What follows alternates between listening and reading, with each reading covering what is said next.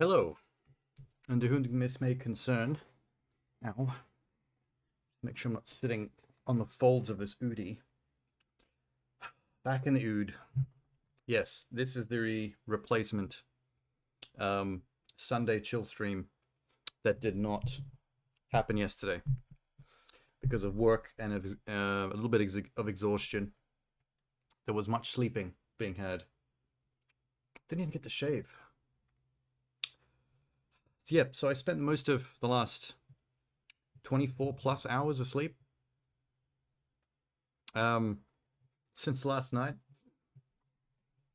Or was that 12 hours? A little bit more than that. Oh, princess juice, that'll help.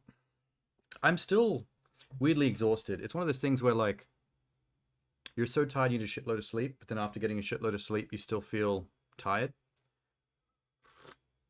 Like your body got so used to sleeping, it just wanted to keep going. Oh, that's good. One more. No, I lied. Not one more.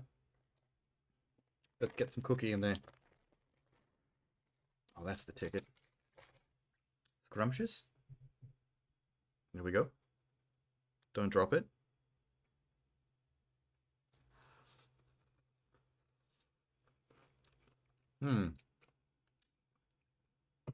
Yep.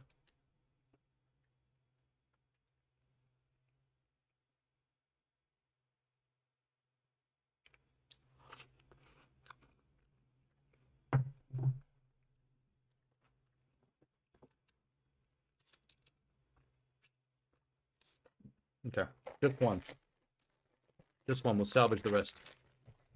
Let's make those last because they're damn good. All right. That'll wake you up a little bit. So, time to catch up on some stuff. I mean, Halloween's tomorrow. I'm going to be doing a, I'm going to be checking out Texas Chainsaw Massacre, the multiplayer game. Something different. But since it's Halloween tomorrow, I guess I'll take a troll through my YouTube list, my watch list, and see if there's anything horror related to kick things off. Surely there is. Yep. Sure is. Okay. Also, in my stream recently, people have been telling me that VHS 1985 is kind of groovy. One of those people was Sham. I think Sham was talking about 85. I might check out the trailer for that, just to kick it off. Yeah. See what that's all about. Boop. Let's move the shears. Actually, I have to move everything. Hang on. Also, that's the wrong screen. Better.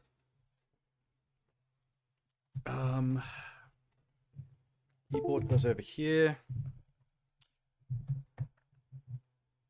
Everything has to be moved.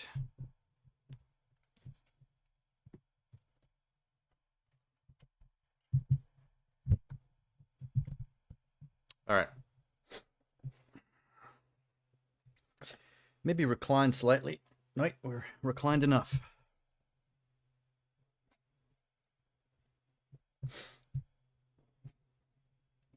God damn, where's the spot? I should put like chalk markings on the ground. All right, I think that's it. Better. I'm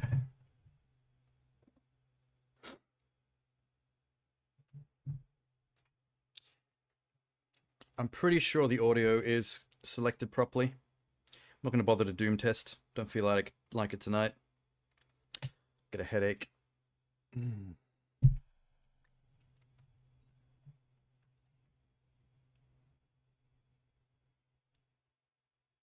These red lights are staying on until October's over, by the way. That's the plan.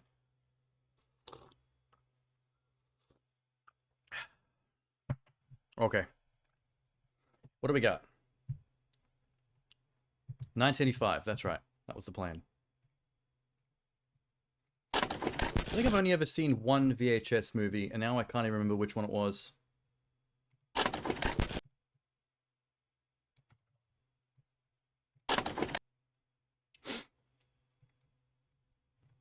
How many of these are there? Holy shit. This must be the 5th movie by now in the VHS franchise, right? VHS is my perfect comfort horror series. Corny as fuck, but charming. We don't mind corny. Let's do it. What is that handsome dude? Is that on? There's the lady of the I was about hour. to say, holy shit, it's got that VHS aesthetic, and then I was like, oh wait. The franchise is called VHS. Holy I shit. don't think that you know what you're dealing with.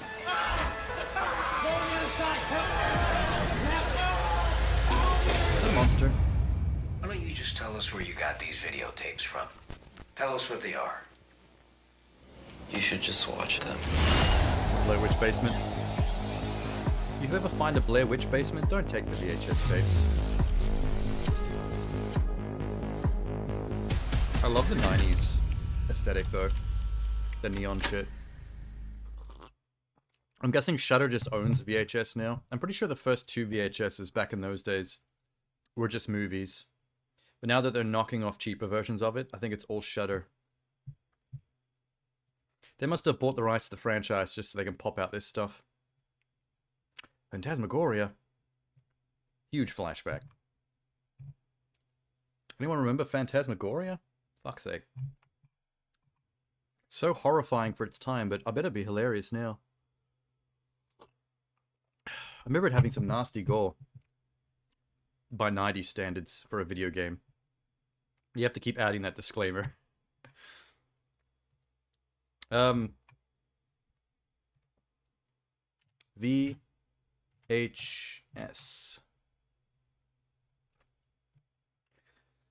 It's from 2012. That's when this first started. I don't remember the first one being that old. VHS 2, VHS Viral, VHS 94, 99, 85. And then also Siren and Kids vs. Aliens. And a miniseries VHS video horror shorts on Snapchat. What the fuck? 4, 5, 6. So I guessed 5. They're actually up to 6 if you don't count the 2 spin-off movies. Or the Snapchat video series. TV series.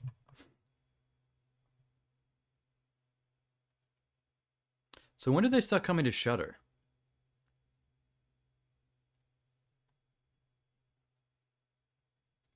Viral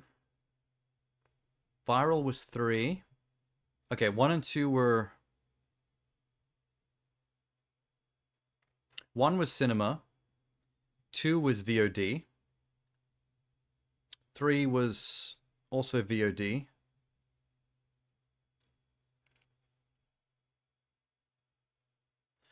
$1994 was a reboot. So once they started adding the 94, 99, 85 to the title, that's like the rebooted franchise. That's when it became Shudder.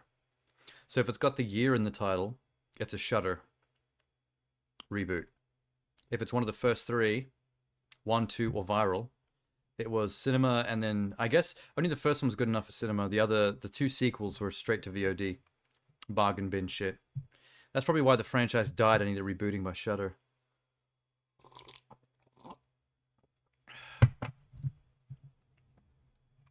Okay.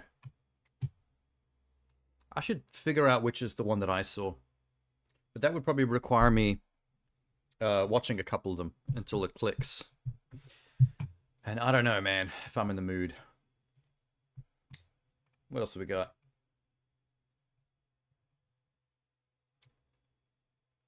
Thanksgiving.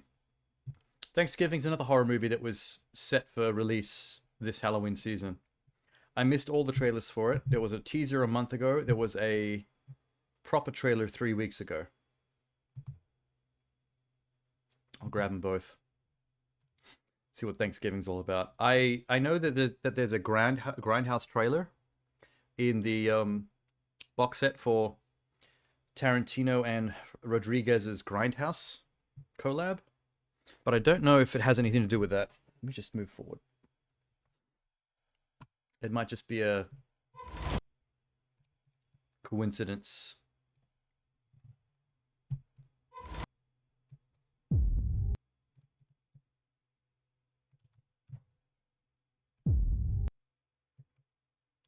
Okay.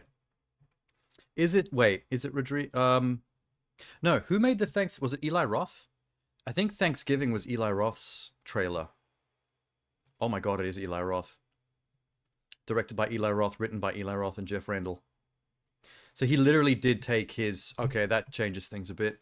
I thought it was just a random, out of nowhere, holiday-themed horror movie. Like a quaint, traditional-seeming one. It literally is Eli Roth taking his Grindhouse trailer and ballooning it into a full feature thing. I don't know if that makes it more interesting. Like, I'm kind of more fascinated now, but at the same time, I'm more convinced it's going to be shit. Because Eli Roth is a little bit of a trashy filmmaker.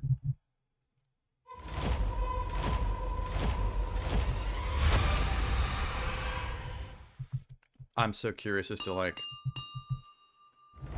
what the plot, what the climax, the revelation of this film is going to be.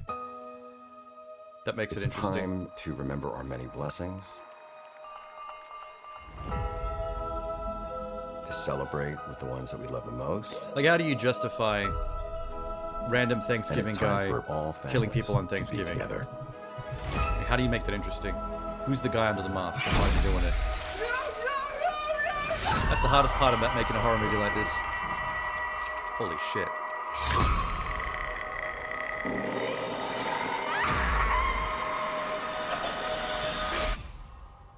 I know what that trampoline scene's gonna lead to. If you've seen the Grindhouse trailer, you know what comes up next after he does the splits. That's gonna be fucked up. They'll definitely do it. There's no way they don't do that kill. They even showed her doing the splits in the fucking trailer. I guess you can rely on Eli Roth coming up with some creative kills. I just don't know if the story's gonna be worth sitting through 2 hours of this. It's gonna turn out to be the main character's uncle or something under the mask, and he's got some fucked up reason for doing what he's doing. Unless it's some supernatural shit, and it's a mannequin under the hat that's possessed by the Indian spirits from colonial American times. That could be a way to go. The question is, will they show more of the trampoline split kill in the full trailer rather than just teasing it in the teaser trailer?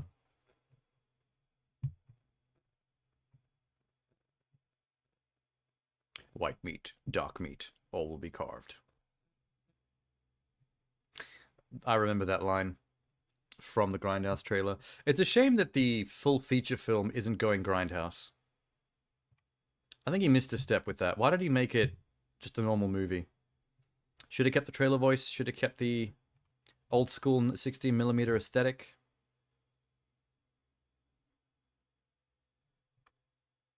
I don't know. All right, full trailer. Let's recover it. Eli.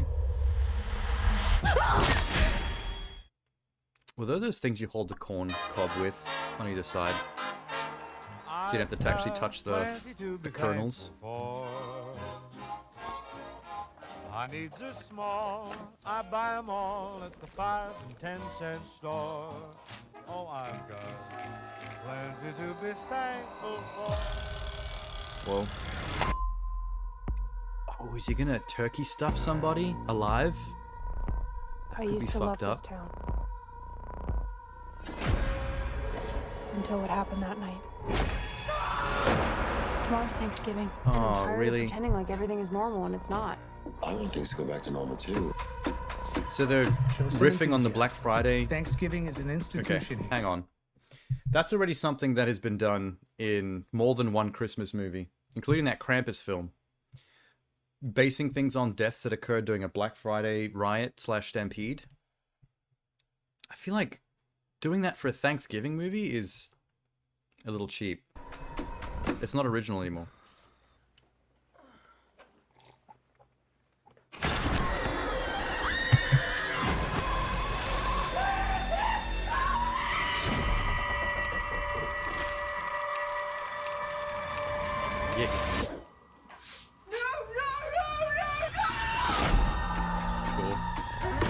drones Is out that her for legs up on revenge, the side? and they're turning it into a sick Yeah, that's not her holiday legs. game.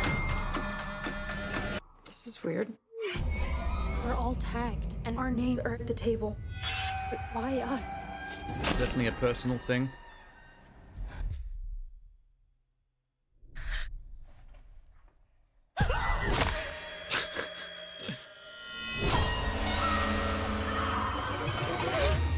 The longer this goes, the more It's more fun twisted it when all the gets. kills are like Weapons Thanksgiving straight off a themed. Thanksgiving table.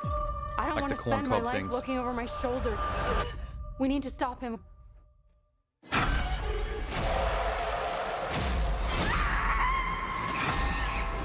Come on, trampoline. Mascot gets killed. The jock gets his neck broken. They're giving away a few too many things.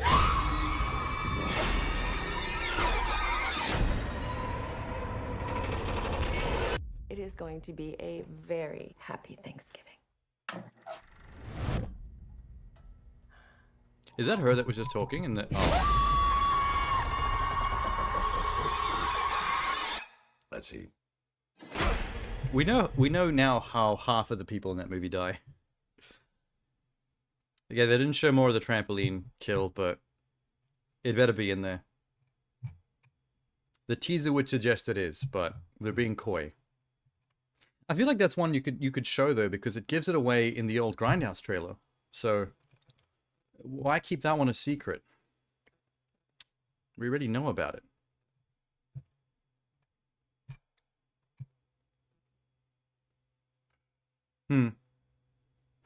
So,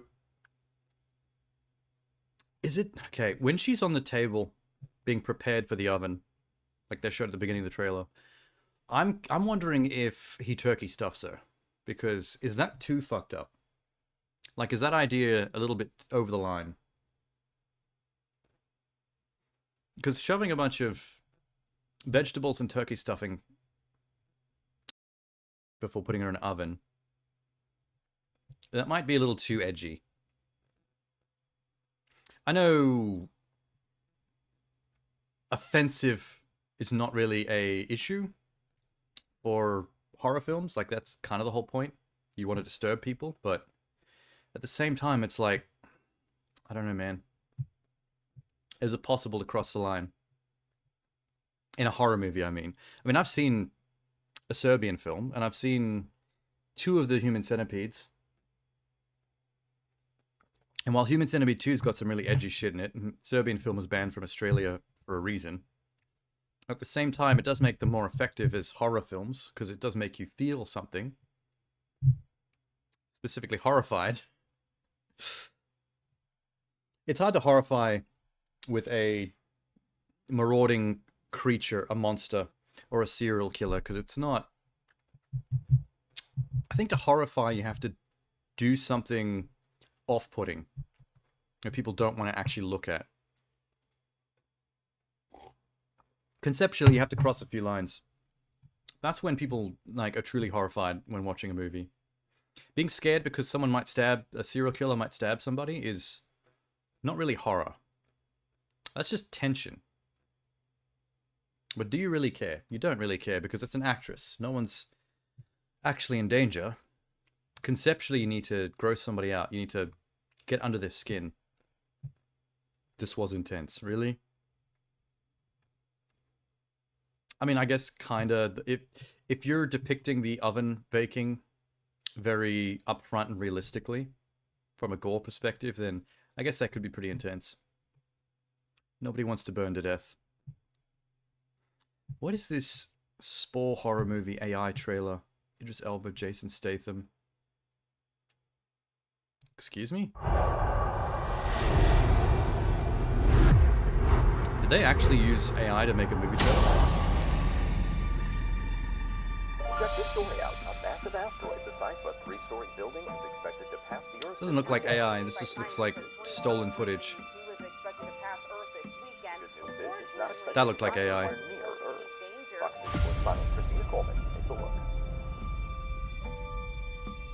By Spore, do they mean the old strategy game Spore? Or is that just a coincidence?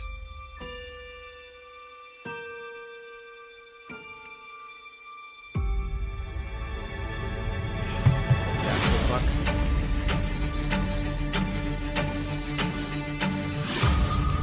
get genetically mutated.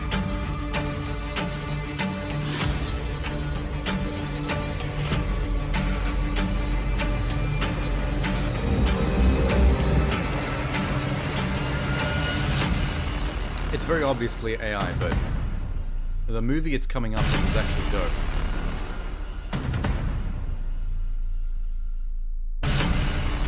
Scarlett Johansson.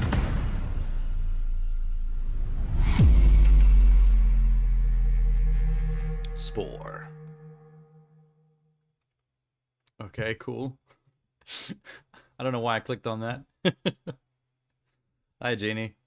Insomnia sucks. No, that was AI. I clicked on it randomly because I was curious. It was an AI-generated trailer. I wasn't sure if that was supposed to be a film adaptation of the game Spore, or if the name Spore was just a coincidence. But it seems to be some meat from space is mutating the whole planet. So there's just tentacles and flesh everywhere. I kind of dig the concept, actually. As long as it's a bleak film, like if I was to direct that movie myself, that would not have a pleasant ending. That movie would end with the entire planet getting mutated and meated together. The main characters would get fused into one hive mind being with faces sticking out of tentacles. Kind of like where the original version of Shin Godzilla was going before they pulled back on the third act and decided against the more fucked up ending.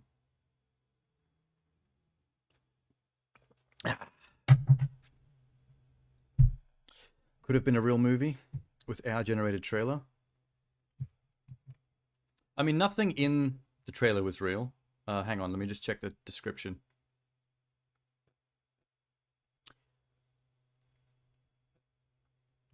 Insidious invasion. Cosmic spores descend on a Midwestern city. Witnesses struggle against enemy that doesn't just kill, it consumes, transforms, takes over.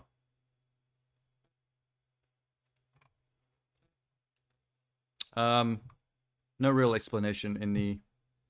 I think they just made this up out of nothing.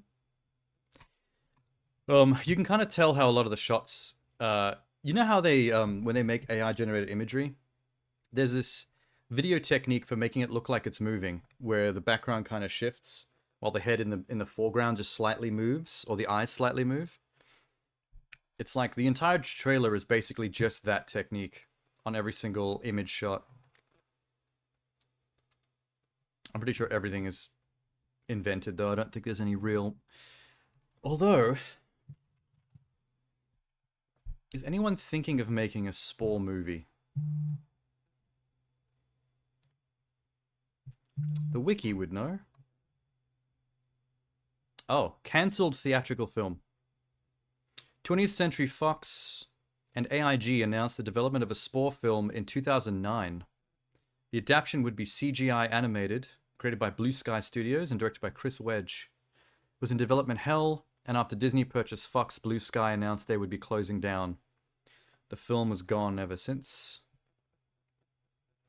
Who's Chris Wedge? Oh, he's done some shit. Nimona, Spies in Disguise, Ice Age, Peanuts movie, Rio 1 and 2, Epic, more Ice Age, Dr. Seuss's Horton Hears a Who, that Robots film, Alien Resurrection for some reason, A Simple Wish, and Joe's Depart. Oh, I see what happened to him. Oh, wow, Tron. Oh, no, wait. Scene programmer, animation director, executive creative supervisor, creative... Oh, okay. So, he had behind-the-scenes roles on Tron, Joe's Apartment, Simple Wish, and Alien Resurrection. Those are the first 4 films of his career. All live action. All him in the background as a creative supervisor or animation VFX director. And his first actual directed film was Ice Age. And then from then on, he was an animation director. So he cut his teeth in the background of live action films, and then he became a director just for 3D animated movies for his entire career. Interesting. So he's the one who almost gave us Spore. The real Spore.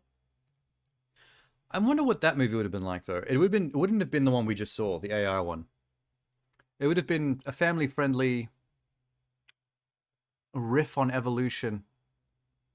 Some kind of hero's journey, some kind of creature and civilization growing from nothing on some alien planet. And then maybe saving themselves from some kind of apocalypse. Something planetary. DRM controversy. I should not get distracted by the Spore Wikipedia. What else was... No Thanksgiving, fuck off. What's Silent Night? Is that a horror movie? Joel Kinnaman. I know him. Okay, he's an action actor, though. From director John Woo and producer of John Wick. Okay, this is not a horror movie. This is an action movie. A gritty revenge tale of a tormented father, Joel Kinnaman, witnessing his young son die when caught in a gang's crossfire on Christmas Eve. It's a Christmas action movie. John Woo made a Christmas revenge movie. Okay. Let's do it. I'll be mad. You killed my boy. It literally looks like a scene. That scene with his kid on the tricycle, with the soft focus golden dusk lighting, was literally a scene from the Punisher movie, when he's playing with his kid in the yard, just to establish him being a good family man. Fired, shots fired. The Thomas Jane one.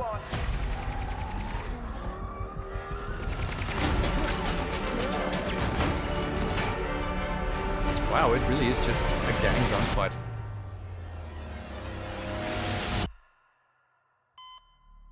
I bet the kid dies from a bullet going through the dad's back, because he looks like he's taken some damage. Basically, the Last of Us. Last of Us kill.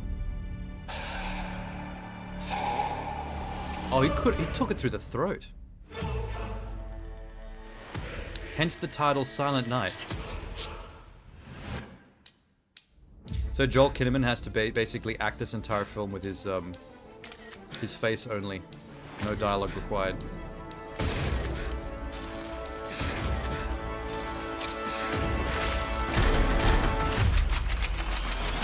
I'm curious if his character has any combat experience before having to do this, or if he's just a regular dude. A lot of the time they have some kind of like revelation going into the second act that the main character like used to be in the military or something.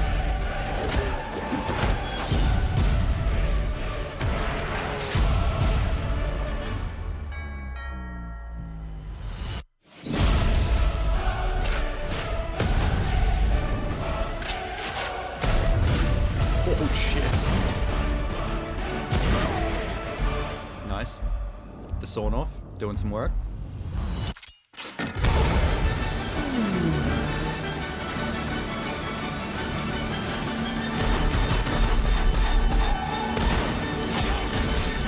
Okay. Damn. Up a little bit CG. It's not very woo, but for the first half of that trailer, I forgot I was watching a John Woo movie trailer, which I thought might be a problem. But in that second half, once it sort of took off a little bit, there was some signature stylization going on with some of the slow motion explosions and gunfire. I think there was a little bit more woo there. That's a problem with being an auteur with a clear visual style, is that people often judge you by how much your movie is you. Like, if you make a movie where the iconography behind your auteur style is missing, people will often judge the film poorly, like you've somehow missed a step. It's kind of like YouTube as well. if you get famous on YouTube for doing a particular kind of thing, and then one day you get bored of doing that thing and you start doing something different, experimenting with different content, you often lose an absolute metric shit ton of views and subscribers because people are like, well, this is not what I signed up for, I'm outie. And the same goes for directing. If people know you as John Woo or people know you as Wes Anderson and they know you have a particular thing about you that makes you you, if you do something that is not you, that is just entirely fresh and nothing to do with anything that you became famous for, you often kind of cop it. And it seems unfair and it's unfortunate, but I'm kind of saying this as sort of not a good or a bad thing. It's just the nature of the beast. Like, I'm very neutral about it. It's like, it's unfortunate, but it is what it is.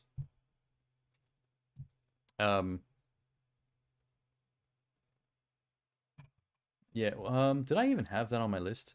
I feel like I must have... Oh, I did. I don't even remember doing that. Oh, Beekeeper. That's also on my list. Another typical action movie. This is a Statham, right? It is cool to see John Woo back. Just to throw that out there. Sometimes I forget about certain directors I haven't seen for a while, and then it's like, hey, new John Woo movie, and I'm like, oh yeah, John Woo. Where Woo been? I've been missing that Woo. Exposing corruption, protecting the hive. David Ayer. This is a David Ayer joint. I thought his career had basically just become whining about Suicide Squad. Woo and Statham are back. Oh, no, you got them crossed. The previous trailer that I just watched was John Woo, starring Joel Kinnaman. This movie is Jason Statham, David Ayer, the director of the first Suicide Squad movie that tanked, starring Jason Statham. I went from that movie to this movie because they're both the exact same kind of action movie. I should stop describing David Ayer as the Suicide Squad guy because he's much more than that. Suicide Squad might have been a bleak spot on his resume, but they both kind of disappeared from the scene. I wouldn't say Statham disappeared, but he hasn't been anything that has been impressive enough or big enough for us to go, ooh, Statham. Like, he was just in Meg 2, which is trash, but a lot of people love the Meg movies because apparently they're so trashy and cheap and direct-to-DVD stupid that they're actually kind of fun. So, I don't know. You'll either fall on one side or the other of that one. So he did Fury, the tank movie with Brad Pitt. End of Watch with Jake Gyllenhaal. Bright, that fantasy cop movie with Will Smith on Netflix. Tax Collector with Shia LaBeouf, which I saw very bad reviews for. Training Day's still the one, dude. God, I'm so... kind of, compared to when every action movie seemed to have him. Let's see where he's been at. Because he was just in Meg 2, but I'm not sure what else. Oh, Expendables 4. He's also in that, which is also coming out like now. So, I mean, it's kind of one of those things where he didn't go away. It's just that a lot of his recent movies have not been impressive. Oh, yeah, he's had a pretty big day. Pretty big year. So this year alone, Expendables 4, Meg 2, Fast and the Furious 10, aka Fast X, Operation Fortune, which is a Guy Ritchie joint, which I was scared to see because the last Guy Ritchie movie I saw was also Jason Statham. The one about the armored truck bank robbers, which was bad. I hated that movie. Oh, I fucking hated that movie. Wrath of Man. Yep, that was the one. I went in expecting more, and I came out having been delivered less. Okay, 2021, he was in Wrath of Man and F9 and Fast 9. So there's a year missing. In 2022, not a single film with Statham came out. That's probably why you you wondered where he went. He actually like missed a year. Then Hobbs and Shaw. There's Meg. Mechanic Resurrection. Yeah, that's unfortunate, man. We need more comedies with Statham. Statham is funnier than people give him credit for. He was such a bright spot in Spy. Every single scene with Jason Statham in Spy was so good. In fact, Melissa McCarthy was really good in Spy. One of her few comedy vehicles where she was actually decent. Whereas normally her comedy vehicles are shockingly trashy. And mostly reliant on, haha, she's fat, watch her trip and land on her face jokes. Which sounds insulting, but it's not me making the insult. It's the filmmakers and Melissa McCarthy herself turning her into fat humor, which is not as funny as they seem to think it is. I don't watch these movies like I used to. Yeah, neither have I. I'd only seen 3 movies this entire year until recently when I forced myself to go see Barbie and Ninja Turtles, just so I would get out and see more things. So I'm currently on 5 movies. Whereas in the past, back when I had a 9-to-5 normal job, I went to the movies 3 or 4 times a week. Literally. Like, I went to see everything. If 3 new movies came out on a Thursday, by the next Thursday, I would have seen all 3 of those movies, ready for the next lot to drop. I was religious with the shit. But that was also during I went to uni for media production, and then had a full-time job for ages with the government, and then went to film school. So I was very much embedded in movie-related stuff for a long time. So I would just see everything, and that's just changed so much. I remember you going to see John Wick 4, yeah. So after John Wick 4 with your... No, you went to go see John Wick 4 regardless, and then your D&D group pulled you into seeing more stuff? They forced you to be social? I got sour lollies, by the way. I eat a lot of stuff on stream that you don't like salt and vinegar chips.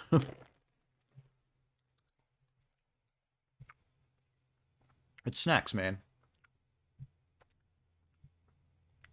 Okay, for practicality's sake, check this out.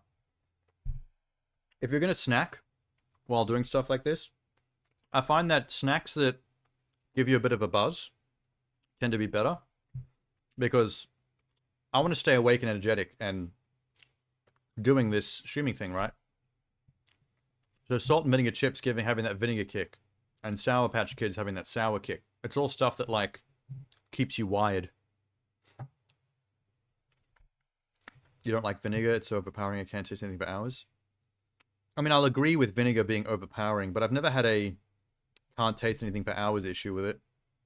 It usually wears off pretty quick for me. It's better when you have it with a carbonated beverage. Salt and vinegar chips with a glass of Coke. I feel like the acidicness of a bubbly soda tends to balance out the acidicness of the vinegar in an interesting way. You're not a super taster? Well, yeah, I am a eats anything, because I'm not really a foodie. I'm a shovels in food, no matter what it is, for the sake of fuel and staying alive person. The only thing that I'm partial to is snacking on too much sugary candy and cakes. I like sugar. I can't remember if I saw Wildcard or not. Is that the one where Statham does action things in Vegas? He's got some real trashy straight-to-DVD action movies between 2015 and 2010. I saw Safe. I don't know if I saw Parker or Hummingbird. They're all, like, mixing together. Oh, Hummingbird is not even called Hummingbird in your country. In America, it's called Redemption. Don't you hate it when movies change their names in different countries? It causes so much confusion. Do you remember a Jet Li film called War?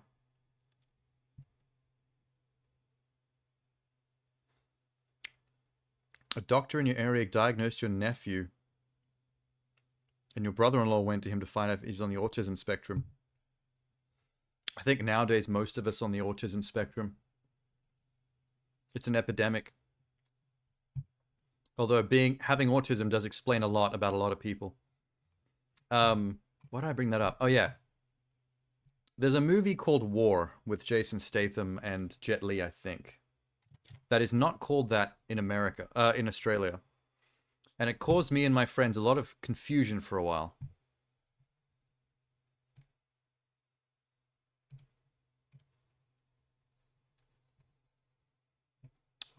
Films.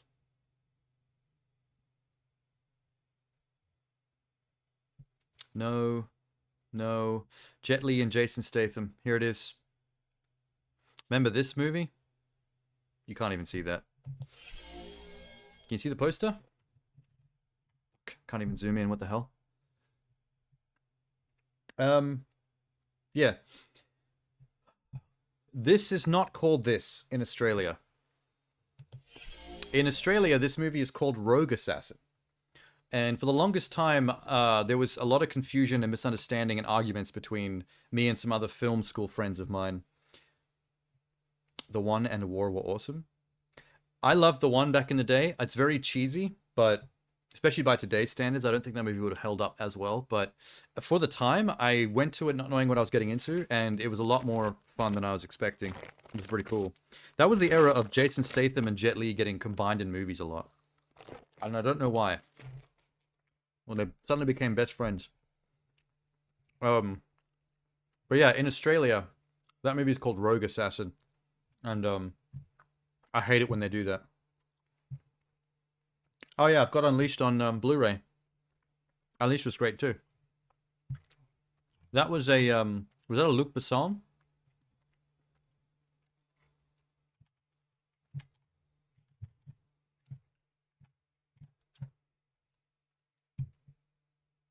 I think it was a Luc Besson. Yep. It was written by Luc Besson and produced by him, but he got Louis Leterrier to direct it. Louis Leterrier is the French director that went on to then make the Edward Norton Hulk movie. Unless I'm crossing my Frenchman in my brain, hang on. Oh, he did Transporter as well. Yeah, there's Hulk. And Fast X. Wow. Now You See Me, the Magician movie. Yeah, it was Unleashed was for a movie that was all out, fairly brutal martial arts action. It was a surprisingly classier movie than you'd expect. But Luc Besson has that vibe. There's a lot of Luc Besson produced and directed movies that feel like somewhere between a trashy European action movie and an art film. Like Luc Besson is the reason we got Fifth Element, which is like one part trashy, gaudy sci-fi, one part actually like decent emotional drama story / comedy. It just has that European vibe of like mixing genres in a way that is unexpected but fascinating. Besson's an interesting man. Not 100% though. Like, he's responsible for Valerian and the City of a Thousand Planets, which is one of those kind of hit and miss, failed experiment kind of movies where some people really love it, but on a critical level, it's like it doesn't really work. There's something not quite right about that movie, but it does have its like following.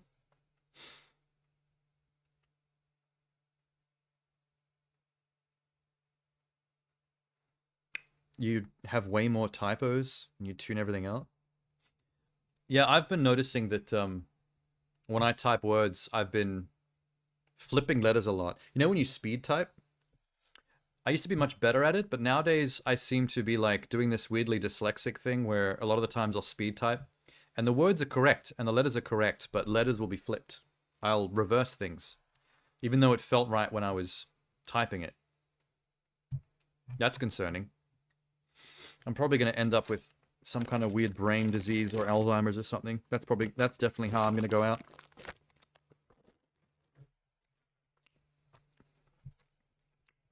I'm gonna be in some kind of like retirement home for the insane, shitting myself into nappies.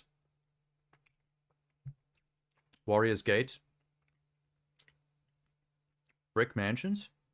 Oh, Brick Mansions was the American remake of District 13, the parkour movie that that starred who's the dude from Fast and Furious that burnt up in the car? Paul Walker. But they buddy copped him with the guy, with the Frenchman that's the French parkour specialist that was the main character from the original District 13 movies. So he's still a main character in the American remake, but he's buddy copped up with Paul Walker.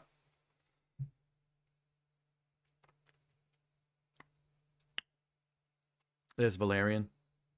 I wanted to like Valerian more than I did. Valerian's the kind of movie that's too big and has too many things going on for its own good. But if you take any individual scene, in its pieces are actually cool. Like, if you were to rip a piece of Valerian out of the movie and put it on YouTube as just like a short scene or like a quick music video or something, it'd be very cool.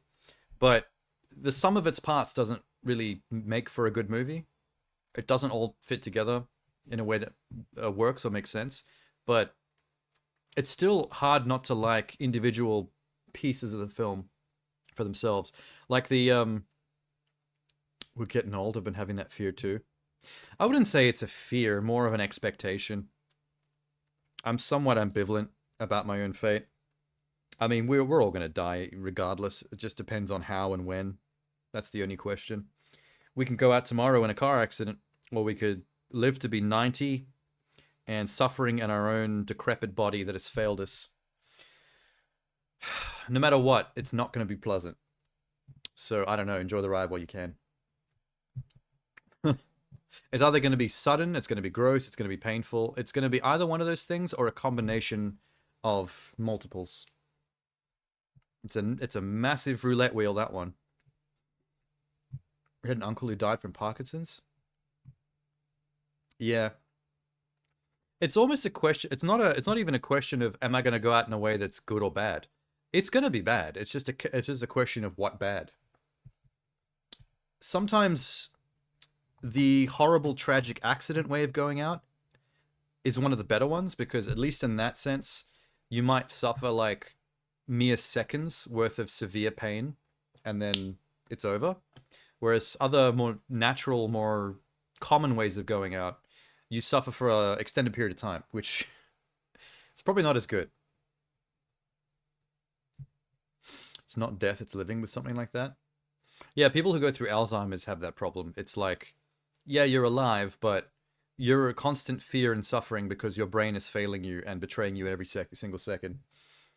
Hey, Flamey. Oh, we forgot about Beekeeper. I went on like a tangent with IMDb for so long, I forgot we had that trailer open. All right. Go, Statham. Need your attention, please. I'm gonna burn this place to the ground. Oh, they're doing that fucking thing where they tease the trailer before the trailer starts. I really hate that. I can't wait for that fad to die. You're a blessing, Mr. Clay. This place was crabgrass and weeds, and you brought it back to life. Mrs. Parker and I were friends. She was like family. She was the only person who ever took care of me. I just got a message saying that there's a problem with my computer. Yes, ma'am. We got this. Oh my god. Wait. Yesterday she shot herself. This is private property. Do you know what they do here? Scamming the weakest in Hold up. Is this Jason Statham getting revenge on internet scam people that scam old people through emails and over phone calls? Because I'm on board. Can I send my new SoundCloud music? Yeah, sure. That's fine. I'll check it out. We're just hanging out and looking at stuff. You'd rather someone put you out of your memory than... I'm assuming you mean misery there. Unfortunately, euthanasia is illegal in most countries, so it's unlikely that'll be allowed. Society. Buddy, I'm counting to 3. 1, 2, 3. Oh shit. Yeah, I did it for you. No, you can't take it. No, you can't. I'm gonna burn this place to the ground. Wow. Will you stomp his ass out? You're telling me one man did this. I don't. The only thing you know is he's a beekeeper. I don't like the set design of that scam beekeeper? headquarters. Well, that's not good. It's not realistic. Is a special program outside the chain of command. I protect the hive. When the system is out of balance, I correct it. We have laws for these Okay. things. Until they fail, then you have me.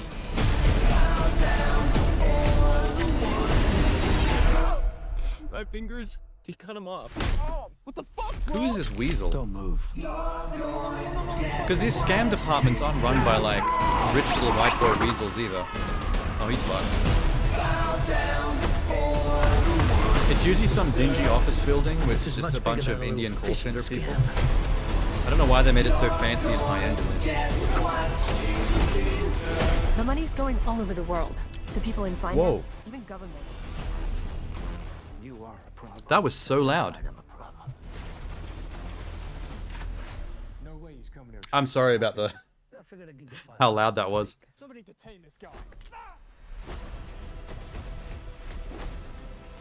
Did he just elbow a Marine's helmet? That was stupid. I wouldn't have done nothing. We have to kill him before he kills his way to the top. Honey? It's flammable as fuck. Oh no. Is that true? Is honey flammable? Or did the movie make that up? Cool. I hope that was practical. I don't... That actually blows my mind a little bit. Is honey flammable? For real? Now you can't hear it? Oh yeah, I might have turned it down too far. It was like spiking hard when I first looked over there. It's organic compound, so yes, flammable? That's crazy. Illuminati 777. Hi, and a girl in chat here. That's a very suspicious message. I don't believe you. That's a 14-year-old boy. I wonder if anyone's ever typed that into Google. Hang on, let me try. Is honey good for you, good for dogs, vegan, healthy, flammable, better than sugar, gluten-free? Is honey bee vomit? Oh my god.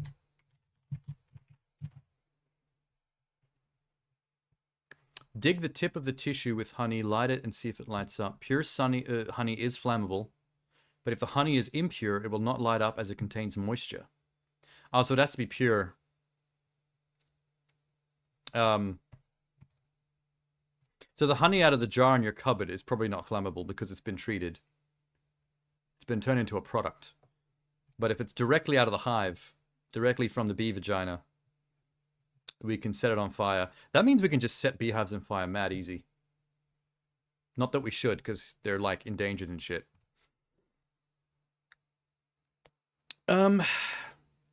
Oh, what if it's in the will?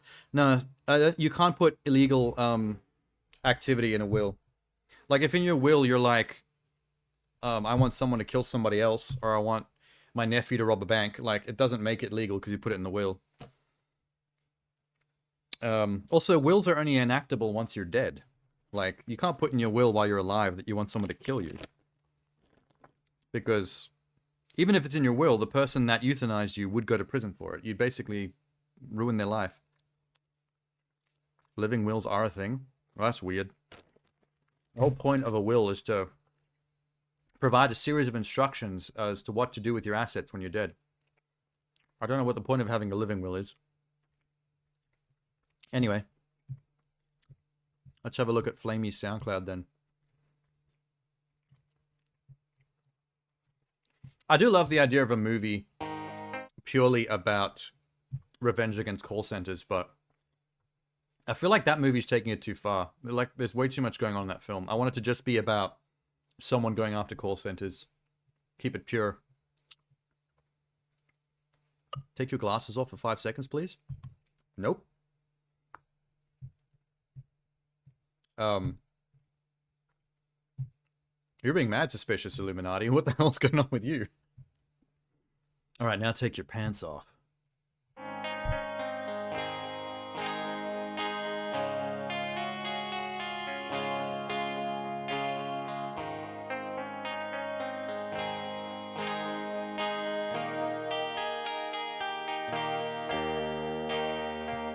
I just realized your Twitch name is Flamey, and your SoundCloud name is The Flamethrower. You've got a theme going on. An arsonist theme.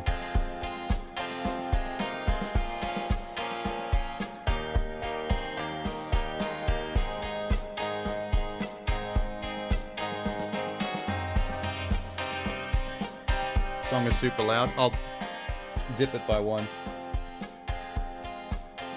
The internet's being very inconsistent today when it comes to volume.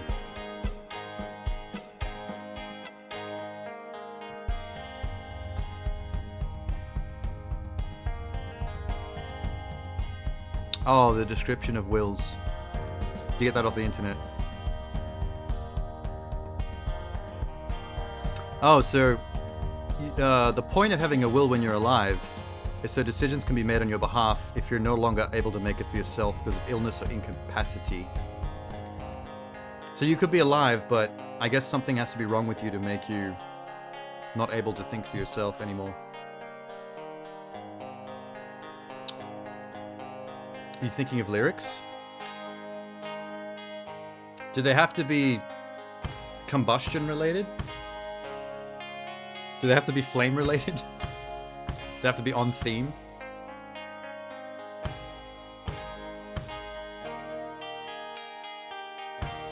This is very classic rock, which is actually rare for people sharing music on Twitch.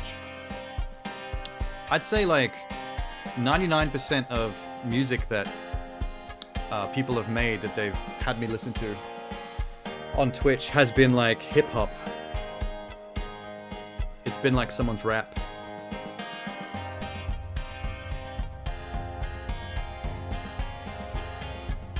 I burned my grandma's house down. She was still inside. You can title the song, I Hate My Grandmother. Oh god, it's moved on to something else. Stop, stop.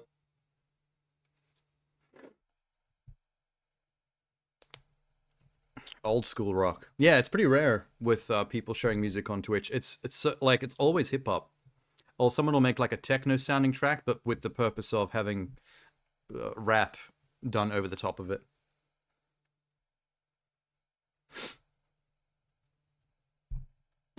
Illuminati's looking for hookups on Twitch. Not the best place. Not the best place to go for that. I'd say people's hit rate with hooking up on Twitch is probably pretty low. A lot of introverts on Twitch. Go to Bumble. I hear Bumble's really good. You're gonna put Sweet Home Alabama over that track, Genie? What if we tried that? Is there lyric only Sweet Home Alabama on YouTube? Hold up.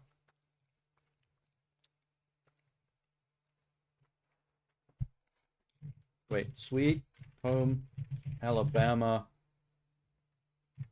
lyrics only.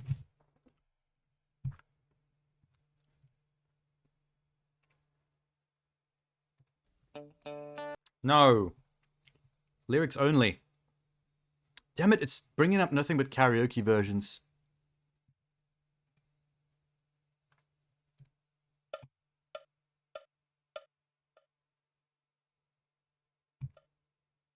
What's going on? Okay, nah. I don't think we're going to find this on YouTube. I don't think there's any reason why someone would put up the lyrics without the music. Damn, I wanted to try and run it in the background over the top to see if the lyrics would fit. Oh, vocals only? Let me try that.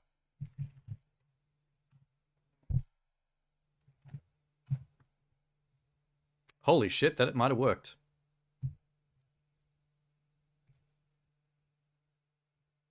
Turn it up.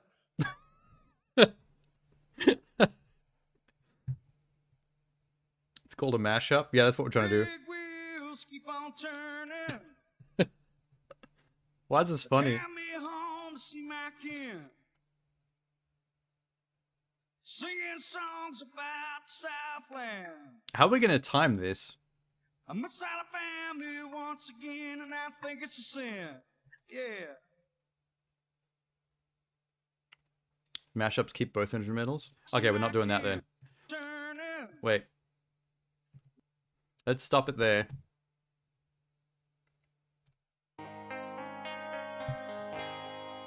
Big wheels keep on turning. Carry me home. Okay, it's not timed well. Singing songs about the Southland. I'm inside a family once again, and I think it's a sin. Wait.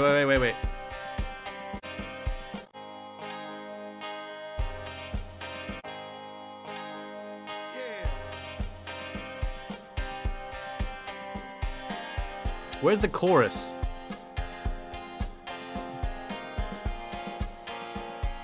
Well, I heard Mr. Young sing about it. Well, I heard O'Neal put Let me find the chorus. down. Hope Neil Young don't need him around anyhow.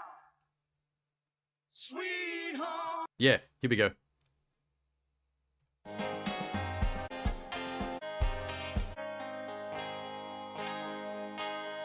Sweet home Alabama. Alright, the BPMs are all wrong, man. Where the skies are so blue. Sweet home Alabama. I think that's a fail.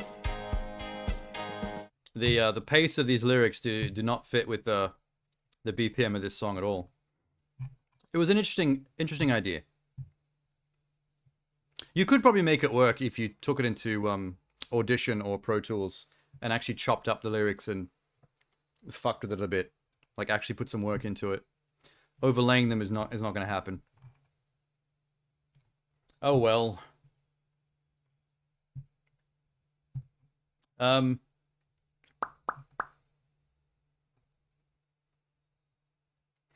There's a new trailer for that Fincher movie.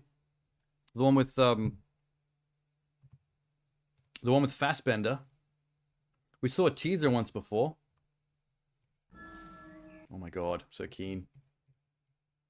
When was the last time we had a Fincher? Has he even made a bad movie? I don't think he has. Hey, thanks, Flamey.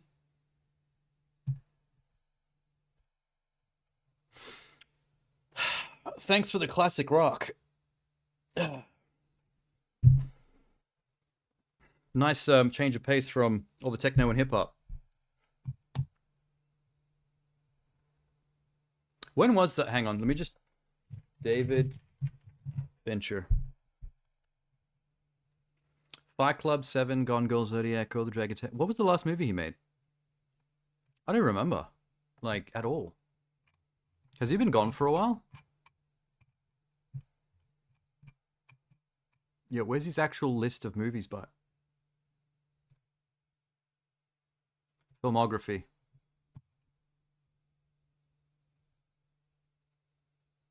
Mank. He made that movie Mank about the old director on Netflix, but before that was Gone Girl. So he had like 6 years of a 6-year break between Gone Girl and Mank, and then 3 years before The Killer. All right. I'll cook something and come request. Are you going to still figure out lyrics to put to it? Do you do that with all your music, or is it most of it instrumental, and then occasionally when you're vibing with it, you add you go with lyrics as well? Or do you generally try to add lyrics to everything you do? Everyone approaches their music kind of differently. Like, I've met people who only make instrumentals, and then occasionally, if an instrumental is good enough, they'll collab with someone to bring the lyrics to it. Otherwise, it's just like a massive instrumental library that they just give away to people if they want them.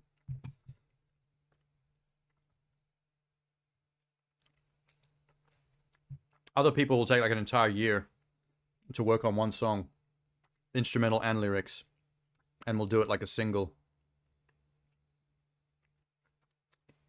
If you become a singer, I'd just be singing things other people wrote. I don't know, Jeannie, I think you have enough going on with yourself and your life that I think you could probably write some decent lyrics. Some of the best or most interesting songs are by people who have things to say about the state of the world or the things that impact them when it comes to the world or other people or the ways they feel about themselves. And I feel like you'd have plenty to say if you were to express yourselves in lyrics. You're not creative like that.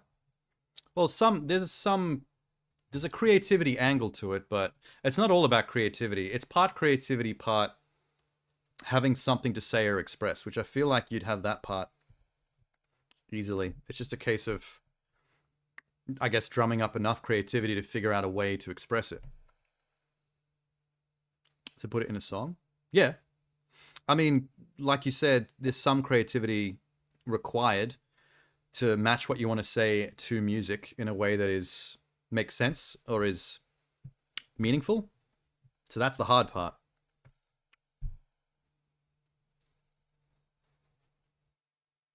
But I feel like if you were collaborating with a musician that was creating the instrumental while you were going to be the singer, then you'd have actually someone to bounce off. Between you and the other person, you'd be working on that stuff. So you wouldn't just need to rely on your own creativity. You'd have someone to work with it on, which is sometimes the best way to do it. Like, you ever seen that clip of Kanye trying to figure out the beat to Stronger? And I forget the name of the hip-hop artist that's in the booth with him. But it's a short clip. It's only like a couple of minutes long. But you literally watch the dude listening to what Kanye's got that he's not happy with, and he just plays around with the keyboard, trying different beats and stuff, and he comes up with the hook right then and there to what's ended up being in the song, Stronger, and the entire time you just see Kanye sitting there like nodding his head listening, and it's like, wow, it's sometimes the person's name on the marquee isn't the most impressive part of the thing that you're experiencing. Like, you think it's all about Kanye, it's Kanye, Kanye, Kanye, but then you watch a behind the scenes clip like that, and it's literally just this hip-hop music producer coming in there and just jamming out and trying buttons, just inventing the thing that makes the song good on behalf of Kanye, while he just sits there and listens and goes, yeah, awesome, cool, I'm gonna be rich. And then they throw in that techno band. Are you talking about Daft Punk?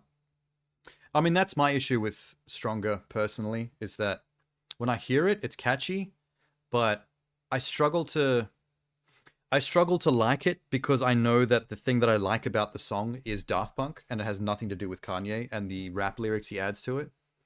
So it kind of puts me off a little bit. I'm like, well, if what's good about this song is the inclusion of Daft Punk, I'll just go listen to Daft Punk. Bigger, faster, stronger, whatever the hell that song is actually called. I guess I have that problem with lots of samples. Sometimes I'll be listening to a song and I'll be like, hey, this is cool. And then I'll realize the only reason I think it's cool is because they're sampling a song I already thought was cool, and I'm just hearing that, and then I'm getting annoyed.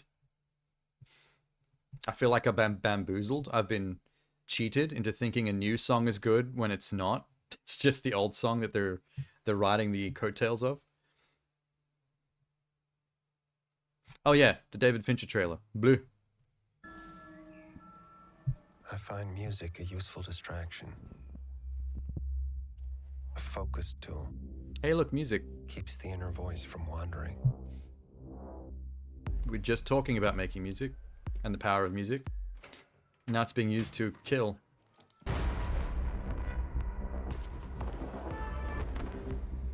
This is what it takes. Ooh. Someone's about to get assassinated while hanging out with a BDSM call girl. If I'm effective, it's because of one simple fact. I don't give a fuck. For what it's worth, I would never have involved your female friend. It's got the color grade of a Fincher film. Empathy. He likes that greenish yellow look. Trust no one. Fight only the battle you're paid to fight.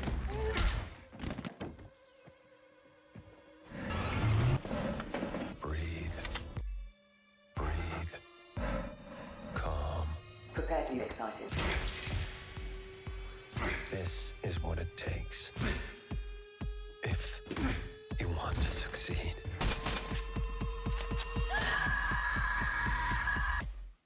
Hey. That was adorable.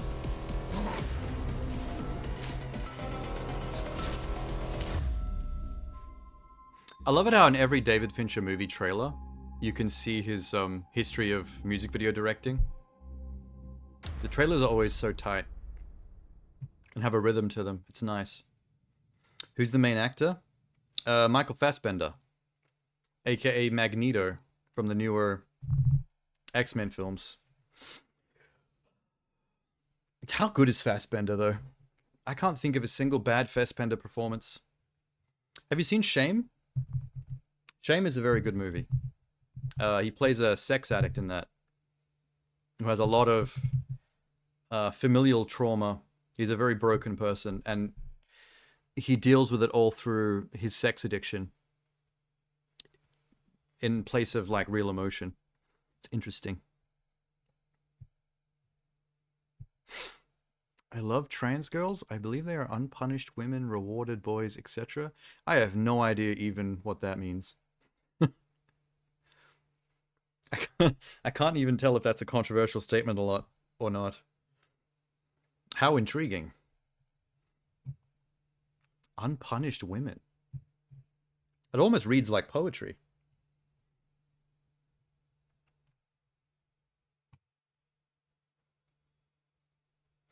It's sus saying rewarded boys. I mean, honestly, it's sus saying both unpunished, punished women and rewarded boys. Both of those are very confusing concepts, but very poetic sounding concepts that I'm not exactly sure what they're supposed to mean. See, Illuminati here should be writing song lyrics with turns of with prose like that, with turns of phrase like that. Cool, man. Anything else classy? Since we just saw a classy trailer, because I've run out of horror stuff. The horror's done. Ooh, Napoleon. That's classy. Sony Pictures Entertainment. Is it Joaquin Phoenix as Napoleon Bonaparte? I wonder how historically accurate this is going to be. By who? Ridley Scott. Wow, okay. Yeah, that's right. Big. If you started without a dick, I believe you're punished. Lol. Another interesting statement. If you started without a dick, you're punished. So you're saying that almost like from a biblical standpoint, women are essentially men that began life without dicks. So they are God's punished children. Is that what you're alluding to? Is this a Christian thing? Because I think there's stuff like that they talk about in like sexual psychology, the idea of penis envy, and there's certain kinds of behaviors in women in relation to other women, in relation to men, that are considered to be from a basis of what essentially would be like a reptile brain subliminal form of penis envy.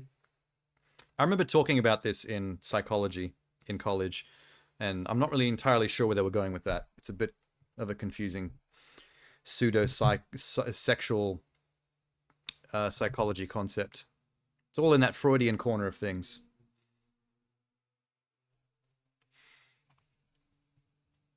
Joaquin Phoenix takes the crown. Napoleon by director Ridley Scott. The funny thing is Ridley Scott used to be like with your Scorseses or your Tarantinos or what have you, your Finches, the name Scorsese used to be, Ridley Scott used to be synonymous with quality, and it's not anymore. Somewhere along the line, Ridley Scott started making movies that flopped multiples in a row, and then occasionally he'd bring it back with something that was decent. But he had more flops than he did successes, and it got to a point now where you can't just see his name and go, "Yep, that's going to be a good movie." Like, I hate where he went with the Alien movies, especially since other people had ideas for where to take Alien that were going to be cool, and then he shut them all down and canceled their projects just so he can make Prometheus, which was mid. Like being a mouse or a cow. Okay, you lost me again. it's just gone off the rails. What the fuck? Are you drunk, Illuminati? I don't know how that connects to the last thing you said. Although I wouldn't mind being a mouse. Being a mouse would be cool. They're cute. They get to scurry around and get into things. Being a cow would suck because you're stuck in a field eating grass and then humans come along and eat you like a burger. Or milk you. Gross. Alright.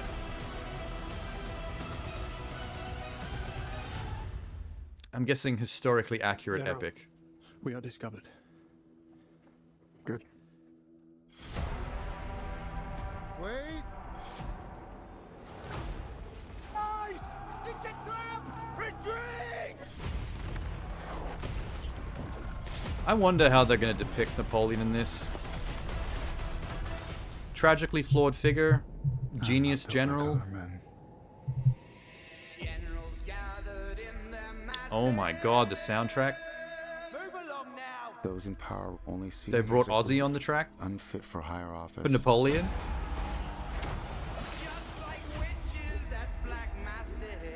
Good song though. Follow in the footsteps of Alexander the Great and Caesar. It's a banger. You'll see a surprise. Once you see it, Oh damn. you'll always want it. Get it, Napoleon? He looks down. Respectfully. I must warn you, I will not lead a second in command. Like, is he gonna have those psychological issues with being short? Like the Napoleon, for greatness. the short poppy syndrome shit? Because that's like a huge thing that he's known for, right? I found the crown of France in the gutter and placed it atop my own head.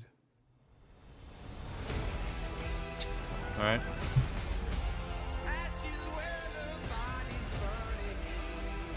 You want to be great, but you are nothing without me. Say it. Whoa. I believe I speak for all of us. We will I did not all know sing about that again side of without Napoleon. this vermin. There was a woman behind him that wore the pants. Whose country are we in? He seems like a drunk. There's something odd about his demeanor in all these scenes. Mine. Like he's either just perpetually tired or he's just a little tipsy constantly.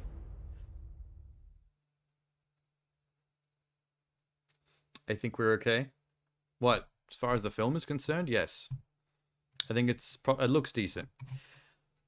I'm fascinated by some of the plot points there. I did not know that he was a simp to some woman that was pulling strings behind the scenes of his behavior. That's a new thing for me when it comes to my understanding of Napoleon. But then again, I knew he was known as a pretty decent general when it came to commanding armies, and I knew about the whole Napoleon complex thing. The fact that he was self-conscious about the fact that he was short, and it made him a more angry, more narcissistic dude. Like, he had to be in charge, he had to be in control, because as a defense mechanism against feeling subpar as a shorty, which is a pretty common male issue. Men that are under a certain height often suffer self-esteem issues because they think that makes them some kind of beta. And then they overreact against it. They become more angry, more violent, more impetuous as an overcorrection. The noisiest person in the room and the angriest is probably the shortest dude, usually. It's 21 degrees outside. Got no idea what it is here. It's 26 here. 26 degrees Celsius. Ukraine suffers major setback. Moscow sinks 2 ships. In the Black Sea. I didn't know that was still... There's still shit kicking off with that. We really don't hear as much about the Ukraine-Russia war in the news anymore. Shockingly.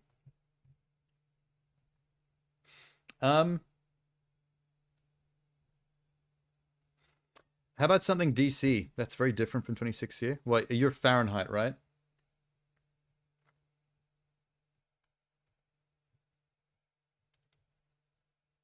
I don't know how to actually, in my head, do the maths on Fahrenheit and Celsius. 32 is freezing and it's 21. I wish it was colder up here, to be honest. And because I'm wearing a Oodie, and it's not exactly cold enough for one. Yeah, let's go DC Comics. There's something DC related here with Batman in the thumbnail. Shortest and smallest. Napoleon. I feel bad for Napoleon because he was so famous. He became the definition of the Napoleon complex. His name became synonymous with short, angry men that had to rule the world to make up for the fact that their self-esteem is suffering from their height. Like, that's your name now, dude. You're the encyclopedic description of the thing. Batman Gargoyle of Gotham. I think it's a Batman animated film.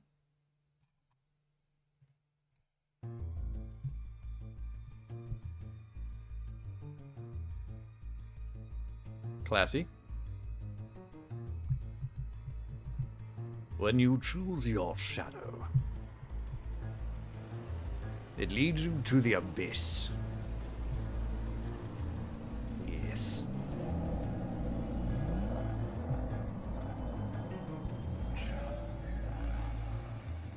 I like the soundtrack.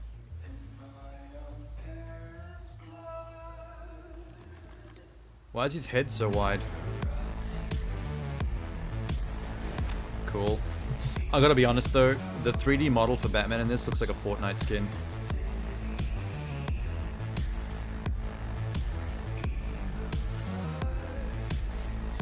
This feels like a David Fincher music video. But why?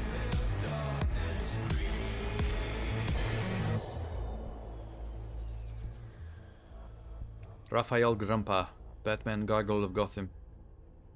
So is this meant to be like a gothic take on Batman? Book 1 on sale, book 2 on sale. Oh, is this for a... Was that just a 3D animated trailer for a comic series? Oh, I think it is. Alright. Damn. So that's not a movie or a show. Oh, that was just a cool trailer for a new comic book. That's a shame. That had a cool style to it. Imagine Fincher for kids. I was dripping it. I was dripping Fincher for kids. I can't actually imagine what family-friendly kid content from Fincher would look like. Probably no different from any other. Everyone kind of does the same thing when they make child-friendly content. You don't see much of the auteur left in that kind of stuff.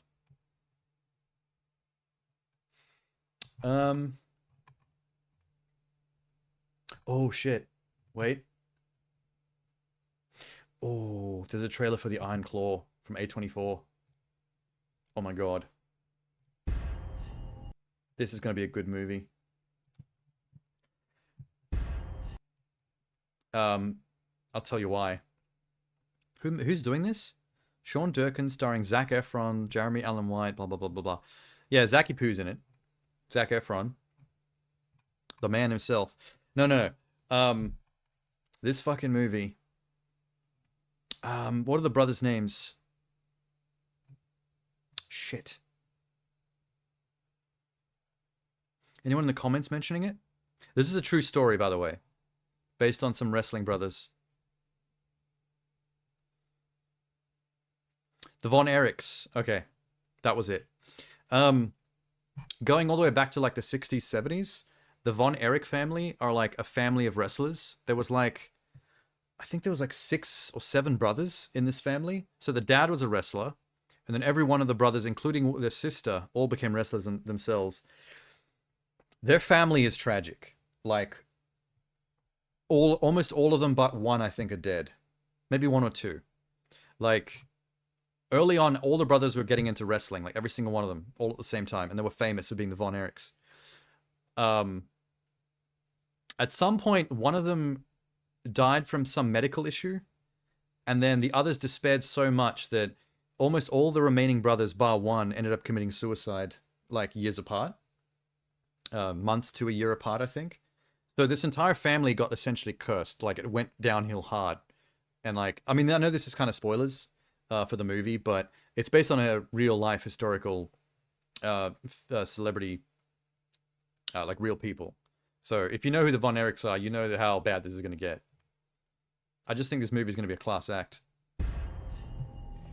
Ever since I was a child, and look how much Zac Efron jacked up for this. Tried to protect us with God. He's yoked. Pop tried to He looks like He-Man. That's He-Man's fucking torso. Look at the width of them shoulders. Nothing had ever hurt us. I believed him. We all did. And they've got Don't Fear the Reaper by Blue Oyster Cult on the soundtrack. That's how you sell me a movie. Perry, I want you to join your brothers in the ring. Yes, sir. I love that. Now, we all know Kerry's my favorite, then Kev, then David, then Mike. But the rankings can always change. Oh, wow. Dad's a piece of shit. More ribs? I want to be with my family. You know, be with my brothers. What do you like to do? With that haircut and that physique, Zac Efron could play He-Man in a live-action movie, I reckon. Together, we can do anything. Adam? We're here to restore justice. Someone needs to cast Zac Efron as Adam. Father built with his own 2 hands. The hands that were passed down to us. The hands that will deliver the iron claw to you. So what do you think? Like, we're alive. One of my favorite thing about 70s, 80s movies is when the soundtrack is like legit. You gonna be an uncle? Yes, sir. Oh man, that makes me so happy. I'll talk to you about something tomorrow. Dad's too tough on us. You gotta say something. Baby, that's what your brothers are for. Feel that? You feel that? That's pressure. Jesus Christ. You're pushing too hard. I'm fine, kid. Seriously, I'm just sick. I'm scared, man. It all out of control. Whoa. I should have stopped him. I need to think about my family. Your job is to wrestle. Live up. I think a lot of this is going to be on the dad. I thought the despair and the suicides in their family to do with Being out there with you guys. the brothers being so The close only thing that matters to me. and being depressed about each other's deaths and committing suicide. I think the dad is the one that probably pushed them over the edge.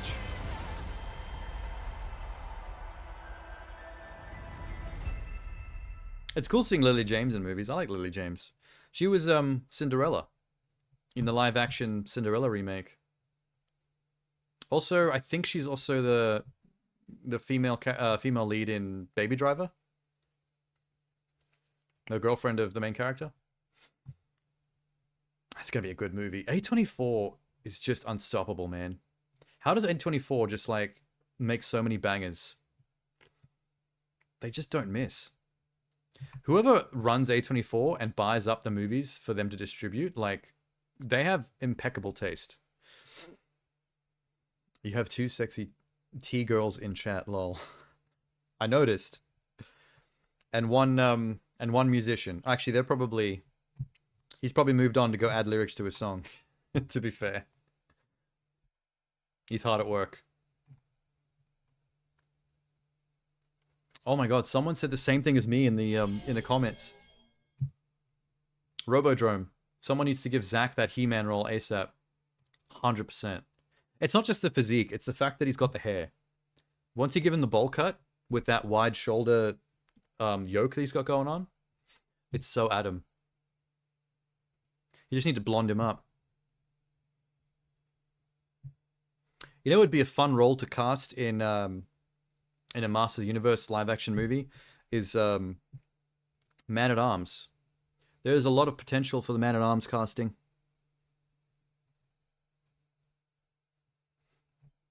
You can go a lot of ways with that too. There's a lot of respectable, classy, older male actors with a mustache that you could pick from. Ooh. What about the guy from Parks and Rec? What's his name? The Ron Swanson actor. The one who was in that episode 3 of Last of Us as one of the two gay guys. Maybe he could play Man-at-Arms. Unexpected choice.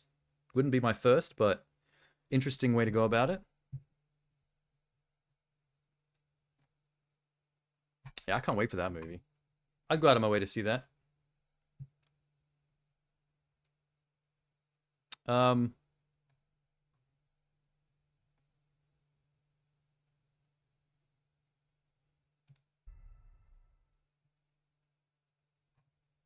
I saw something, hang on.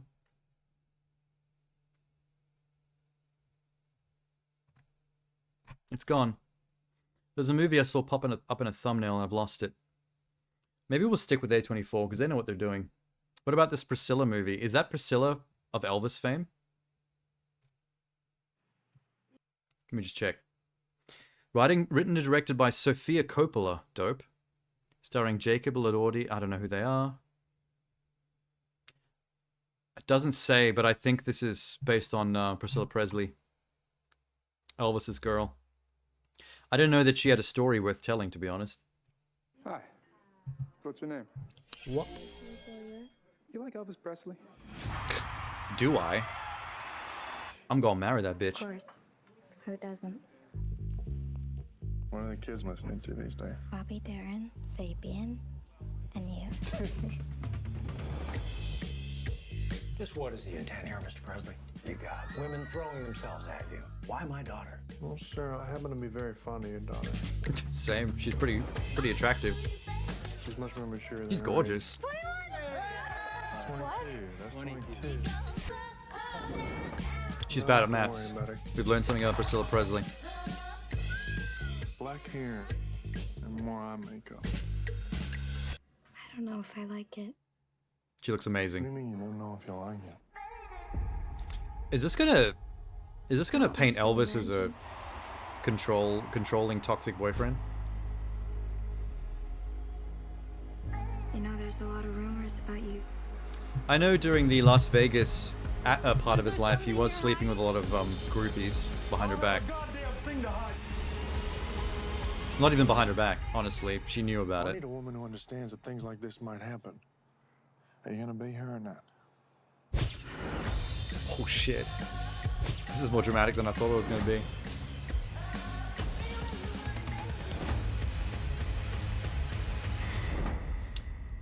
I want a life of my own. Yeah, she ends up living by herself back in the town they come from, I think, while he's living in Vegas, sleeping with hookers and stuff. But they're still together at that point, technically speaking. Okay. I wasn't sure if there was an interesting story behind her, but I guess there is. The trailer did sell it pretty well. What is this? Priscilla. Sofia Coppola is written, directed a movie about Elvis's wife. So it's going to be all of that shit from her point of view, which is interesting. Because we've seen it all from his point of view earlier this year with that Baz Luhrmann film, which I liked a lot. Elvis related, yeah. I'm curious how warts and all they'll go on Elvis's depiction, because there are moments throughout that trailer which hints that from her point of view, we might be seeing him as a bit of a toxic husband.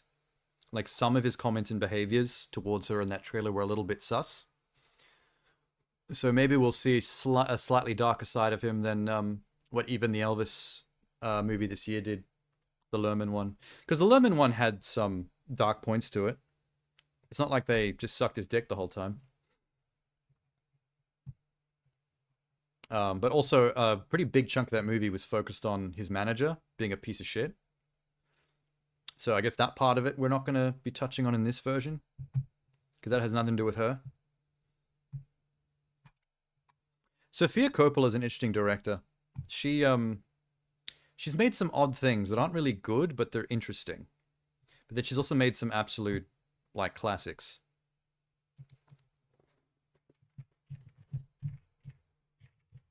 I think she made this one really gothic movie that wasn't great, but it was visually striking. Like, I wanted to buy the Blu-ray just for that, just for how it looked. New York Stories, Lick the Star, The Virgin Suicides is very good. Lost in Translation with Bill Murray and Scarlett Johansson was very good. Marie Antoinette, very good. Somewhere, I don't remember. Yeah, I don't remember Somewhere. The Bling Ring, not a fan. That's the one about the real life teenagers in Hollywood that were basically breaking into celebrities' houses and living vicariously through them, based on a true story. Beguiled, never heard of. On the Rocks, Bill Murray again.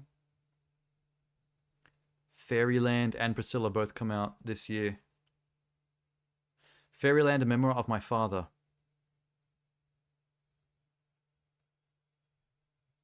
Wait, what? Oh, she produced it. That's somebody else. Okay, don't worry. Oh, hey, Tenor. Yeah, I couldn't make the Sunday stream yesterday.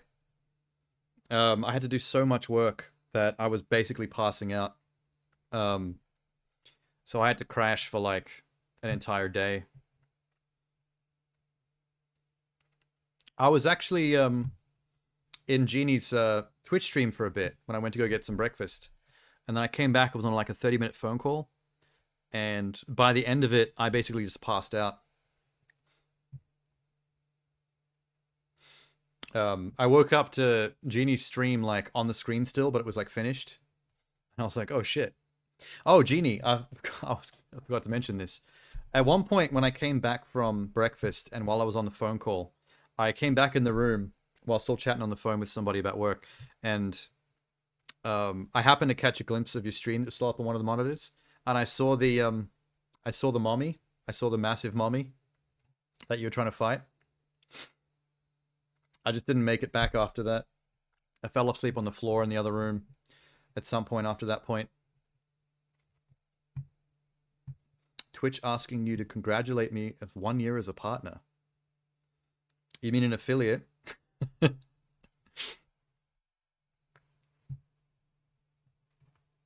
I was a partner, that'd be whole different. She acts in movies as well. I didn't know she was an actor. Cool. Yeah, some of the things that I thought were movies that she made are not on this list, so I think I've mixed her up in my brain with somebody else. I can't see that gothic movie I was talking about. Most of these are actually very good. Most. Maybe one of them isn't. Cool. It's amazing how many tangential to Elvis movies you can make. Movie about his wife, movie about his manager, movie about his dog, etc. What's the curse? Hang on. This Showtime trailer just came out because it's related to another trailer we watched, apparently. I think I see... Is that who I think it is? Nathan Fielder and Emma Stone. What the fuck? Movie about the Elvis movie? That's just the making of documentary. This Paramount Plus Showtime movie stars Emma Stone and Nathan Fielder together. That's not a combination I ever thought I would see. That's wild. I love Nathan Fielder. He's so funny. To me, anyway. There's no You don't normally see him in movies, though. But to me, this city is as close as it comes. That's why we're proud to call Espanola my home. Oh, shit. Our home. All right, you got it. It's okay. This isn't your typical... This does feel like a film festival movie. My homes are reflecting the local communities. Come on. And we're husband and wife. So she's a real estate agent? So what could go wrong? Nathan Fielder seems like he's acting normal in this film. Giving money to that little girl over there. We're doing good here. We are good people. Thank you. We're really good. Got it. So all I had on me was that $100 bill. No refunds. That's not fair. It Come is on. fair. Let me go get change and... What is that? That's nothing. This is... You don't need to see this. Oh, he's an influencer trying to fake some shit. Just give her the 100. I was gonna buy 6 of them for $20. I curse you. What did she say? Uh-oh. The little girl was a witch. What? There was a little girl witch. Things have been a little weird. This thing that you're doing right now, It's helping the community. It's immune to criticism. Hi. Oh, Marjorie can speak to the work much better than I can. I think I'll let the work speak for itself.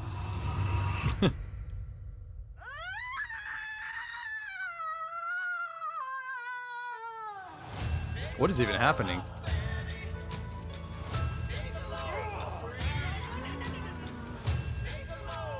Just because Whitney has a Is this moral directed issue by with Benny something Safdie? happening, we just toss it away? Because I do like the Safdie brothers. Doesn't make sense. I don't think I've ever seen a movie that's directed by one of them and not both. Maybe this is all happening for a reason. I can't wait for this show to come out. Everyone will get to see who you really are.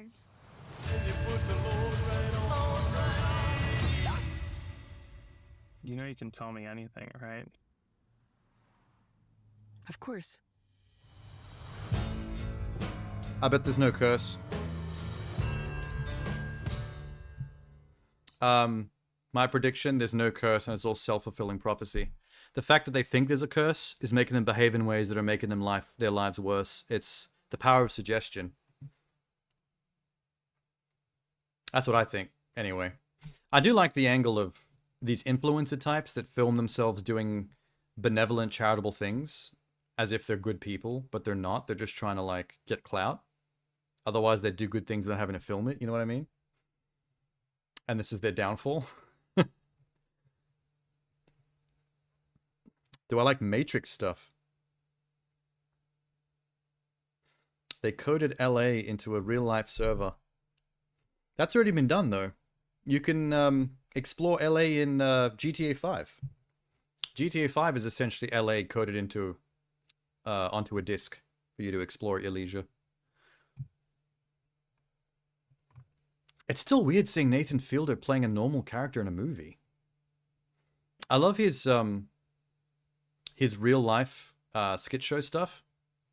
Nathan For You is such a good show, where he pitches business development plans to people that are actually like insane, but then people go along with it and hilarity ensues. And it's all like real life shit. It's not staged. He's got a new show out that's apparently really good as well. That's also reality based, but I've never seen it. I might keep this trailer on the side to send to some friends that also like Nathan Fielder. He's cool. And also Emma Stone, I guess. She's cool too. Alright, what else? Anything big and cool and interesting? Oh, the remake of The Color Purple has a new trailer. Trailer 2. I'm still scared of this movie. Color Purple is a classic traditional American racism movie. I don't know if remaking this is a good idea. It's a bit dangerous. And I'm pretty sure Oprah is involved somehow. Whatever, her name's in there somewhere.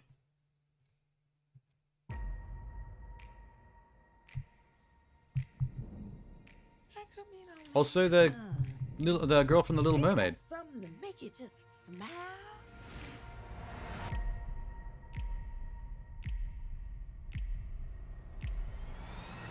My sister. You know what's interesting? The actress that plays The Little Mermaid, she looks darker skinned in this film than what I remember her looking in Little Mermaid. Almost like the Little Mermaid's color grading visual style, that underwater stuff, made her more fair skinned than what she really is. Not saying they did it on purpose, but it might just be a side effect of the underwater color grade filter. Oh, produced by Oprah Winfrey. There you go. And Steven Spielberg. Interesting. And he took my sister away from me. Even if we have to part, you and me. I will always recognize the Little Mermaid actress because of her eyes. How come you so nice? They have that Maybe you too nice. far apart fish thing going on. Like Amanda Siegfried. I come here out of respect. But if there ain't none to get, that show ain't none to give. She's gonna get her ass beat, man. This is still an era of, like, serious misogyny. Oh, it's a full musical? Wild. Okay. I'm in. There's gonna be some change. Yes. You got to stand up.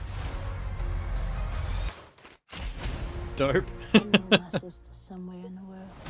I flipped on this quick. Someday we're gonna meet again.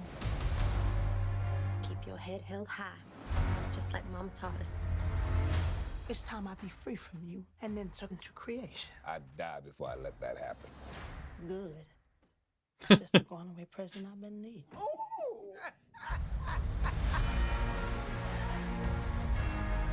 Taraji P is bringing it in this too. She's gone a little femme fatale.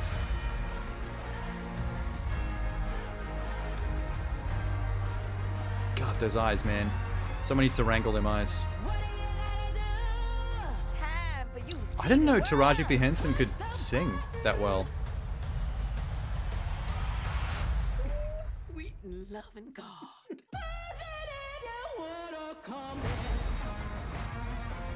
A bold new take on a beloved classic. That's the part that worried me. Whenever you do a bold new take on a classic, especially one that's about an important subject matter, it's always like, don't fuck this up. Ooh, it's gonna look bad if you fuck this up. But I'm always a sucker for a musical, so I'm automatically on board. I'm easy. Doesn't being underwater lighten your skin? Like, it makes it appear lighter while you're submerged? Yeah, that's what I'm saying. Like, the fact that the a large portions of that film would be color graded and CGI affected to always be looking like it's underwater. So naturally, if it's realistic, she would appear lighter. So I'm guessing that's why I thought that. Because I remember jokes about when the controversy first came out about them making The Little Mermaid black.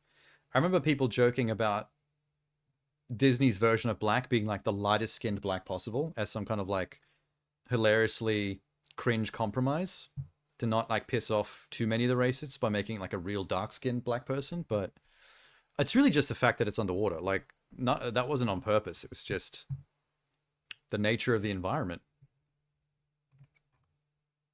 I think that's one of the things that I think made her look like a good mermaid, as well as the eye thing. The fact that I keep making fun of her eyes being like really wide apart, like Amanda Siegfried's, I think that kind of odd-looking otherworldliness of her eyes and the shape of her head, I think that adds to her looking like a legit realistic mermaid.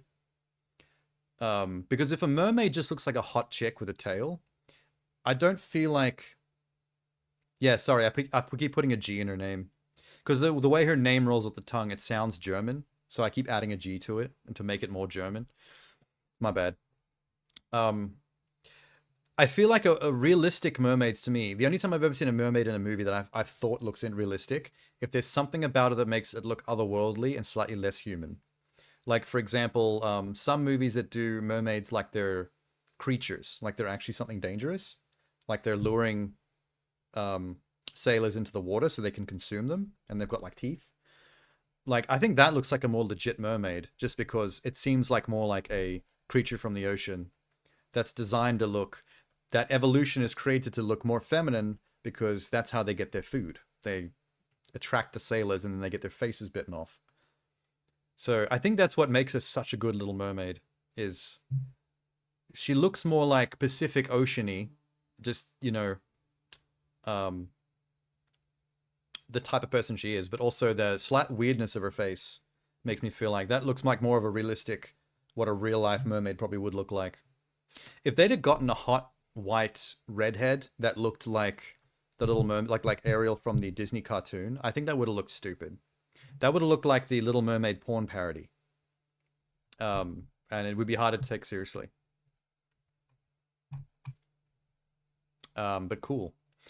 There's someone in my related videos playing a magic flute, and it's called the Magic Flute. And now I'm curious. Should I click on the Magic Flute? More realistic mermaids are Melforks from MTG. Okay, hang on.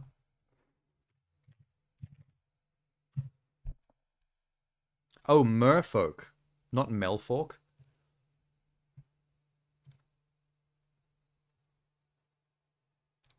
Yeah, something a little bit more fantastical. That's less just human with tail. Because that just like, human with tail is just porn to me. Like, it's kind of stupid. You got to make it more otherworldly or more fish-like.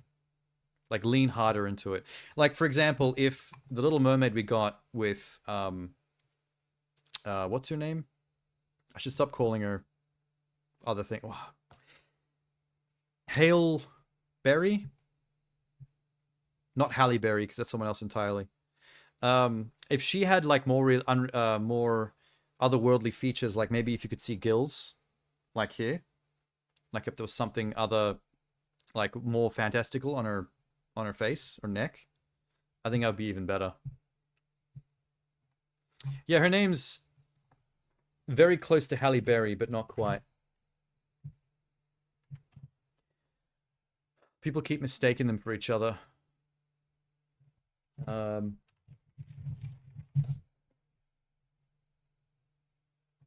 Halle something.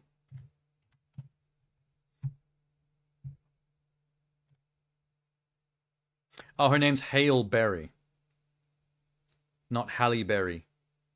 Wait.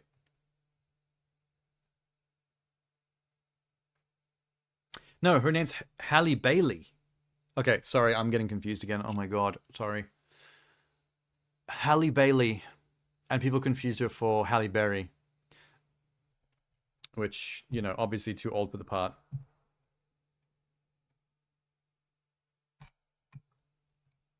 I'm a little bit exhausted by all the negativity towards female leads in Disney movies. Like, people were shitty to Halle Bailey when she got cast as Little Mermaid. People are being shitty to what's her name that's been cast in Snow White. And they always have to force the reasons why. Like, they trawl through all the red carpet interviews and stuff, just waiting for her to say things they disagree with. And then you see it pasted all over Twitter as an example of why she's a shit person and why they hate her. And it's like, you listen to what she actually said, and either what she said is true, and you don't disagree with it all, so it's like, what are you mad about? Or they're just regurgitating information about the film that is not their opinion. It's information about the film from the producers, director, writers, because Halle Bailey or whoever didn't make the film, didn't come up with the film. They are just the actor. All they can do is explain what the film's about and what its themes and intentions are as made up by other people. So when they hate on people like, what's her name, who plays Snow White? When they hate on her for her opinions about the original Snow White, it's not her opinions of the original Snow White, it's the opinions of the entire production that she's in, that she's explaining to the interviewer. Because that's what the movie's about. That's what the producer, the director, the writers decided to make the movie about. That's what they decided to focus on. And all she can do is say, this is what they're doing. And I'm the lead actor. And I'm just going along doing my job. But when she says what they're doing, people look at her like she's the one who is the piece of shit that has those opinions. Etc. I found love. Genie, you're into crazy stuff like me. I'd hook your soul up to my ghost machine. Uh-oh. What the hell's a ghost machine? You're scary, Illuminati. What's a ghost machine? Tenna, we're in the clear. Illuminati has no intention of hooking us up to the ghost machine. It's just Genie. Genie's the one in the crosshairs. Sorry, Genie. You got to take one for the team. At least it's not a pig machine. Pig machine would be worse, yes. But then again, we don't know what the ghost machine does. It could be even worse than a pig machine, Tenor.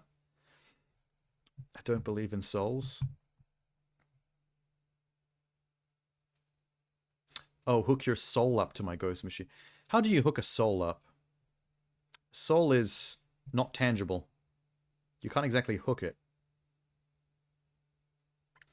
Actors have contract that limits their ability to speak about films for release. That is true. They are things they are allowed to say and not allowed to say. But that's not the point I'm getting at. The point is, when we're talking about, sorry, I can't remember her name, the lead actress in Snow White.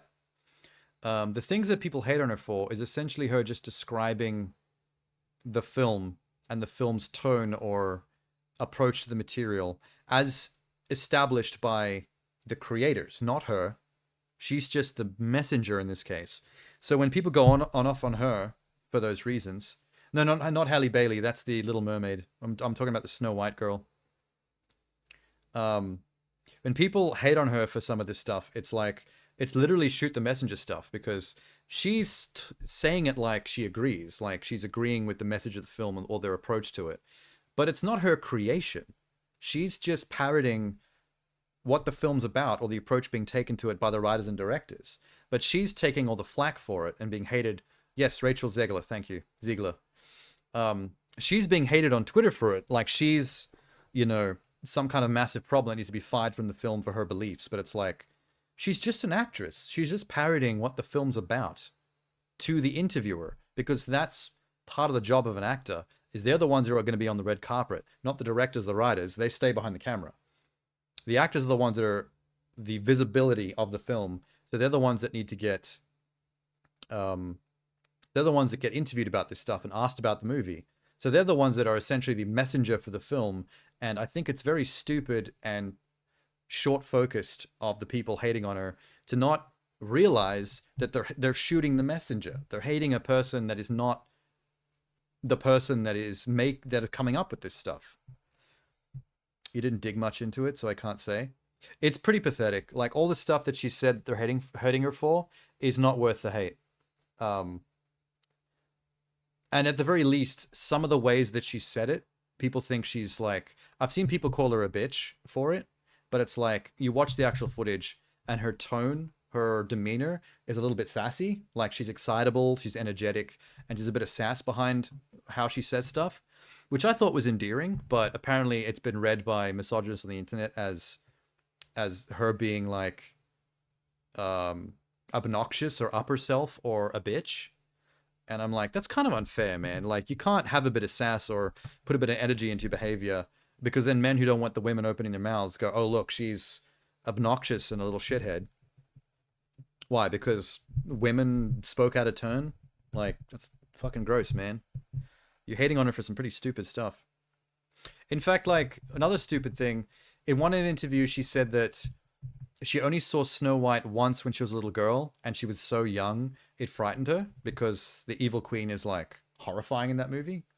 And she didn't actually get a chance to see Snow White again until she was an adult, like, in the lead up to her auditioning for the movie. And people hated on her for that by saying that she's a piece of shit for being the lead actress in a Snow White movie, despite the fact that she hates on Snow White. And it's like, she didn't say she hates Snow White. She said that she saw it too young when she was a toddler, and it frightened her because of how horrifying the evil old lady and shit that gives her the apple was drawn. And so she didn't actually get to see it again until she was an adult. That's all she talked about. But everyone thinks she's a piece of shit for getting the role in Snow White as a Snow White hater. I'm like, oh, Jesus Christ. It's like, I know media literacy is difficult, but like, just regular literacy is apparently difficult. People can't listen to someone say a sentence and actually understand what is meant by the sentence. They have to put all this extra shit on it and make stuff up. That's like me, Labyrinth, Dark Crystal, and Willow. Yeah, I saw Labyrinth when I was very young as well, and I still have vivid images of some of those Muppets in the back of my brain. Start new game now. Puts you in simulation. I think Illuminati's still stuck on this Matrix LA thing. She was fired after she said that co-star doesn't matter and can be recast removed. She wasn't fired, though. That was people on Twitter making stuff up. The movie's fine. Nothing happened with her or the movie. The movie's still coming out. It's still normal. People want her fired. That's the problem, because they just hate her for the sake of hating her. But I remember that part of the interview as well, when they were talking about the Prince stuff. And what she, like, the reason she said what she said was because the Prince doesn't really have that much of a stake in the plot in the new Snow White movie, because in the original film, his character was kind of pointless. He was a Deus Ex Machina. The entire plot happens irregardless of the Prince, and then he shows up at the end and decides to kiss a chick's corpse that he finds in the forest.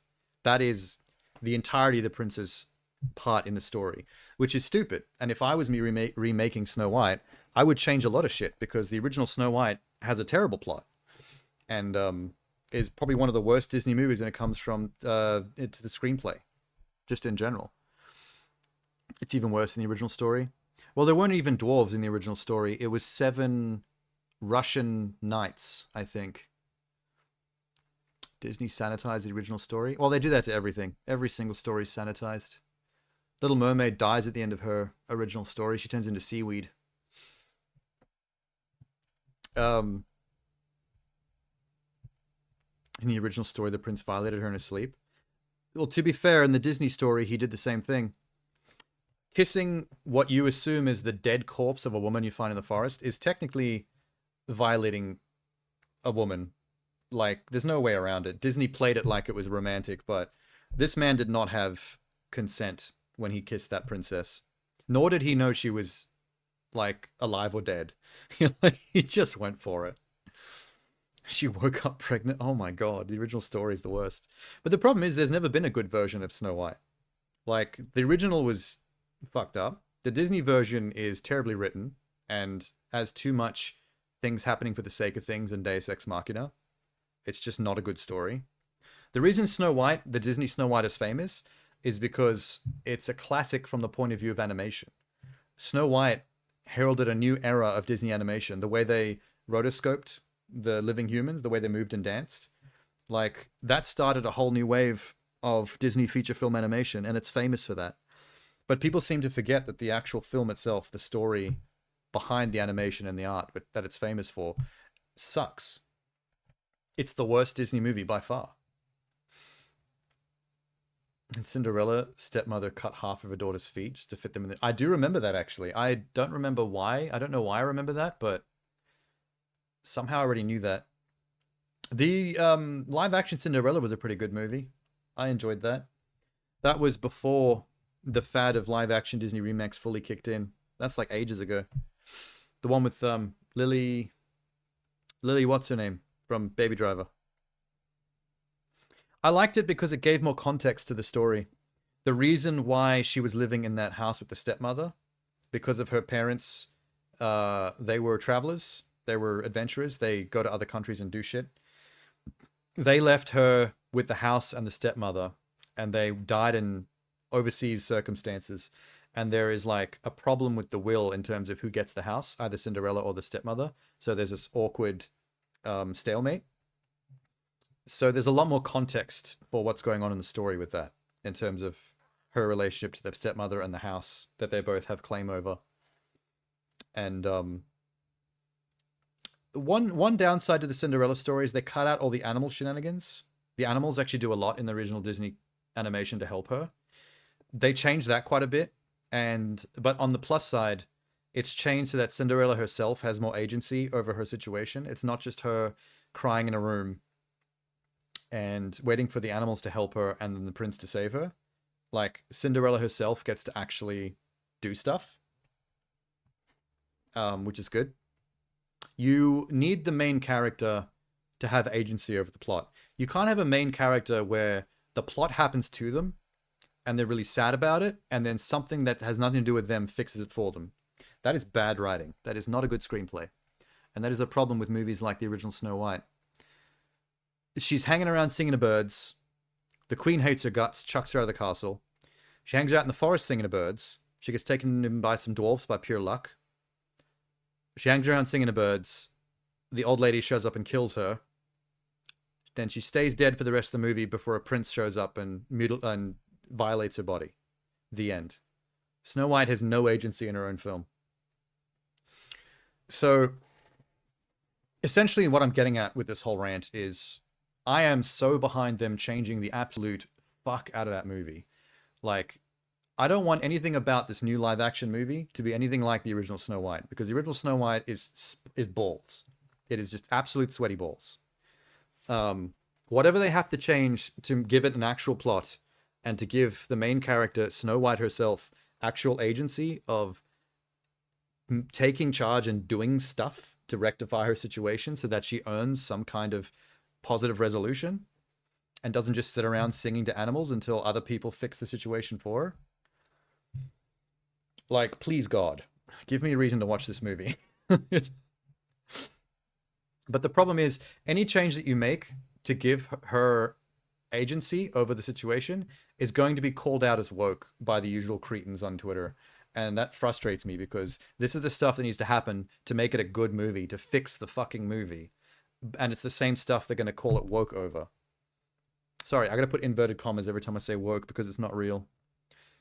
Everything to do with the word woke is some made up bullshit. And anyone that uses it as an example or an excuse for some stupid shit is just a cretin that is using it as a excuse to be a shithead under the guise of some word, some trumped up word. So glad you could put MK1 behind me. That's how I feel about Amnesia right now. I'm so amnesiaed out after 5 games in a row for an entire week every night. I'm feeling a little relaxed. We get to move on. New things. Oh, we're still on Color Purple. What the fuck? What's Night Swim? This could be horror. Alright, let's see what Night Swim is. How old is this? 3 weeks ago, Universal Pictures. No running, no diving, no lifeguard on duty, no swimming after dark. From the producers of Megan. So it's going to be funny horror.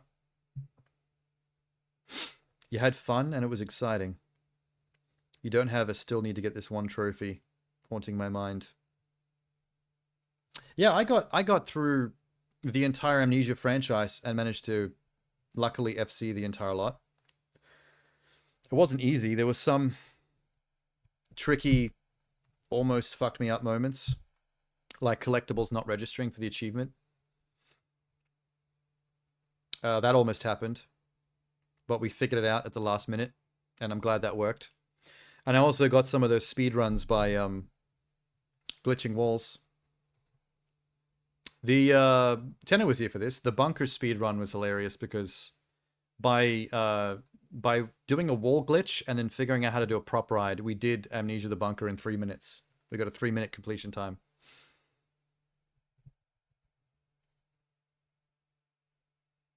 Also, Illuminati loves Genie. You caught up in HSR and finished an event. HSR, Honkai Star Rail?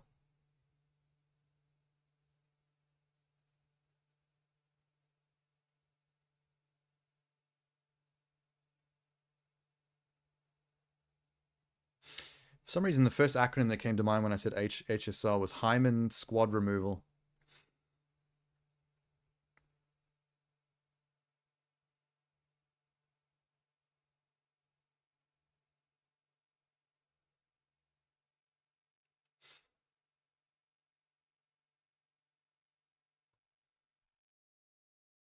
Instead of going easy route and trying to get big boss rank. Is that one of the achievements in Metal Gear? Trophies. Big boss. Alright. Horror movie in the pool. Let's run it. This better be hilarious. It needs a little work, but... Oh, it was a boss rush. At this price. There's a pool. There's a pool. Hopefully it's not haunted. What? Is this everything? We'll grow into it. Maybe if we empty the pool and clean it, it won't be haunted. That's Blumhouse. Of course it is. Can we make a horror movie with an empty pool? Hello. It'll cost us 20 grand max. Marco. Hello. Marco. Maybe it's a ghost shark? I hear you. I can't wait to see how just say something as a regular ass swimming pool kills people.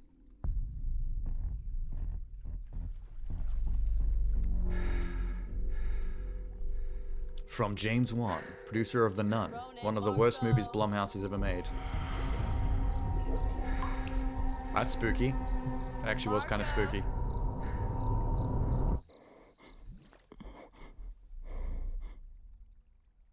I can hear you. Where did the dude go? Why aren't you saying anything? Maybe he's in cahoots with the pool? Ronan, you're Pool dead. collab?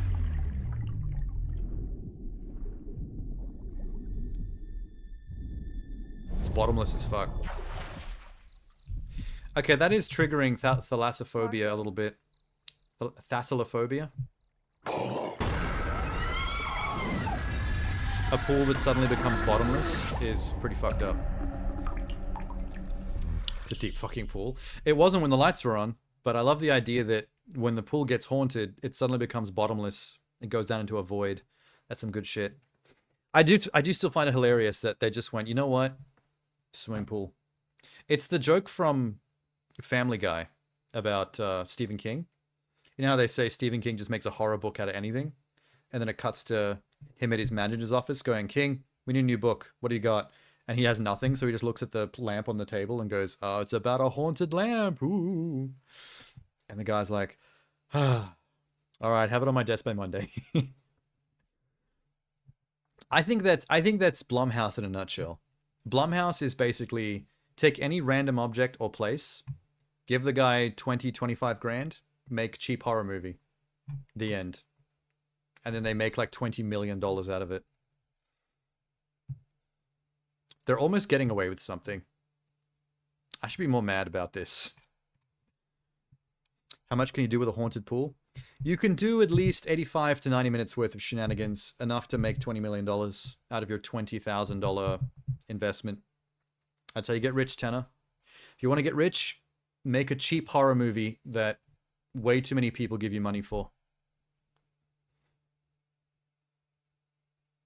The director made a short film and now he gets to make a... Yeah, that happens a lot with Blumhouse. The same thing happened with Lights Out. Do you remember the Blumhouse movie Lights Out? That was a famous YouTube short horror about a creature that only can get you when the light's off. It's a very good short.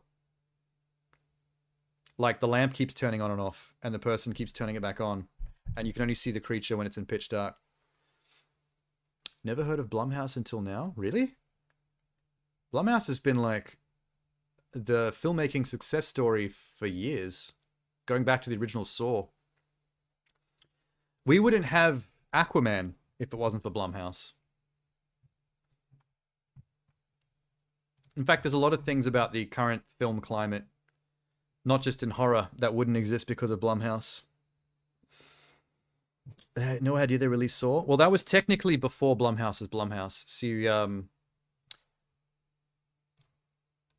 people like James Wan and all them, they came from that era of, let's make a really cheap horror movie that takes place in one room for like 20 grand.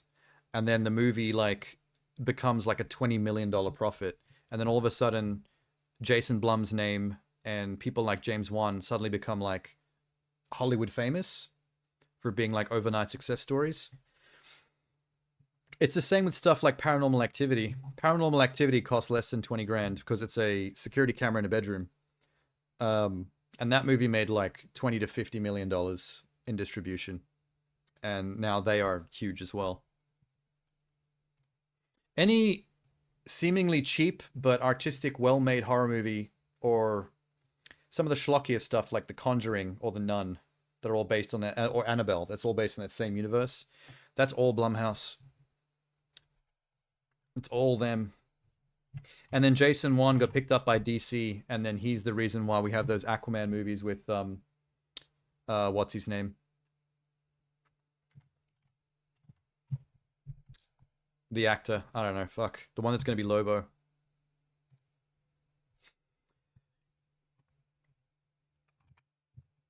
Oh, they've got all these other companies underneath them now. List of projects. Whoa. Going back to 2000s. Yeah, Paranormal Activity was under them.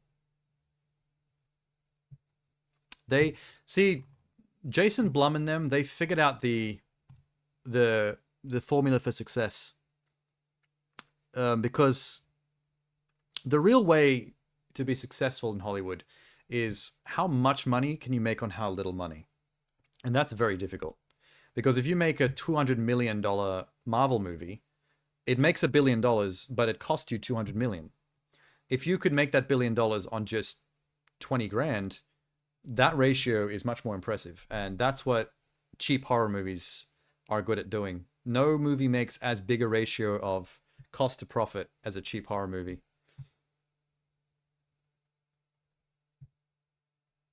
Chris Miladandri? Is that the dude that did the pool movie? Blumhouse is responsible for the Purge movies, Oculus, all the Paranormal Activities, Sinister, Insidious, that Tooth Fairy movie,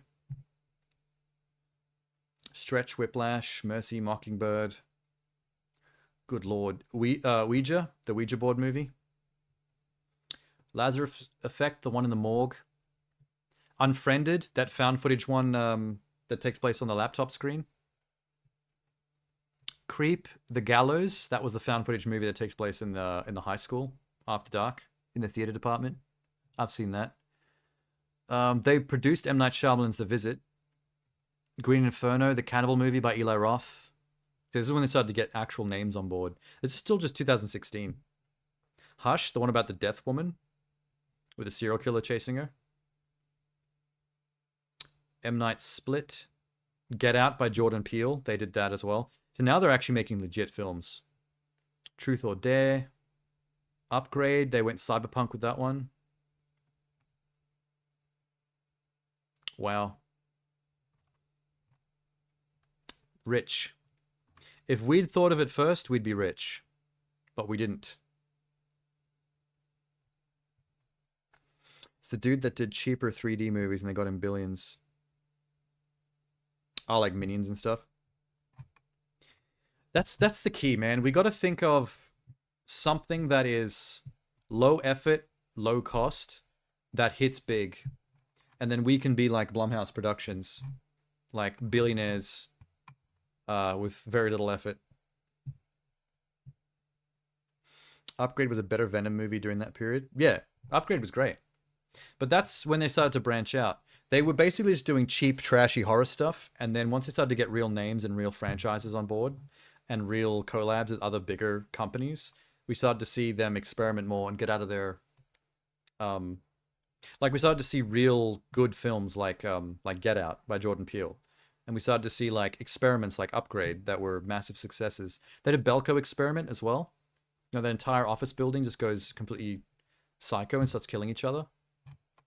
That had the Asian guy from Walking Dead.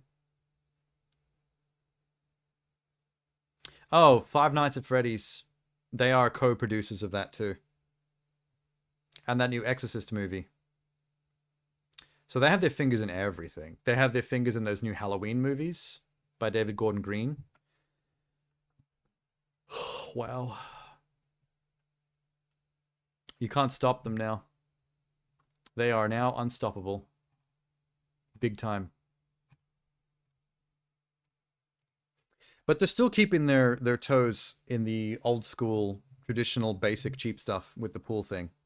The fact that they're still pulling in people that make neat little short, like cheap short films on YouTube and going, here's 20 to 50 grand, make the legit long feature film version of this with our name on it, and you will be rich.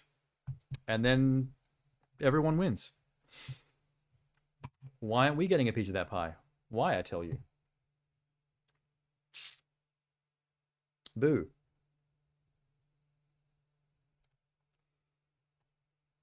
Willy Wonka got a new trailer. That new Timothée Chalamet Wonka film. That was like 2 weeks ago. I just hadn't seen it yet. I still don't know how to feel about this, but the fact that it's about younger Wonka and it's not just a remake of Willy Wonka and the Chocolate Factory is a plus, I think. Not Wonka sequel, it's Wonka prequel, Tenor. It's young Wonka before he built the Chocolate Factory. That intrigues me, and the fact that it's got Hugh Grant as the Oompa Loompas is probably the only two things I'm excited about. I think Hugh Grant Oompa Loompa is genius.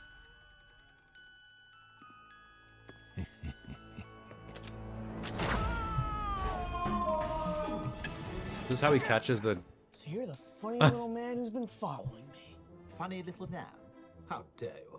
I will have you know that I am a perfectly respectable size for an Oompa Loompa. An Oompa what now? In fact, in Loompa-land, I am regarded as something of a whopper. They call me Lofty. Sorry. I love Hugh Grant Oompa Loompa. It's the best Oompa Loompa I've ever seen. My name is Willy Wonka. You see, I'm something of a magician. Prepare to be amazed. Teapot. Inventor. May I present Willy Wonka's wild and wonderful wishy-washy Wonka Walker? Please don't make me say that again. And chocolate maker. The best chocolate in the world. Ooh. He's Ooh. good. Too good. And anyone can afford them.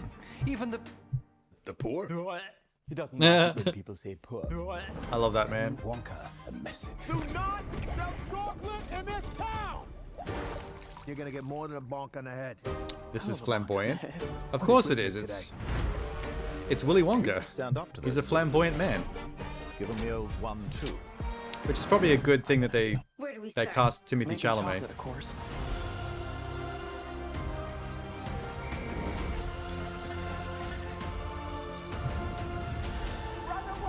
There's a giraffe. Every good thing in this Can you world eat it? started with a dream. So you hold on to yours.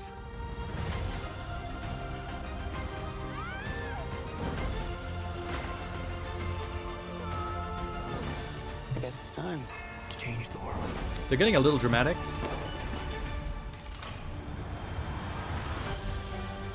Like, are we trying to pull on the heartstrings here with the Willy Wonka prequel?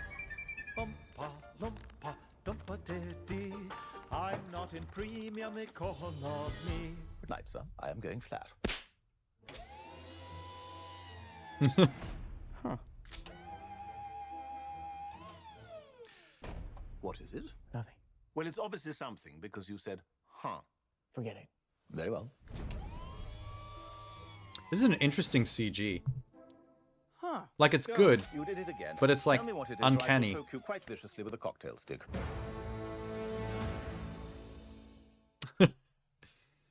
There isn't a Roald Dahl book, is there?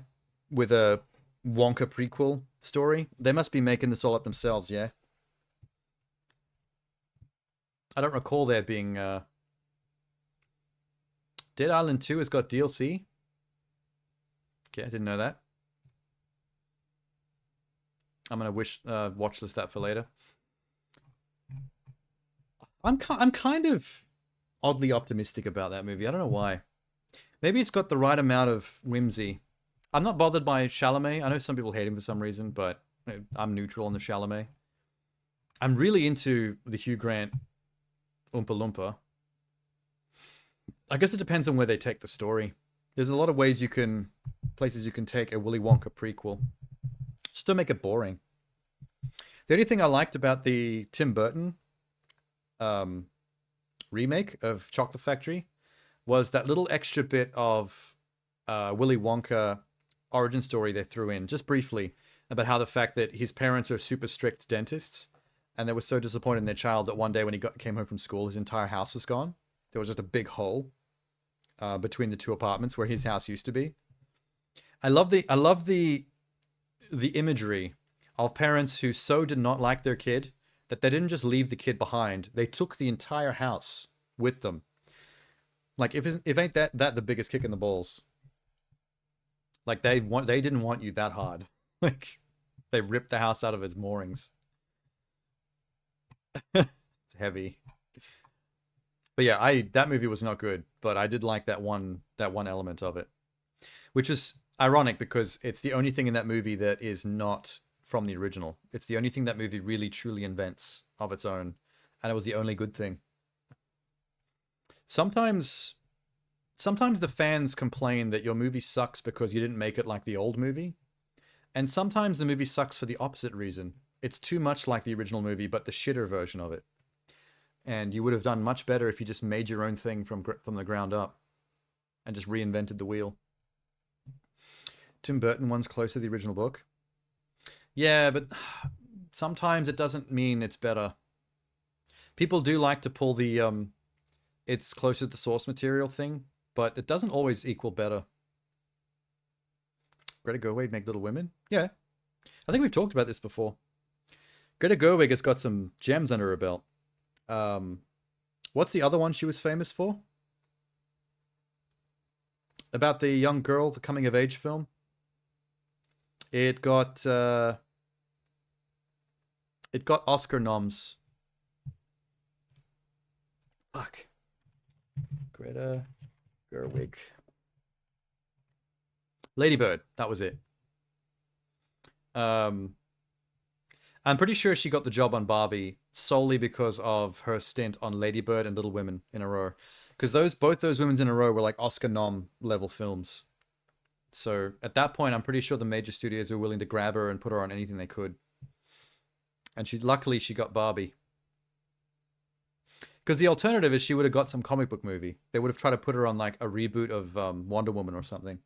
Which still could have turned out well, but I think the problem there is the director of Wonder Woman is actually a good director. She was good too, but that went downhill. What's her name? She's working on the Rogue Squadron, right? The Rogue Squadron movie for Star Wars right now. Because her dad used to be a fighter jet pilot, so she has like a connection to aerial combat films. Which is a good pick. I can't remember anyone's names tonight.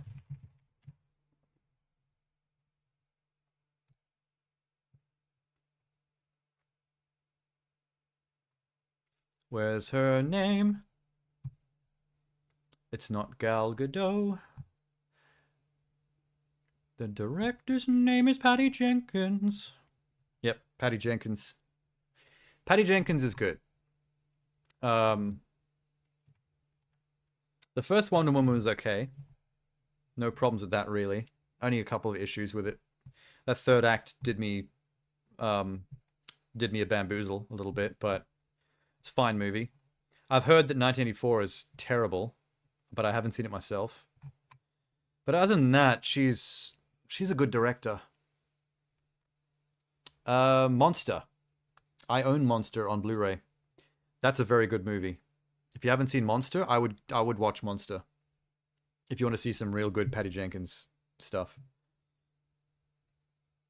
Illuminati disappeared. Still unsure if real or actor. Good question. No way to know for sure. First Wonder Woman was good. Second had weird logic problems. Yeah, I've heard people say all kinds of awful things about the second. I am from a filmmaker and screenwriter point of view, as someone who has done those things myself, I am incredibly opposed to where the third act of that movie goes, because I feel like the first Wonder Woman completely threw its theme and its character arc under the bus for no reason at all. They had something interesting going on and something very cohesive, and then they drove it into a wall. And I still, to this day, can't fathom what went on there. They didn't need to give Wonder Woman a love interest. That's true, they didn't need to do that, but I think that's a problem with most comic book movies, is that there seems to be a stereotype, a cliche within comic book films that no matter whether your main character is male or female, they need a love interest to ground them. It's pretty common. Even something like Venom, like the Venom movie, Venom and Tom Hardy were a good two-man duo. Watching him dealing with Venom, the two of them dealing with each other, is all you need for a film. But even in that movie, he needed an ex as a love interest. First Wonder Woman would be great if there was no Ares. Yeah. Essentially. The second they pull the Ares plot twist, it kind of blows up a little bit. That's why I hate the movie. It would have been fine if it was a friend or sidekick. I think it would have been, even if you did still have Trevor. Is that his name, Trevor? Because he is a thing from the comics and they want to be accurate to stuff like that. Okay, whatever. But like, the fact that the sequel seemed to find a cheeky way to bring him back, even though just leaving him as a suicide so that she can go the rest of her life with that little bit of drama behind her, that would have been fine. Like, there's nothing wrong with giving her a love interest during an early period of her life, losing it, and then just never going back there. You don't need a new love interest, don't need to go back to the old love interest. Let that be a little bit of, like, character growth in her history, and then you just move on with her just being single and all about justice and protecting the innocent. But yeah, like, we probably could have got a more interesting Wonder Woman movie if we dropped both Chris Pine and Ares.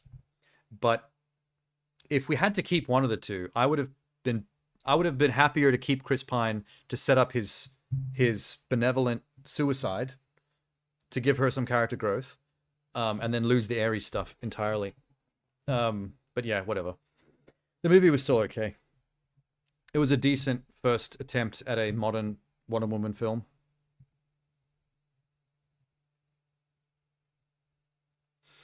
She just reached the point of realization that there's no almighty being that started the war and people are assholes, and then he shows up. Yeah, that was my main issue with it, is the whole film is geared like a character arc, coming of age story about her being naive because she's never left Themyscira and thinking of the entirety of reality as black and white. Like, everyone's automatically good unless an evil deity magically makes them evil. That was her view of the world. So her going into the real world, experiencing the war, and essentially having to grow up and reach the maturation process of realizing that there is no good or evil. Mankind is a combination of both, and that's just the reality of things. Like, it's gray.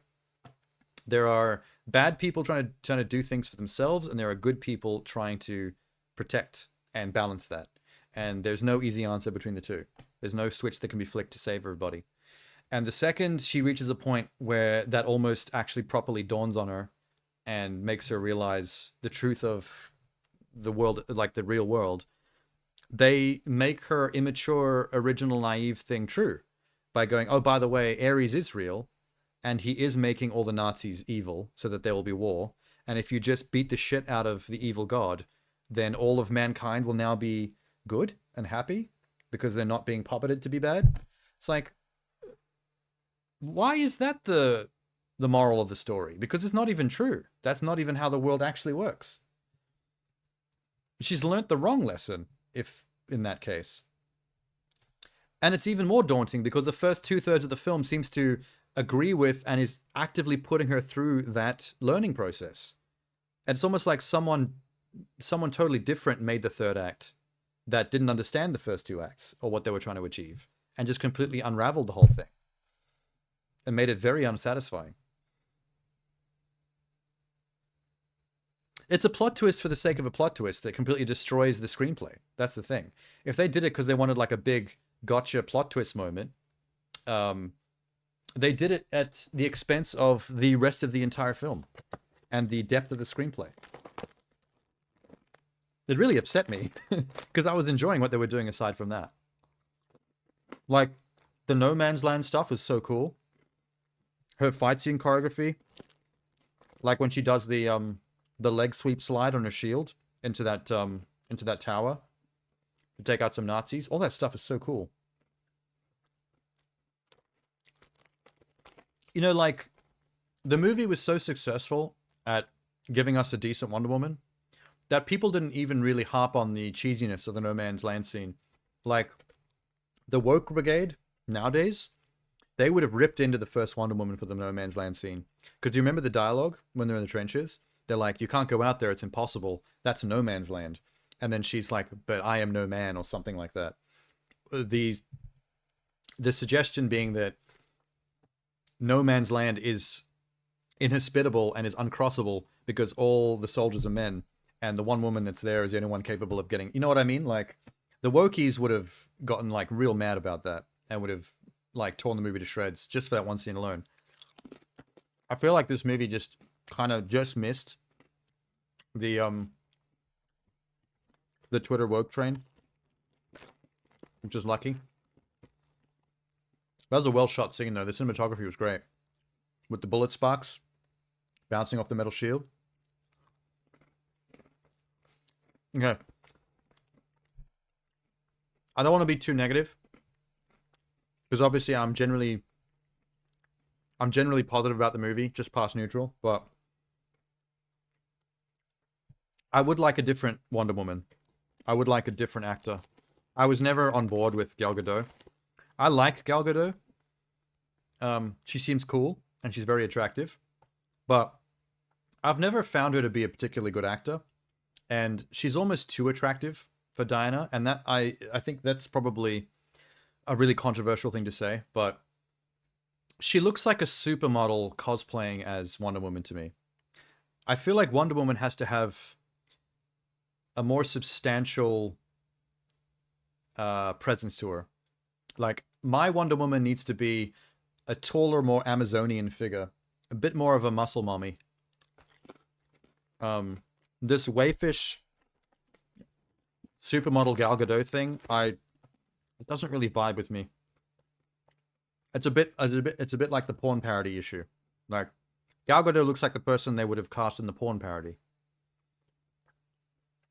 Which, you know, I'd watch. No problems here. But, you know what I mean. Let's stop being negative.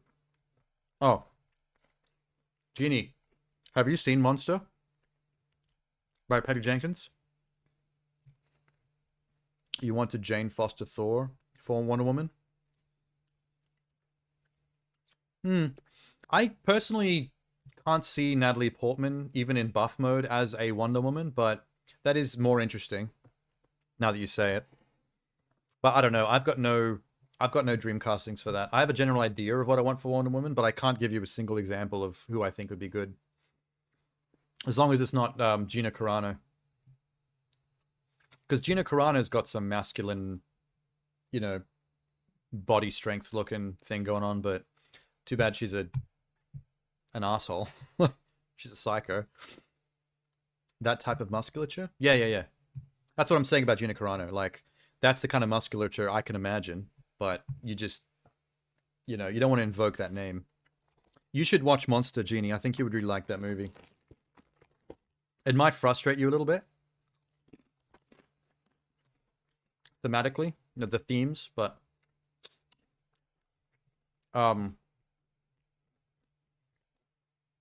it's the movie that put Patty Jenkins on the map. It stars Charlize Theron and Christina Ricci. The reason I think you'd like it, you'd never heard of her before Wonder Woman 2 and Star Wars. Oh, you definitely have to watch Monster. It's actually it's about the real world serial killer, Aileen. What's her name? Aileen Wuornos. She was a serial killer, a female serial killer that only killed men. She was quite hideous to look at. She was not an attractive woman, but that's one of the impressive things about the movie is that Charlize Theron plays her, and the makeup they put on Charlize Theron to make her not attractive is incredibly impressive. Like, I was like so impressed with Charlize Theron's performance in that movie because they really dressed her down, and she had to act like the most disgusting, like uneducated redneck kind of personality as well. Yeah, Charlize. Because she's a beautiful woman, but they dress her down in that movie hard. I have to show you. I couldn't believe it when I saw the trailer. Yeah, this is her in makeup as Aileen.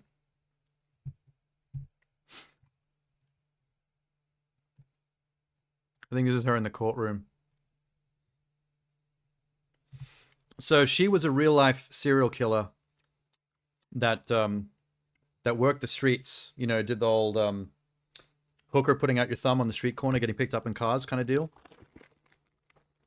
It does look a bit weird because we also know that it's Charlene Theron's under the makeup. So, sorry, Theron. But her performance in this movie is amazing.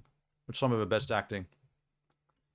But yeah, she was a woman that dealt with a lot of trauma in her life from abuse from men. So she started dating Christina Ricci's character, and she kind of got this new lease on life motivation to protect Christina Ricci as her like new girlfriend, and she started to like serial kill men that would pick her up like as a hooker, and then she'd murder them in their cars. And she was notorious for a while. Like, she got away with it for a fair decent amount of time. I won't tell you any more than that, because, you know, it's one of those things where the less you know about the story, the more interesting the story is to watch play out. That's the problem with some biopics, is that if you already know about the real-life situation, there's no surprises in the movie. It's obviously not a feel-good film, because every film about real-life serial... Well, not all, but most films about real-life serial killers tend to end poorly for the main character, because most of them do get caught. Like, executed.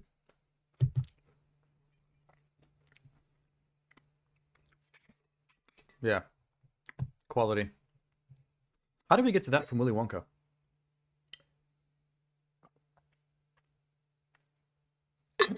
Hopefully that movie turns out well. I'll just wait to see what the reviews say. It's not the kind of movie... the Wonka, I mean. It's not the kind of movie I'd race out to see at the cinema, but I do want to watch the movie if purely for Hugh Grant being an Oompa Loomp. Alright. There's a lot of female-focused movies coming up in my relateds. I can see Anne Hathaway in a thumbnail. Let's check that out. Shush.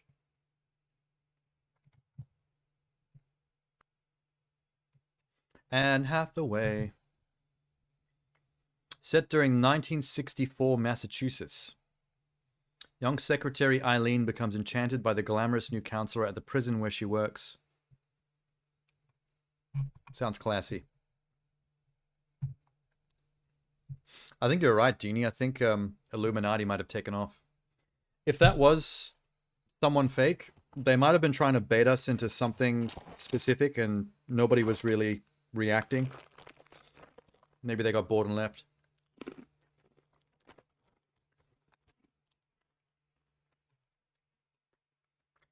Yes, we know it wasn't you, Tenor. I know all of your side accounts.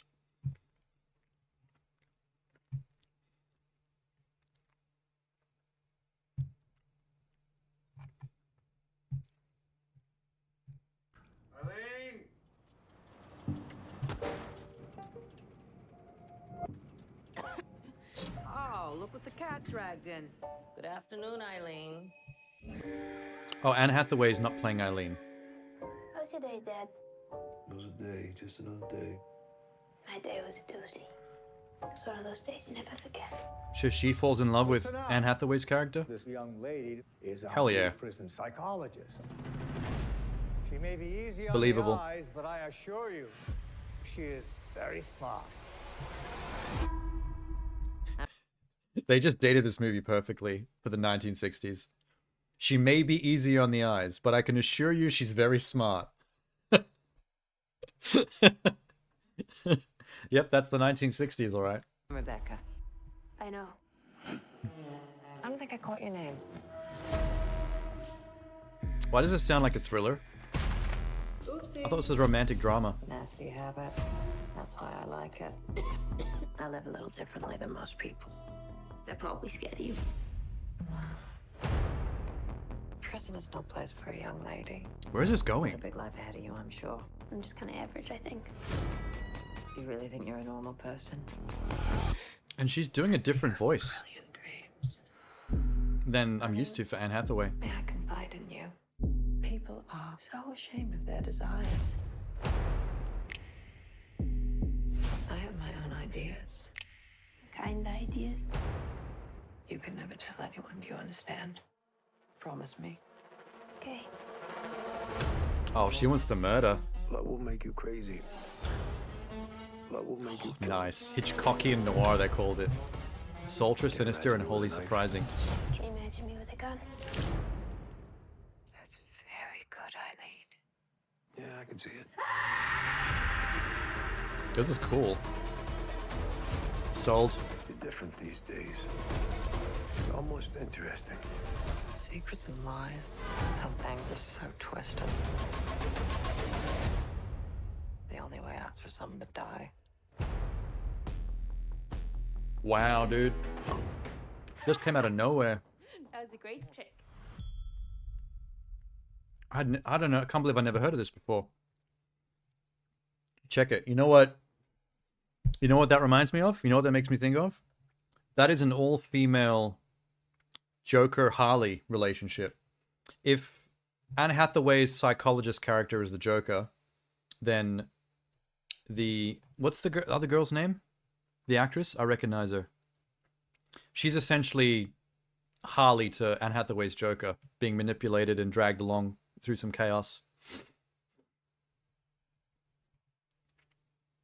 It seems like Anne Hathaway's psychologist chick is kind of like a low-key psychopath, but her whole deal is to use her psychology degree and intelligence to like manipulate other people into doing fucked up shit and not actually doing it herself. I think she wraps that young girl around her little finger and pushes her to do more and more chaotic shit to the point where she gets her to commit murder. And then maybe ends up in the prison that she used to work at. Like dark ending style. Sounds like Fight Club without the imagining. Yeah, that too. That works. If Tyler Durden was actually a real person that's just trying to push you into being more of a sociopath. I either see that movie ending with her being manipulated into committing murders and then ending up in her own prison with the psychologist being, oh, what happened to... She went off the deep end. And then being her prison psychologist.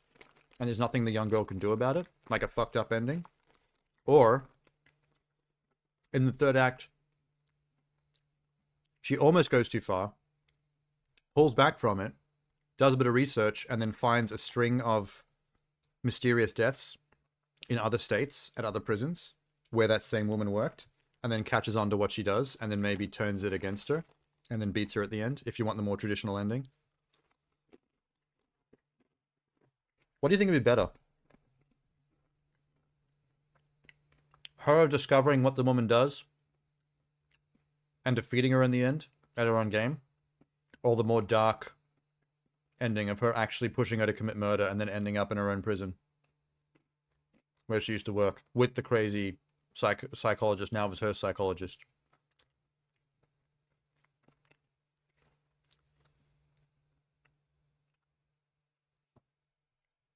Oh, so Eileen is...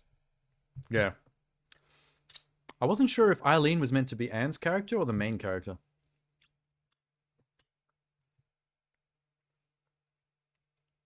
Oh, so you think maybe the psychologist gets her own way as usual, but then the murder ends up being her own?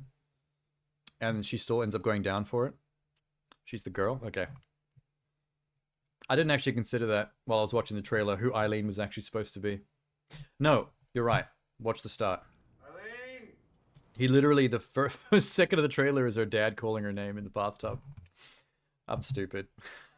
I forgot about that. Wow, these biscuits are good tonight.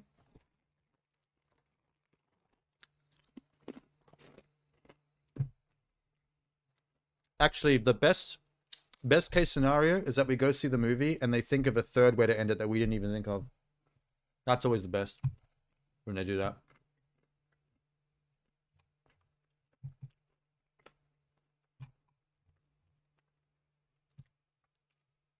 Here's another femme movie. Lisa Frankenstein. It stars Zelda Williams, Robin Williams' daughter. I don't know if this is actually has anything to do with the Frankenstein monster or not.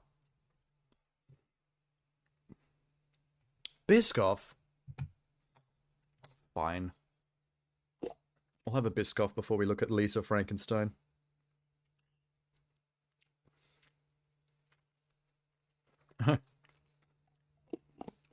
I need to make more ways to spend points, eh?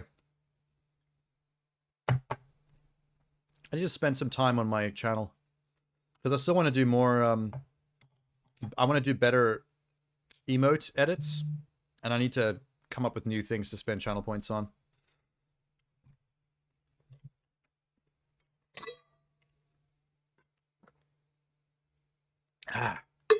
One possibility is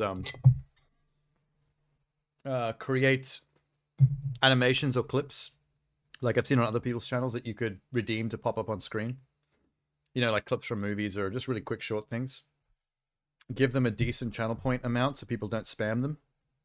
Only people that hang around enough to actually build up their points could ever hope to claim them. Despite constant Biscoff. Well, Biscoff's not exactly expensive.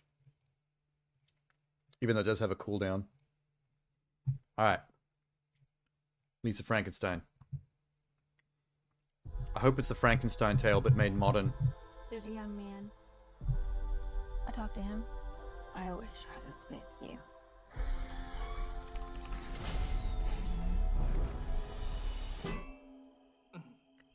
What? That's really weird, Lisa.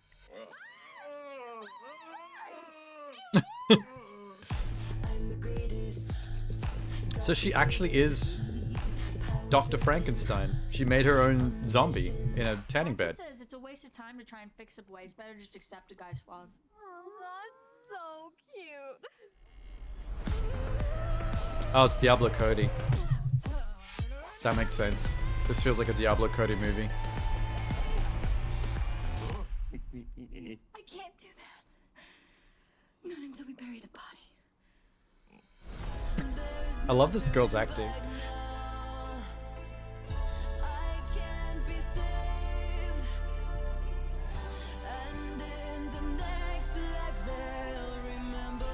It does feel a little cheap, the movie, but it's kind of funny.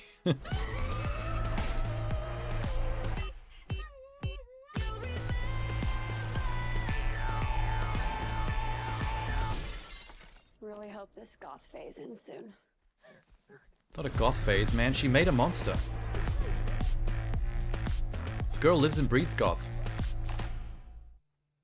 Goddamn. Oh, hey, Minx. Happy affiliate anniversary. Oh, I'm busted back down to affiliate. Tenor came in earlier, Minx, and he was like, happy partner anniversary. And I was like, yes. Tenor upgraded me. Yeah, Diablo Cody was Jennifer's body. And also Juno. I almost said Ellen Page. Elliot Page and Michael Cera. Didn't get any alert for that. To be honest, I don't know where these alerts are actually coming from or going. Clearly, Tenor and Minx both got something somewhere. I wasn't alerted. I didn't even know it was a anniversary.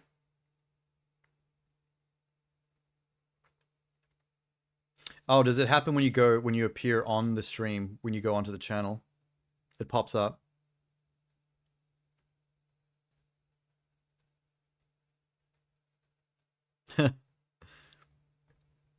That's kind of cute. Unfortunately, Tennis stole the Biscoff out from under you, Minx. You've probably already checked. You missed out. You know what? Just for the fact that it's a streamiversary, I'm going to have a free dollop of Biscoff. Unrequested. Let's make it a nice chunky bit.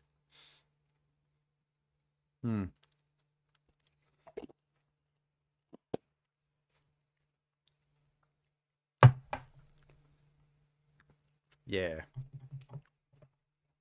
Looking forward to the Christmas stream.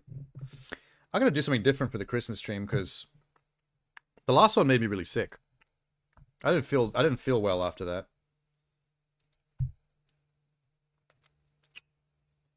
What's Christmas? I think it's about 24th of December.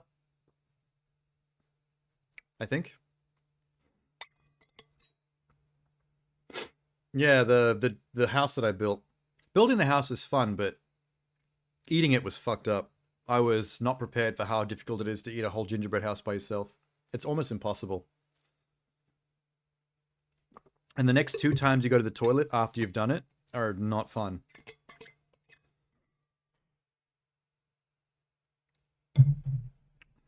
And Mink's making me lick the walls of the damn thing. What else? Oh, there was a Christmas movie tier list. I remember doing that. That's the only 2 things I really remember: the Christmas movie tier list and the house building. I think there was more. There was something else, surely. I know there was other stuff on New Year's. My New Year's stream was... I did a tier list of every game I played on Twitch for the entire year. And there was like 100 and something of them. That was the New Year's. I think I also did a top 10 of all the movies I'd watched that year. But I've only watched 5 movies this year, so I don't think I can even make a top 10. Unless I quickly watch a few more movies before the end. Oh. Yeah, New Year's, we also looked at the Pornhub stats they released for the year. That was substantial. That was like something like 15 pages of statistics that went real deep in on people's tastes. That was interesting. That's actually up on the Discord. I did make a Discord thread where I posted all those Pornhub stats in case anyone still wanted to go back in time and see them. Because I never had Discord at the time when we did that. But I came across my Twitter post for it randomly. Tenor only remembers the gingerbread house. I hope Die Hard was #1 Christmas movie. No, there was controversy over that, unfortunately. There was some arguing in the chat about that film. I'm one of those Die Hard deniers. I'm not a big fan of the whole Die Hard as a Christmas movie trend. It's always pissed me off. So we had a big fight about that. Jeannie was particularly ruffled by it. See? She's doing it again. She's about to launch back into the argument. It had a yo-ho-ho. It definitely takes place on Christmas, like a lot of movies do. But I'm still adamant about the fact that a Christmas movie is a movie that's about Christmas, not a movie that just happens to take place at that part of the year, but is an entirely different genre. Oh, we did watch the movie you sent too, yeah. You don't have to run the poll, Tenor. Everyone in the chat right now is on the side of Die Hard. The only person that would vote against it is me. You know what sucked is one of the things that made it more annoying for me, the whole Die Hard Christmas movie fad, is being at film school. Having to hear about that kind of stuff at film school all the time, it really gets under your skin. That was the point. Fine, Tenor.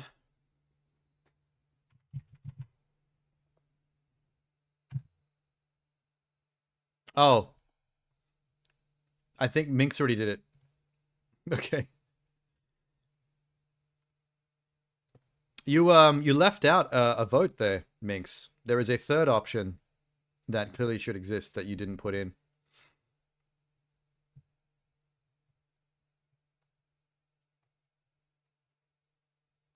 I better contribute, huh?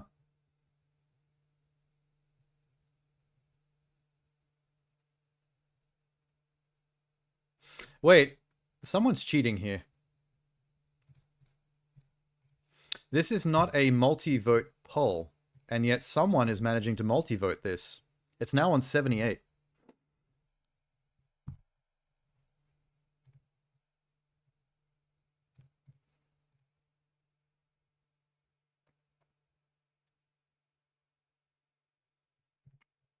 You know what? I don't actually have the bits to vote option for some reason. Mine just says voted, and now the button's already blanked out. I can't actually change it. I don't know how you guys are getting the option to vote with bits, but I don't have it on my screen.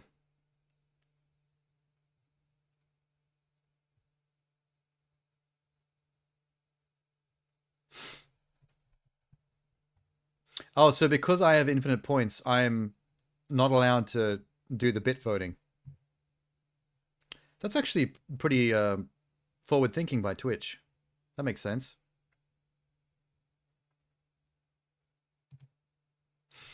Well, I still have... There are still other votes in my favor. It's not enough to win, but at least it's not just me on the board. Yeah, well, obviously. Everyone has like 100,000 channel points on my channel because I've got nothing to vote for aside from Hydrate and Biscoff. Well, and Share Link, but that doesn't get used very often. And isn't even active on gaming days. Guaranteed, if you had included the third option there, a Biscoff would probably be winning. Biscoff always wins.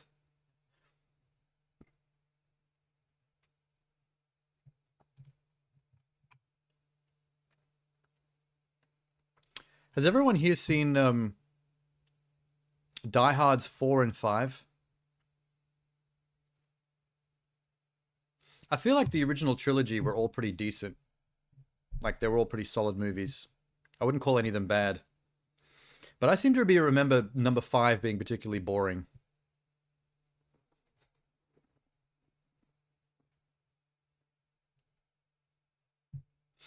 Like, I actually can't remember what happens in 5. I remember that his son is in it, and it's played by that actor that was in Terminator Salvation, I think. Whatever the hell his name was. Yeah, 4 was with Justin Long. And also Kevin Smith, I think, has a cameo in it too. There's a scene at the end where he fights a Harrier jump jet on foot. I remember him standing on it and then jumping off onto the highway.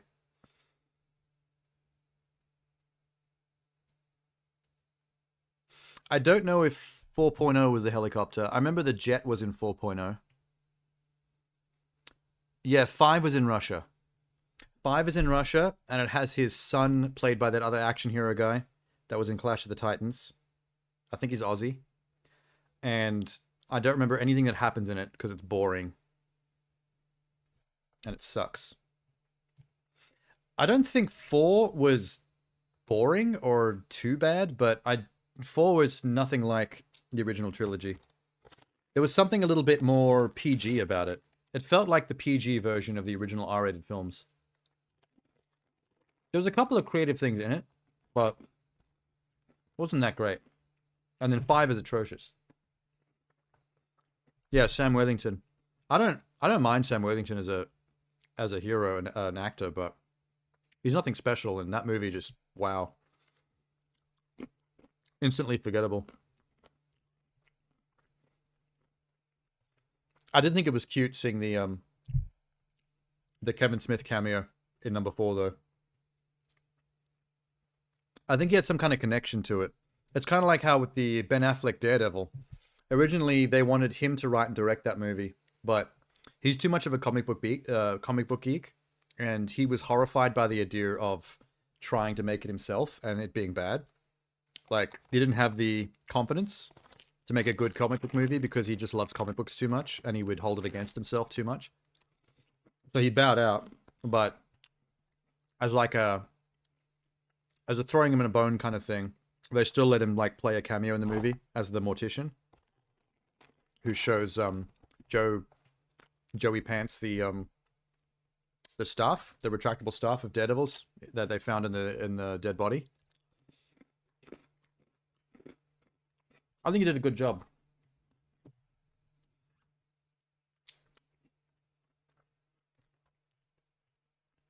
The moment he makes a movie, he's no longer just a fan.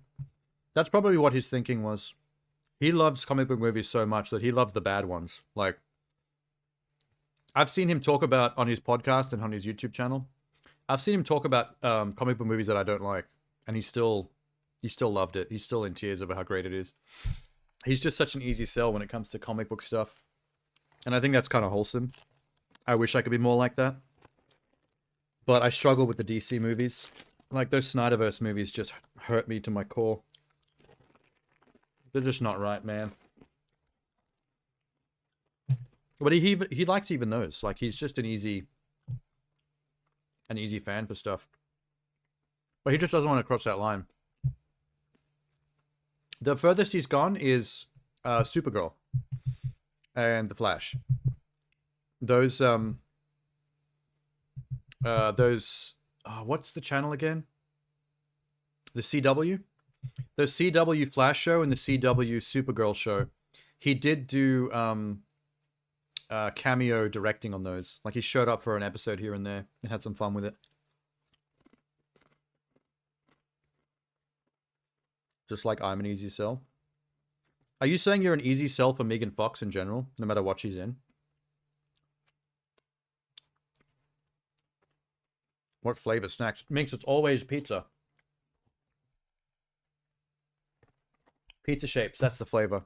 Oh, wait, you want to see the rest of it? All right, here we go. Arnott's Kingston's for dipping in the coffee. But I don't eat those unless they're getting coffee dipped. That's the rule. Sour Patch Kids. Sour lollies. Twix. Snack-sized Twix chocolates.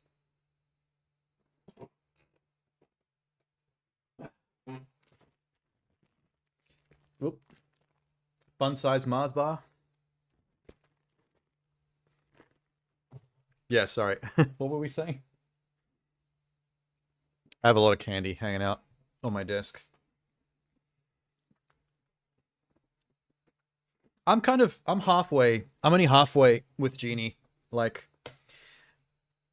I don't mind Megan Fox as a person. She's interesting as a human being. She's a bit wild. I don't like Machine Gun Kelly. I'm not a big fan of her Machine Gun Kelly era. But I kind of like Megan Fox as a person. I don't think she's a great actor. So her work is hit or miss. Like, I like her in some films, and then in other films I'm like, ooh, man. And I think that's where I fall off a bit. Like, I don't think her acting in Mortal Kombat was particularly good. It stuck out like a sore thumb a bit, because there's some very good voice actors working some of the other characters in that game. So she kind of sticks out a bit. Jennifer's Body. Perfect Megan Fox. That was her being used to her strengths. And I think Diablo Cody knew what she was doing with that. This is 40 is another good use of Megan Fox by Judd Apatow. I don't know if you've seen that one. She's kind of like... The main characters in This is 40 is Paul Rudd and Apatow's wife. What's her name? Leslie Mann? I think it's Leslie Mann. I'm going to have a Mars bar just for tenner, just to make him feel bad. Very, very snack-sized. They're like middle-aged 40-year-olds that don't feel old yet. They're having their midlife crisis. And I think Megan Fox's character was kind of like this young hot chick that Leslie Mann befriends and is like kind of obsessed with because she's beautiful and has a great body and kind of makes her feel bad about herself. But she's kind of like obsessed with her. Megan Fox is quite funny in that movie. There's a scene in a clothes store where they're there together and she's trying on some bras and Leslie Mann is obsessed with how perky and perfect Megan Fox's breasts are. And Megan Fox is like, hey, you can touch them if you want. And the rest of that scene is just Leslie Mann squeezing Megan Fox's tits in a bra. So, Jeannie, if you haven't seen This is 40, then that's probably the best recommendation I can give you as a Megan Fox fan. You'll want to be a Leslie Mann in that scene. Can you imagine writing a movie script and being like, writing in a scene where another woman just fills up Megan Fox's boobs for like a couple of minutes? Judd Apatow, you creeper. And that was his wife too, I just realized. I think Leslie Mann and him were together. So he literally wrote a scene where his wife got to play with Megan Fox's tits. That man knew what he was doing. I bet he thought of that night. He probably like kept all the rushes of that day's filming for his own personal use. Now my desk is covered in candy. You like her in Transformers? It is a pretty bombastic, trashy movie in a way. So she does kind of fit in, I guess. The best thing about Megan Fox in Transformers is how gratuitous Michael Bay's directing is. You know how, like, when they introduce her, like, bending over the hood of a car in her jeans? And, like, the shot is basically just her ass? Can't complain about that. It's not classy, but, I mean, the audience got what they wanted, what they paid for. Well, to be fair, what the audience paid for was to watch robots transform into cars.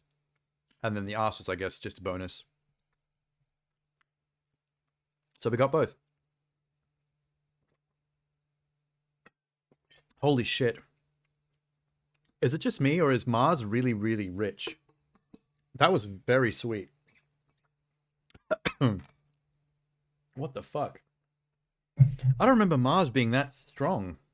Like, that was very sweet. Mars are rich? Yeah, I didn't... Maybe it's because I'm getting older. I don't recall ever having that problem when I was, like, a child. But, like, my second mouthful of that, like, it made me want to cough. It's why you don't like them. It's why Tenna loves them. Tenna's got a sweet tooth. I mean, I do too, but I've been eating the Twix. That was my first Mars out of that bag. I've mainly been focusing on Twix, and Twix isn't that rich. Because it's more about the biscuit and the caramel than it is the chocolate for the Twix. Okay, let me ease off on the chocolates. I think at this point, if I have another Mars bar, I'm going to get a headache. We're going to go easy on the Mars. That's going to be like a one Mars every few days kind of deal. You prefer Kit Kat? I like how Kit Kat is doing new flavors these days. I've seen cookies and cream Kit Kat. And other like weird in-between flavors at the store. No, the actual Mars bar. I was just shocked at how rich that and sweet that Mars bar was. It was actually like making my throat want to cough. I had to instantly drink water. I think I've just forgotten what Mars is like because I've been eating more mellow chocolates for a while. Like my Twix.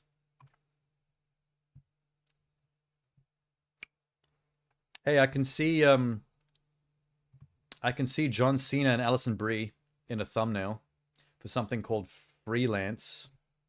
I don't know what that is, but I'm going to guess action comedy. Like action-packed, but also very silly. Never had a Mars bar? Just try it. They're pretty good. I just remember them. I remember enjoying them more. I was a bit shocked at how sweet that was. Although I have been eating sour lollies out of the Sour Patch Kids bag, so maybe that actually, maybe that pumped it up a little bit. Who knows? Wow, Alison Brie is looking a bit hot in this movie.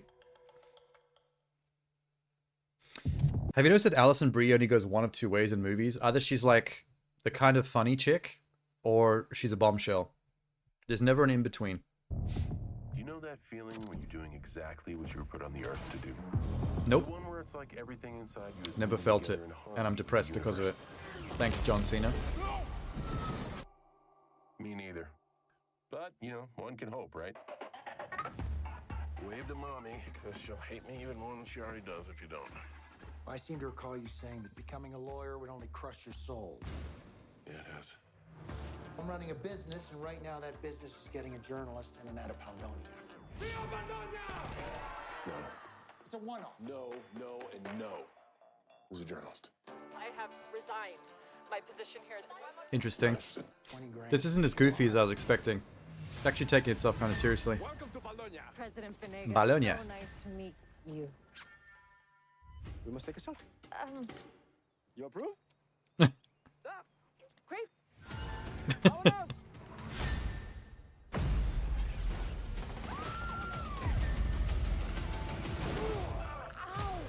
What the hell just happened? From the director of Taken? Security detail happened. He's a hero.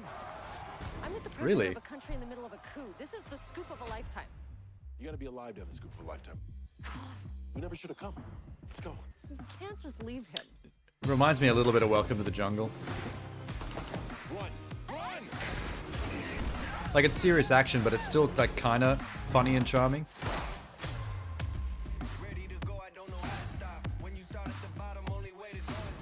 I'm just doing my job. Do you need help? So what's his deal? I didn't quite catch that in the story. What? You still excited to cover a coup? Less and less, honestly. Reminds me of that movie with John Cena and Jackie Chan. This looks better. That John Cena Jackie Chan movie looked really trashy. Like, the visual effects were terrible. Oh my god. Oh, color me impressed, Mr. Petit. Not petit at all. Whoa, okay. I think the Colombian drug lord is bisexual. Tell me you got that. Run! Okay. What was his deal though? Like, did he get injured and that's why he didn't get to join the army? Ex-Special Forces Mason Batiste stuck in a dead-end desk job when he reluctantly takes a freelance gig to provide security for a washed-up journalist as she interviews the ruthless but impeccably dressed dictator Juan Venegas. Doesn't really explain it there. It's like what I thought was going on. I think that helicopter scene at the start was his like first Special Forces mission, and he fell out of the helicopter and injured his back. So he never really got to be in the Special Forces. Like, his first time out, he never even got there. And then he got stuck in a desk job for the rest of his life. So I'm not really sure why he's reluctant to go back out there on a freelance mission if they're pitching his character like he's disappointed that he never got to actually be in the Special Forces. You think he'd be, like, excited to get freelance work, because it's the closest thing he could get to what he wanted to be. I'm a little confused about that. But, like, that looks like a movie that has enough of a budget that they were actually filming on site, on location, with real explosions and stunts. Whereas the Jackie Chan, John Cena one, it all looked like it was on green screen. With, like, CGI rockets and fire and bullets and explosions and cars. Everything looked kind of funky. Like it was made in Unreal Engine and they just stuck their faces in it. Perfect straight to DVD bargain bin shit. Does that say Pumping Simulator? Pumping Simulator 2. Okay, it's not porn, it's a gas station hobby game. Never mind. Weird name. Phrasing.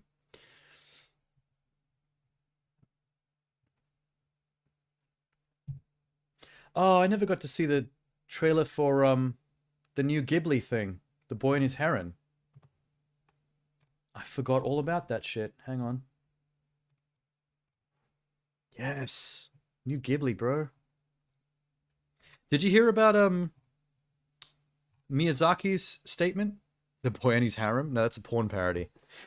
I don't think making porn parodies out of Studio Ghibli films is okay. There's a line there. They're too wholesome, man. Apparently after making this movie, I heard that Miyazaki decided he was no longer going to retire. This was going to be his last movie with Ghibli, and he changed his mind. I guess the movie went well. That's probably the best review you could ever hear. Don't know what it's about, though. This is the first trailer I've seen of it. Like, proper trailer.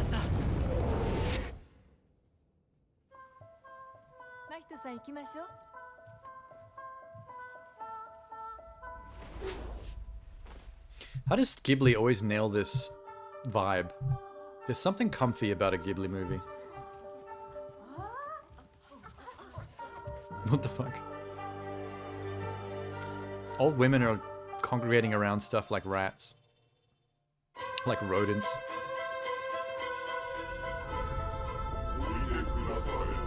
What the fuck? It's gotten trippy already. Like Spirited Away trippy.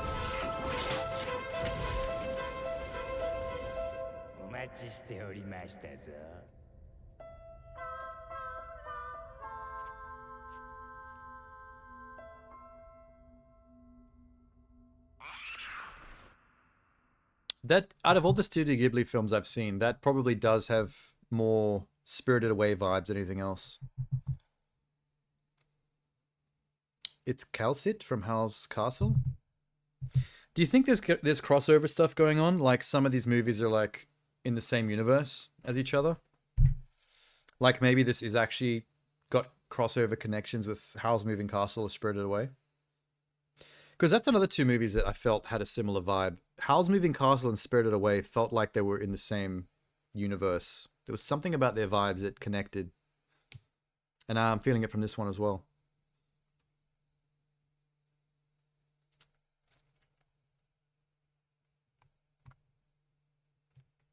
That looked nice. It didn't actually tell you what the plot was. Oh, here it is. Young boy named Mojito, like the drink, yearns for his mother, ventures into a world shared by the living and the dead. It does sound like Spirited Away. Even the plot synopsis. Once there, death comes to an end and life finds a new beginning. Semi-autobiographical fantasy about life, death, and creation. A tribute to friendship. From the mind of Hayao Miyazaki. What do they mean by semi-autobiographical? Miyazaki might have based this on some things that happened in his own life and then fantasticaled it up. Fantasticaled.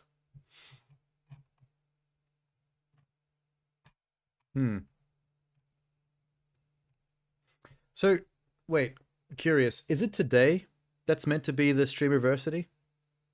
Like, actually today? Or is it just generally, like, recent, like this week?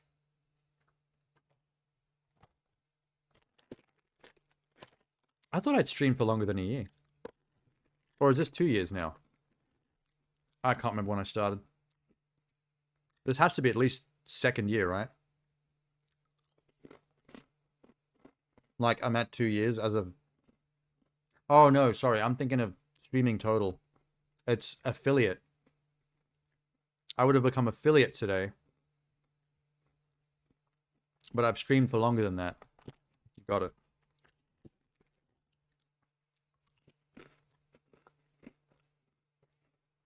One year and 7 months? Holy shit. So that's how long it's been since I played Shadow Warrior 2 then. Because that's when I first saw Genie. Yeah, partnership.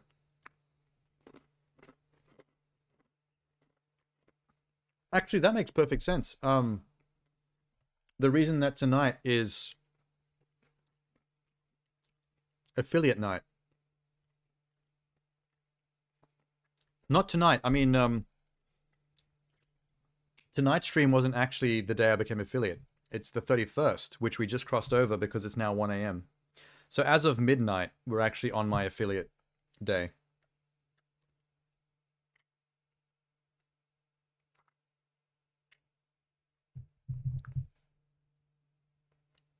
I have a little hat next to my name, really? That's awesome.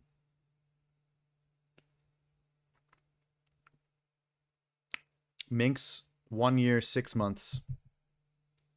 1 month after Genie. So that's 1 year and 6 months is when I played The Long Dark.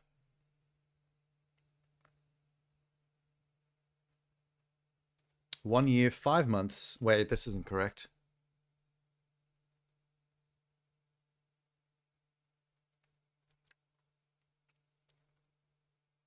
No, Tenor has different accounts. Tenor's actual account that he's first started me following on would be earlier than that. Tenor Creatura is not the right account. It would be either Tenor Creatura 0 or Tenor Creatura X. Was it X? I think it might have been X.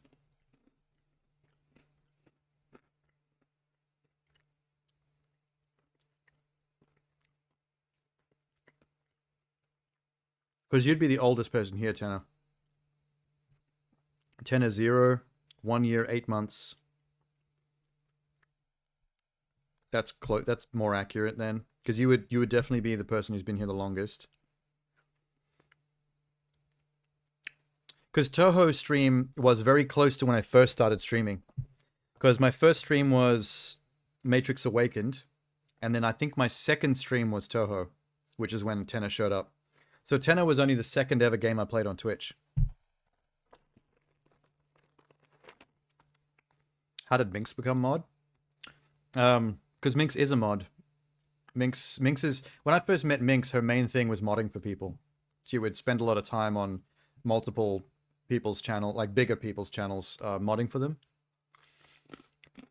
And then one day we were doing something that I think Minx was like, if you give me mod, I'll help you with this thing real quick. Because obviously I don't really need a mod on a moment-to-moment basis because like I'm not big enough for that to be really useful. It'd just be a waste of time for anyone to be hanging out trying to mod. Like nothing's happening. But Minx did something with it at the time. It might have been a stream where something kept spamming.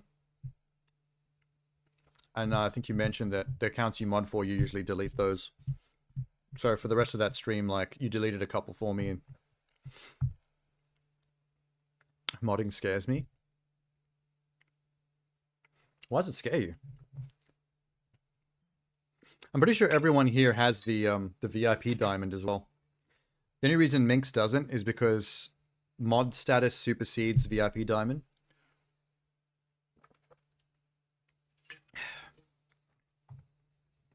It was one particular screen where that happened.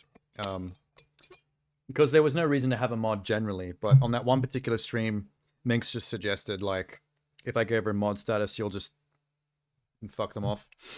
And then she did. And she's just had the status ever since. Yeah, that was back when I first met you. You were modding for Robo, but you were also, like, multitasking and playing Phasmophobia with them. And I remember joking about that a lot. That you were able to multitask on that level.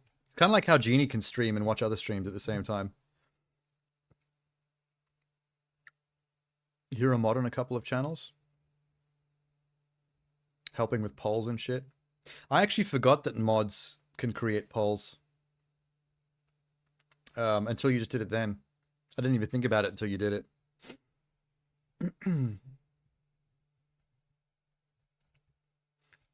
But I generally don't think about the mod thing much because obviously it's not really a necessary aspect to low-level affiliate streaming. Your streams have a lot of dead air though. The way you stream does give you the room to do that too. Like the fact that most of the time you're not on cam and you're not on mic either means that you kind of have like a bit of leeway there to do other things while you play games. Like I can't really watch someone else's stream on mine because you'd hear it. Or like you would see me being distracted. Very casual modding job for me, rarely needed. Hopefully Robbo comes back to it. He was a little sad that he drifted away a little bit, but it did sound like life stuff had been changing. The usual reason why Twitch streams drop off is people's lives change. If I was suddenly homeless, there wouldn't be much of a chance of you seeing me streaming, obviously. It happens. Is that their literal username? It was Robbo something something. It wasn't just Robbo.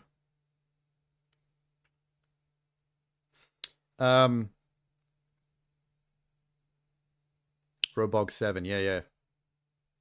He was a husky fellow with a beard and glasses and a Scottish accent. Are you suggesting a poll, Tenor?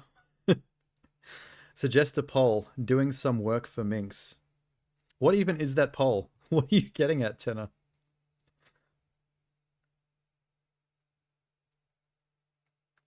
What does doing some work for Minx even mean?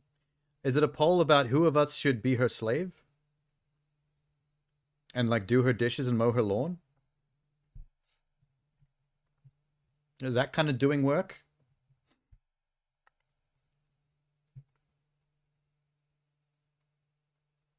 Aw.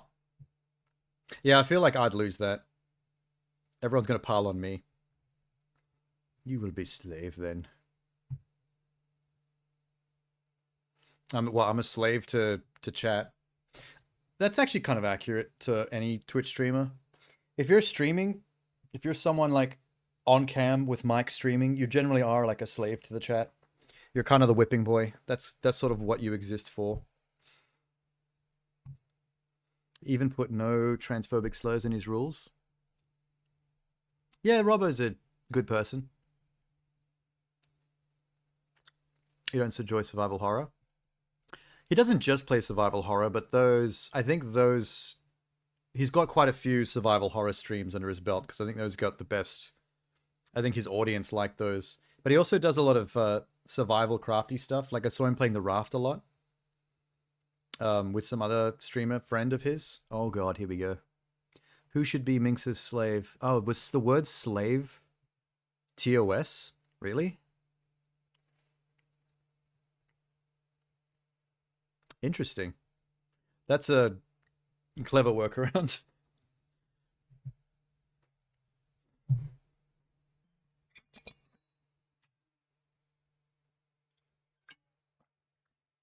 I liked Robbo's, I like his cat cam.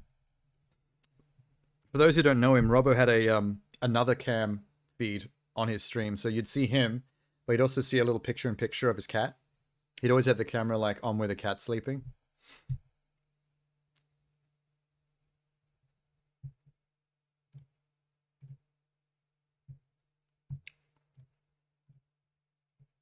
Eggy, that's his name.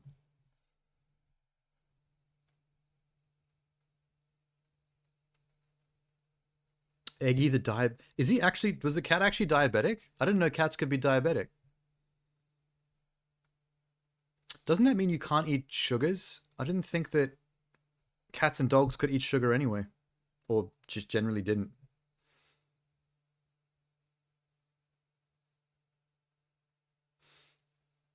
Oh, you don't like the crafty stuff as well? Survival stuff? I would like to play Raft, though. That does look kind of fun. As long as it's with other people. By yourself, it'd be kind of lame. He has to be medicated. Oh, did he get the... What are those injections you get when you're... The diabetic injections? Raft should do a VR version. It's such a small play space that I think it would work well in VR because you don't have to actually walk around too much. And then you can craft with your hands. Insulin, that's the word. Tenor beat Raft with friends in 2 years. Can someone do the how long you've followed thing to Tenor Creatura X? I think that might be Tenor's oldest account. Even older than the 0 account we just tried. That was 1 month, 1 year and 8 months. Was that it, Tenor? Wasn't there one called Tenor Creatura X, not Tenor X Creatura? You need to walk around doing story missions. Oh. Maybe we don't. We might not remember how to do the... Yeah, we'd have to remember how exactly to spell his name. But whatever that account is probably the oldest one, which I think would be even older than the 1 year, 8 months. Oh, look at that. Biscoff won. Minx, Biscoff is now your slave. You have to go out and buy some and eat it.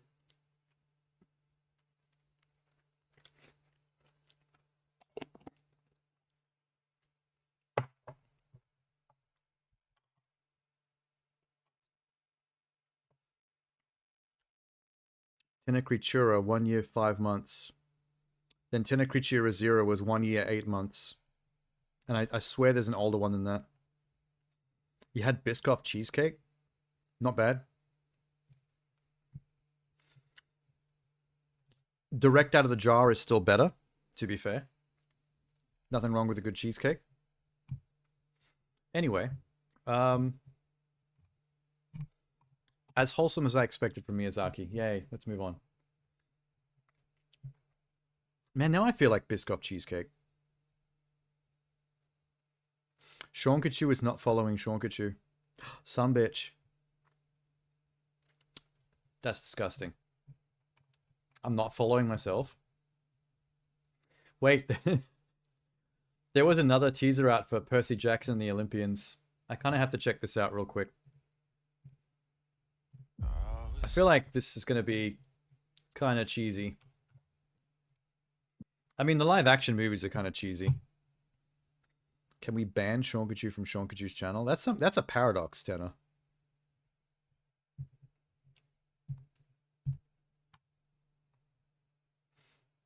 Illuminati 77 is not following. I don't think Illuminati followed me anyway.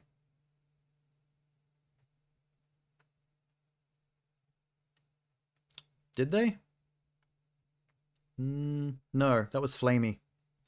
Flamey from the chat, who was here earlier, followed me. Illuminati was just here briefly to try and troll everybody.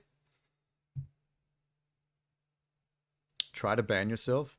I don't want to create a paradox. It might cause some Large Hadron Collider black hole shit.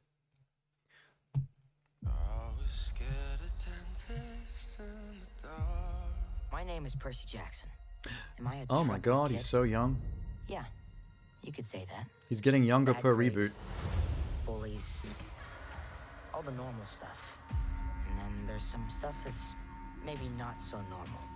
There you An old lady? You saw something. Okay. Something that no one else could see. I mean, it's for kids. You can't really hold it About great gods. like too much of this against it. It's going to be a little cheesy.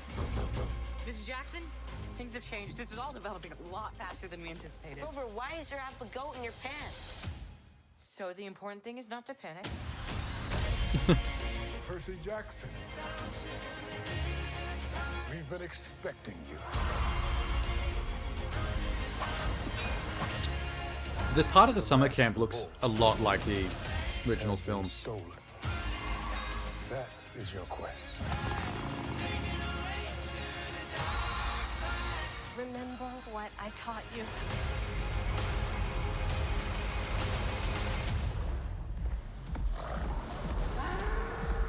You're gonna need to be brave now. Minotaur. Alright, fine. Looks okay for what it is. It just seems like same shit the movie was doing, but now episodic. Yeah, it's a Disney Plus series reboot, so it's episodes, not movie.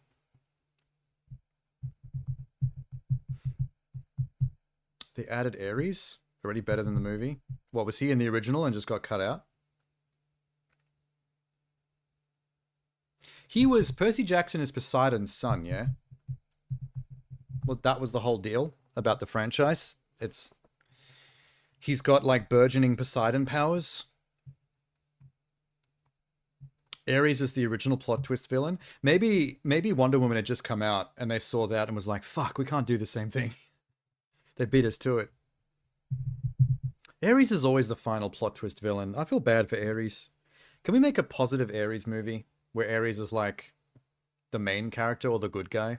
Or one of the good guys? Does Ares always have to be a piece of shit? I know he's the god of war, but someone has to be. Why hold that against him?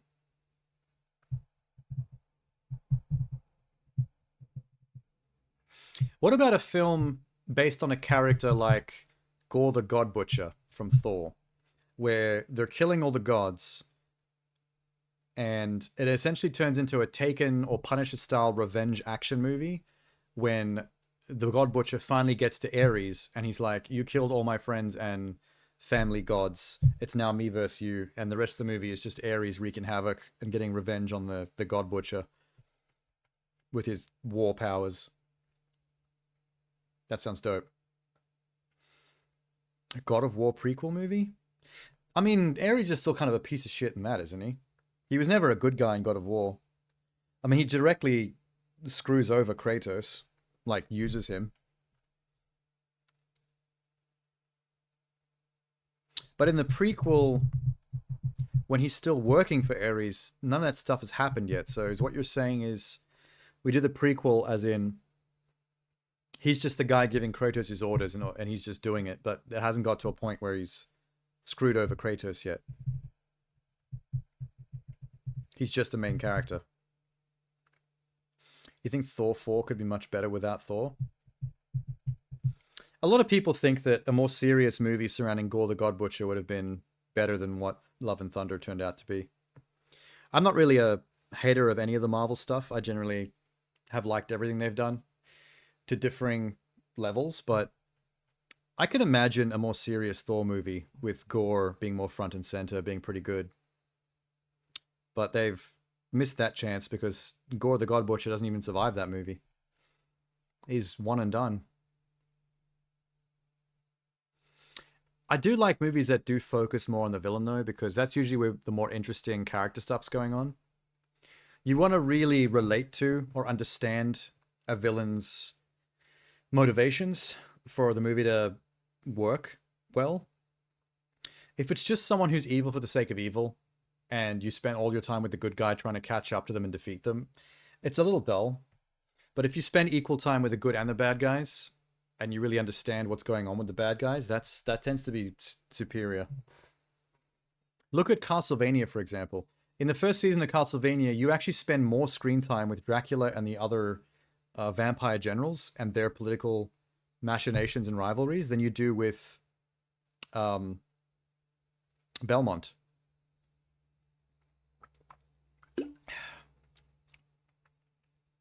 Well, Joker is an agent of chaos, which you could say is just evil, but when you look at the live-action Joker movie, it's not. He's not even evil in that movie. He's just...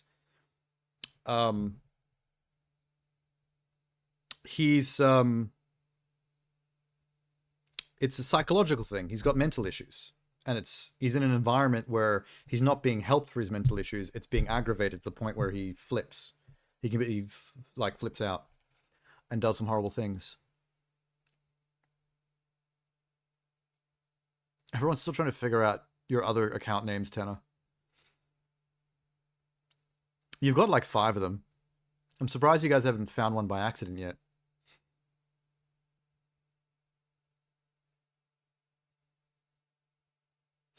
Maybe the 1 year, 8 month one was the oldest one. I could be wrong. You found it by looking at old clips? Like really old clips? Like 1 year, 8 month clips? Did you get fully locked out of some of those accounts, Tenor? Like you just can't figure out the password?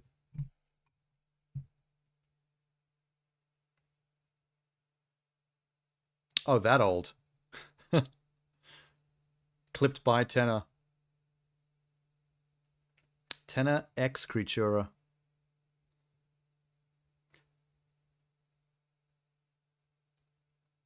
So that didn't work, though. Do you think that account's just shut down now? Is that why it didn't work?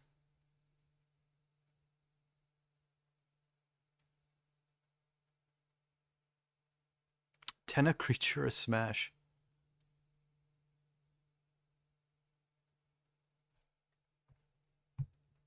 Oh no, you didn't try that one. You wrote Tenor Creatura, not Tenor X Creatura.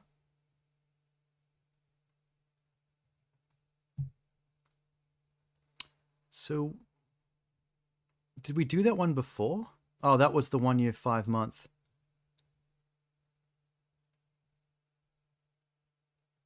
So the 1 year, 8 month name is still the oldest one.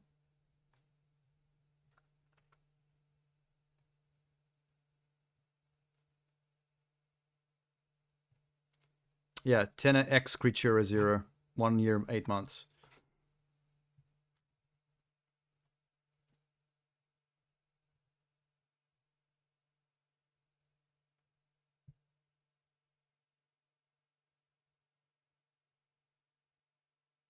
So that's only the 2 we can find. The 1 year, 5 month and the 1 year, 8 month. Oh well. Bye, Percy Jackson.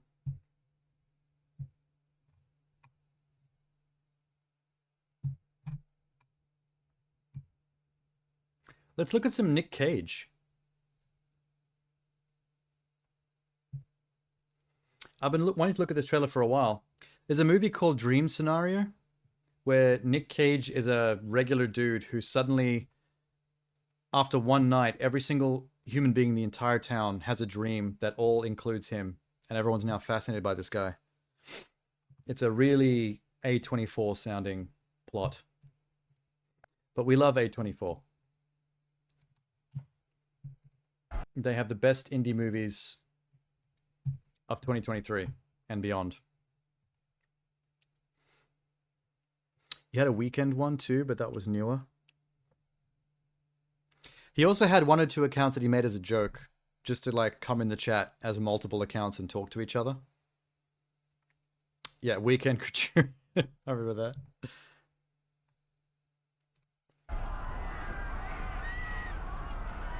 Balding Nick Cage. Why does the zebra look the way it does? So embarrassing. Why does it? Focus. I want to hear the answer. No, it's different now. You've been on my mind recently. Yeah? Because you keep popping up in my dreams. You don't do anything, you're just there. So, this specific person, the remarkable nobody, I need to know what the... I need to know the reason for this. I really need to watch this movie.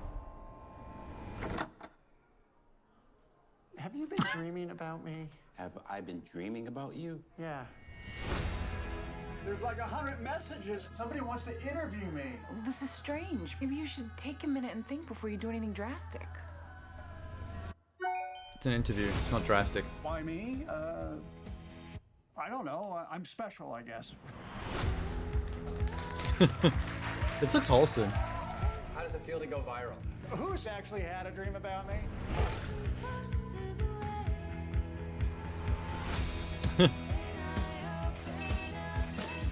You're scaring me, Paul. I'm going to have nightmares. I wish I was Is he the one people doing a dream photo about. shoot as Freddy Krueger? That's probably No, it's something. not a good idea. How's he dealing with all this? We're not even the type of people that like attention, you know? Do you think other people are seeing you naked? Maybe thousands. I hope I'm behaving in your dreams. Oh no, you're not. So I'm finally cool. What the fuck? I didn't say that. You hear that, Janet? She's saying I'm a cool dad.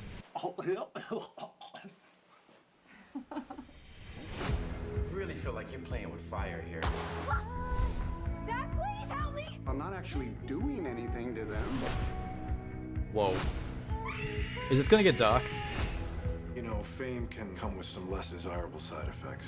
You should be prepared for that. Maybe we should cool this thing off. What? What do you mean? It's embarrassing. Becoming a random celebrity and people just randomly turning on you is like so realistic. Guess I'll see you in my dreams. Yeah. Of course not.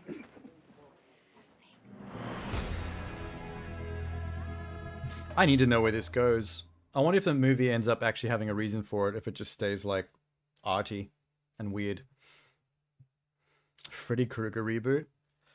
Wouldn't that be kind of cute if at the end of the movie the plot twist is it's the origin story of Freddy as a wholesome indie film?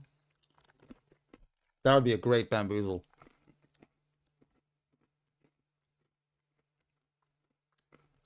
I love it though. I'm eating way too much trash. I'm starting to feel the side effects. You ever thought you'd see Tim Meadows again? Is he the black guy? Because I never really memorized his name. Yeah, I thought it was him. I find him hilarious. He is such a funny, like, cameo actor.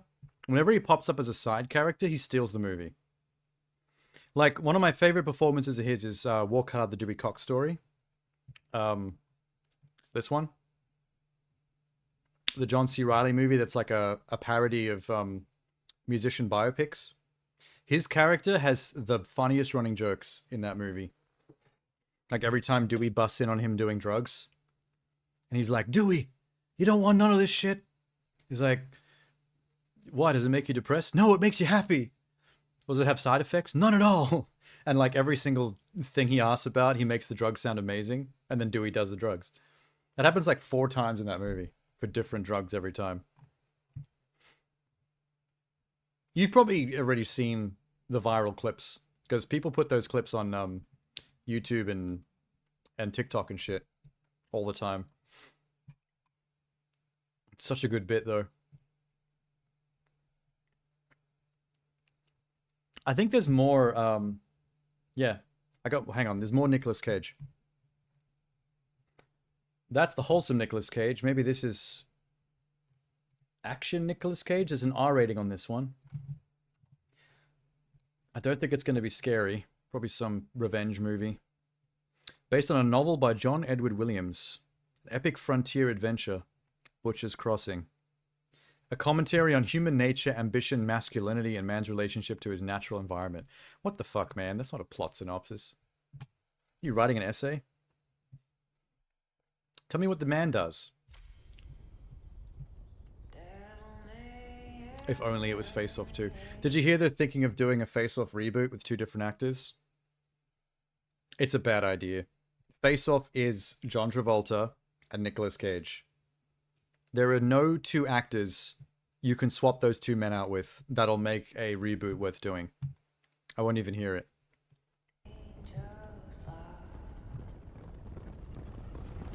Why? Just because. That's Hollywood doesn't need a reason.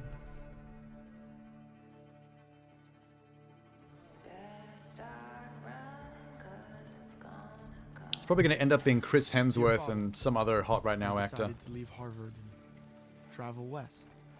This is not what I was expecting. Hope to find a stronger purpose and more meaning in my life. Not even Jason Statham and Stallone? No. What can I do for you? I would like to go on a hunt. That's kind of funny though, like, it doesn't even sound like that would work. Oh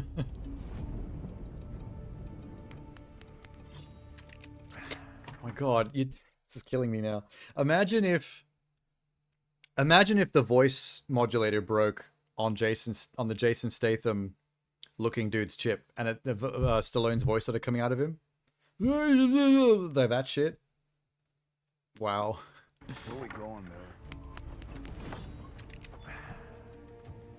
Yeah, this is Nicolas Cage Red Dead Redemption. God-fearing man yourself. Except where is he? There he is.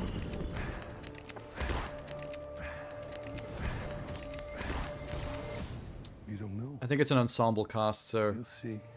we're getting more than just Nicolas Cage. Miller, there's no sense shooting more than we can skin. Holy shit. We'll skin them, Fred, or I'll shoot you.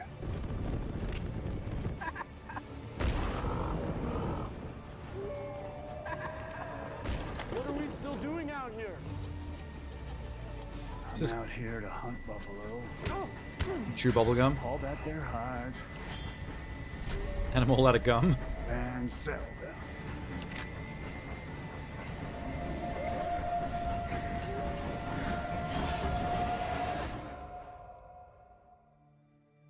When we're done, we'll sure have something to show for them.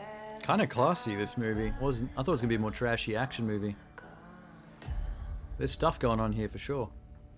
I can see what they mean by a,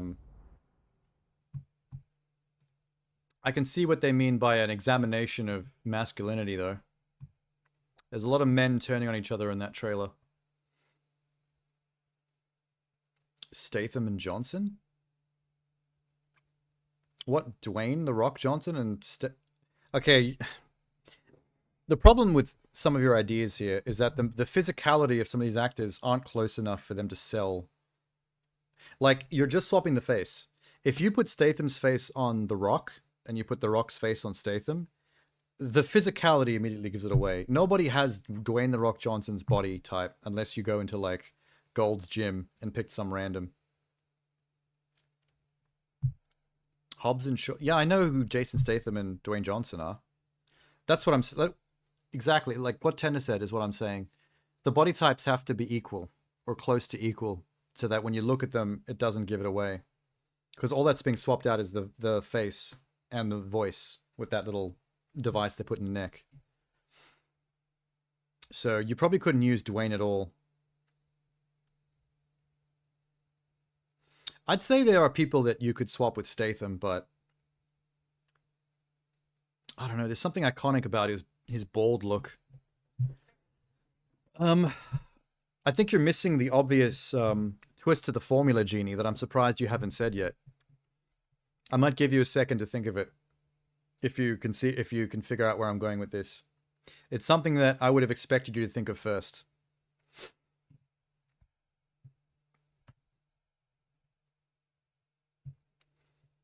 Imagine Face Off reboot, Honey, I'm Home. Why is my husband 3 times bigger? That would be funny, though.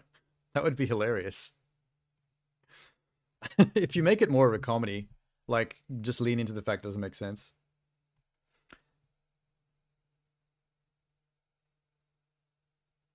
How did Cage and What's-His-Face work? Well, the thing is, I wouldn't say that young Nicolas Cage and young Travolta, I wouldn't say they had the exact same body types, but they were close enough that you never question it. I think the problem becomes if the body type difference becomes comical, like Dwayne Johnson compared to literally anybody else would be comical because he's massive. Whereas Travolta and Cage were more just like regular dude bods. Only his wife would be able to tell apart. Shirtless. In a suit, you probably can't even tell. You have no idea what we're talking about? Gender flip, Genie. If you're going to do a face-off reboot, pick 2 female actors to swap faces. That's a way to do it different. Oh, hey, Pixel Princess. Thanks. I only found out that it was my affiliate anniversary tonight when people in the chat told me. It was a bit of a surprise. It's probably for the best then that my Sunday stream got pushed to tonight. Because I wasn't going to stream today. This is actually yesterday's stream that I moved because I was exhausted and I couldn't stream. They hid the difference with classic suit. Yeah, because I mean, they were classy criminals and FBI agents, so everyone wore suits. Yeah, we're good. We're just eating snacks. Look. Eating snacks and watching, like, YouTube trailers and stuff. But now I'm feeling a little lightheaded from all the sugar. I've been eating too much crap. More water. Charlize Theron and Rebecca Romaine. Yeah, we're talking. And they're both actresses that can handle physicality, too. So you would be able to have Charlize and Rebecca working directly with the stunt team to do their own fighting. I realize I'm too old for Mars bars. Maybe. I'm a bit shocked myself. Those Mars bars were sweet as. Oh, so many options. What's her name from Underworld? Her matched up with another brunette would be a decent option, I think. I'm mental blanking on who. Gal Gadot is someone who could probably play a role like that. She's got some physical action background. Kate Beckinsale, yeah. I mean, how old is Kate Beckinsale now? Did she still do action, or has she left that part of her career behind? You don't want to cast too old for something like this.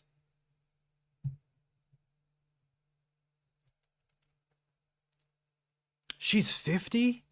Wow, she looks amazing. Wow, Kate Beckinsale is a good-looking 50. She's got them J-Lo jeans.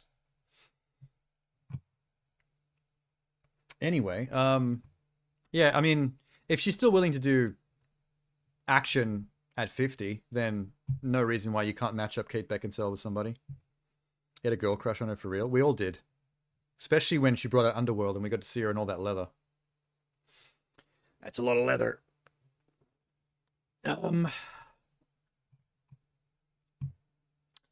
I guess, I mean, this might be too obvious a choice because she's a bit too hot right now. She's going to be put in every single movie, but Margot could probably do it.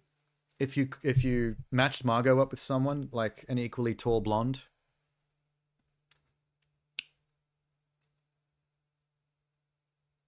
I still think Charlize and Rebecca Romaine might be the strongest matchup so far. Genie's first choice. Like, none of my ideas have beat that yet. And I'm finding it hard to think of other action-ready actresses.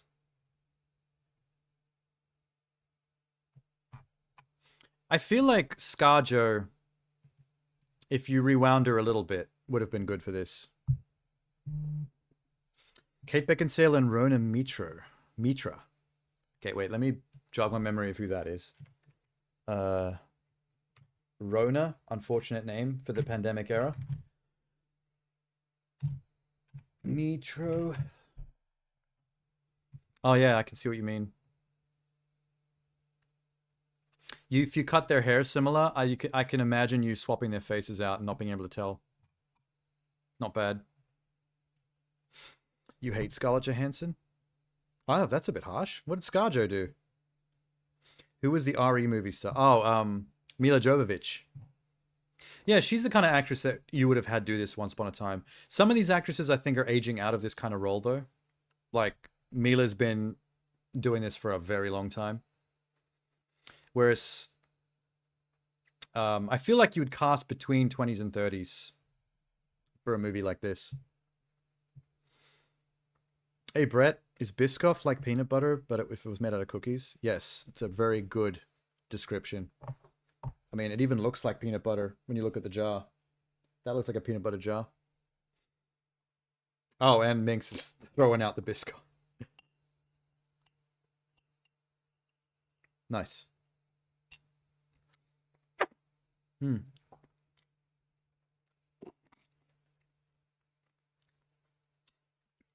God damn, that's good. Oh, did you try to do it as well? Yeah, as soon as someone does it, it has a timer till the next one. Minx must have just beat you to it. She's good at doing that, though. The only person that's ever beat Minx at getting to a Biscoff claim is Tenna.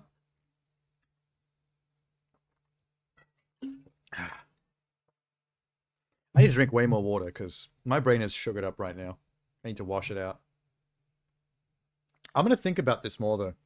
This female face-off casting thing. Like, I want to think of more ideas for that because this is fun. But I'm going to move on for now and think about it later. Because I'm mental blanking. And some of my ideas, I mean, I seem to be sticking to the same, like, in their 50s, but used to be action star actresses. I can't think of very many younger actresses for some reason. Like, early to mid-30s kind of bracket. It's hard. Ooh, why didn't I think of this? What's her name from the latest Bond and from Knives Out?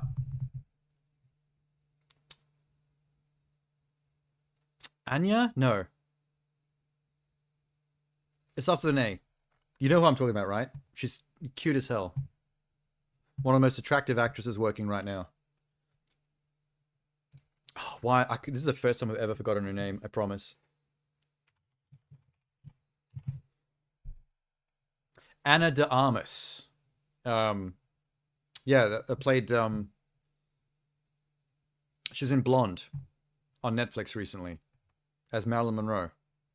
And also in Knives Out and in James Bond. Death on the Nile, I didn't even realize. Looper, I'd forgotten about. Was she in Looper? I don't remember that. Oh my god, she's so attractive. It's just killing me. I didn't see Ghosted. That's with Chris Evans. Knock Knock, she's fully naked and has a three-way with Keanu Reeves. Epic. Blade Runner 2049. She's huge right now. She's in like everything. She's going to be the main character in the John Wick spin-off, The Ballerina, based on that ballet assassins group that he meets in John Wick 3, I think. Was it 3? It was either John Wick 2 or 3. He goes to a ballet theaterette, and it's a bunch of like ballet-themed assassins that work out of there. So her movie is going to be her as one of those ballet assassins, and I don't know anything of the story apart from that. But that would be pretty cool. And I'm not just saying that because Anna de Armas. That's a lie. I'm only just saying that because Anna de Armas. I would eat spaghetti out of her bumhole. That's not an exaggeration. Like, set it up. I'll prove it. They're part of his family that he got kicked from? What, Wick himself? I didn't realize he was that closely affiliated with the ballet assassins.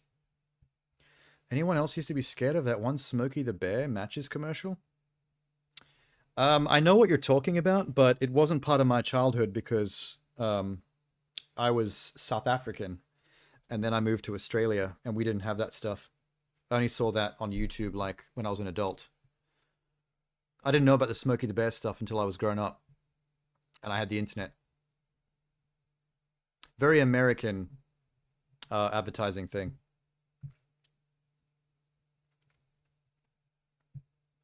That's why he went there. He knew the matriarch. Yeah, I forgot about that part. I'm not good at remembering John Wick plot points because it all kind of bleeds together a bit for me. I like Keanu Reeves and I like the action choreography of the John Wick movies, but the storyline as it relates to the assassin underworld kind of gives me the shits a little bit.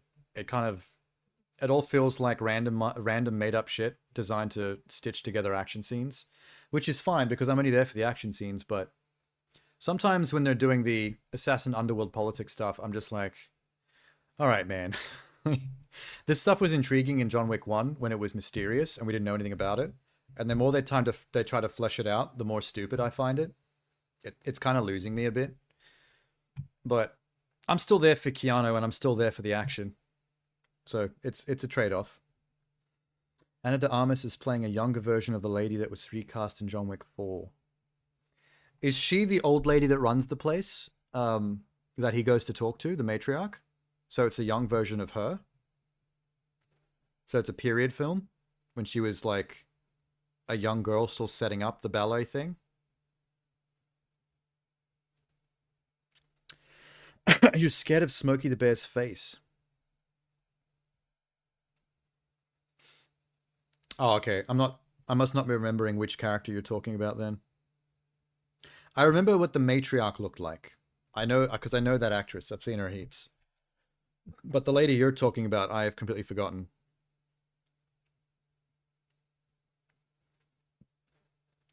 Brett's issue with Smokey the Bear kind of reminds me of what we talked about earlier with old movies like Labyrinth. We all have like movies or commercials or TV shows from our past, from our childhood that freaked us out. Like most kids I know that were young when Labyrinth was out in the cinema remembers those Muppets as being mortifying. And when you're an adult, they're just funny and cute. And the only thing you find mortifying as an adult is the codpiece on David Bowie that he's waving in front of a baby's face. Natalia Tena plays her in 4. He killed her father and she became the leader. Yeah, I don't remember that stuff. I'm down for this Ana de Armas John Wick movie, though. Holy shit. Why did we have her on screen? Oh, yeah, she was my idea for a face-off gender flip. So I could see Ana de Armas being a main character in a face-off reboot. The question is, who do you match her with? Who's around Ana de Armas's age and is also a brunette with a similar body type? Actually, even though she's older than her, I reckon someone like Megan Fox could be a physical match for Ana de Armas if you did their hair similarly. Also, depending on the picture you look at, like if you look at this photo, I can see like a younger sister of Angelina Jolie. Like I can see her and Jolie playing old sister, young sister in a movie. Something about the face when you do the makeup like this. I think I have a crush on Ana de Armas. Like legit. Like if I had to pick one actress working today that I would say I would put into the crush bracket, she's the only one I can think of. Everyone else, no matter how attractive, I'm kind of like, yeah, they're hot, but I'm not that excited.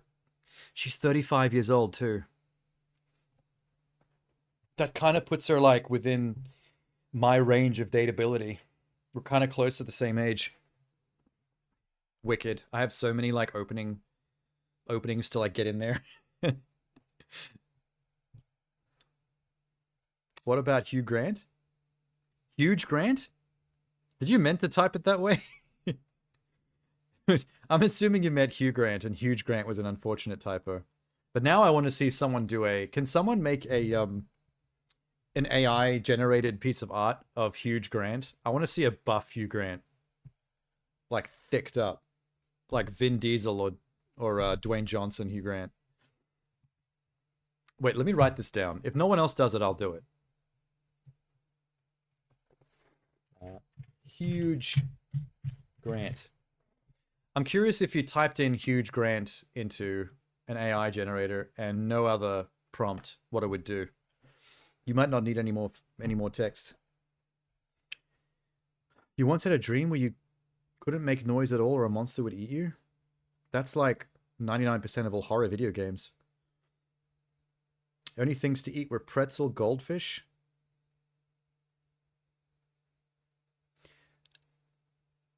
You're thinking of A Quiet Place, maybe.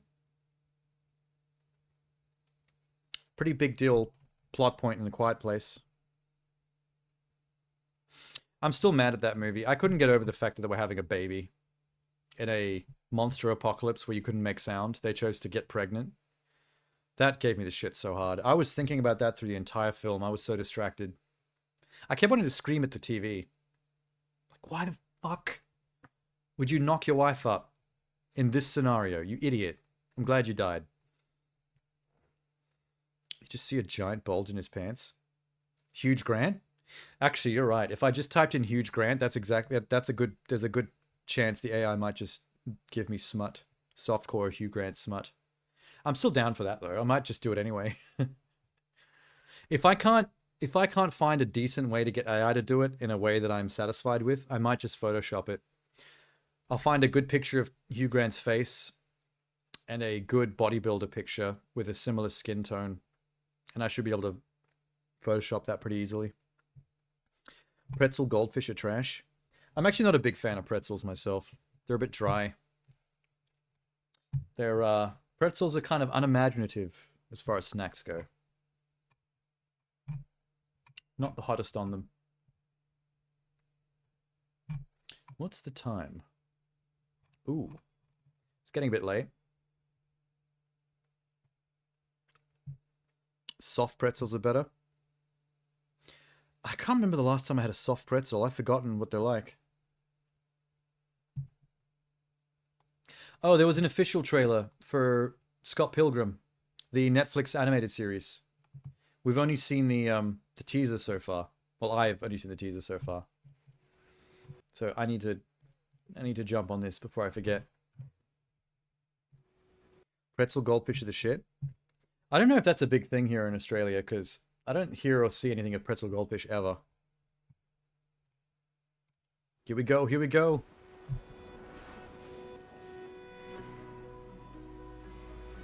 There's absolutely no way this is not going to be great. This can't fail. The girl of my dreams? It's time to wake up, dude. I love that I can still hear Mary Elizabeth Winstead's voice. You told me. Care even less now. Toronto, Canada. Not too long ago. Fight. Is that Mortal Kombat? Want to go out sometime? You want to go on a date with me? Ramona Flowers has Oh 7 my, evil exes, oh my god. you must defeat in order to date her. What? They got the Mortal Kombat remix in the trailer. This is so good.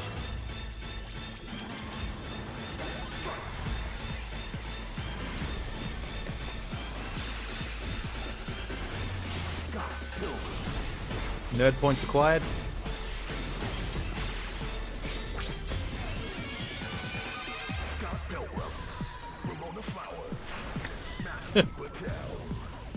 This is legit like the Mortal Kombat live action movie trailer back in the day. This info dump was inevitable.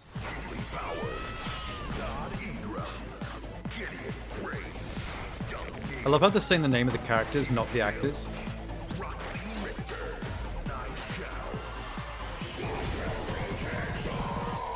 Let's party. It's not even over yet. This trailer's already killed it. Yes, yes, yes, yes. The best thing we've seen tonight. That was wild. Oh my god. Tanner. What are you sharing? Did you just share a link to the Discord? I've never seen someone do that before. Wait, did you ever just eat a bag of pretzel twists and eat them with chocolate or drink chocolate milk? Pretzels aren't really that huge in Australia. Like, I've almost never eaten pretzels with anything.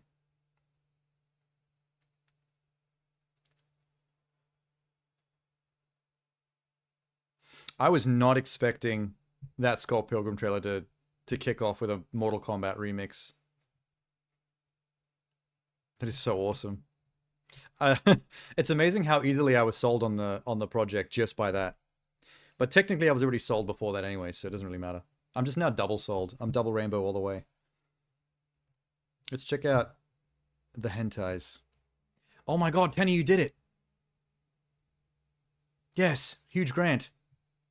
Did you only type in Huge Grant and see what it does?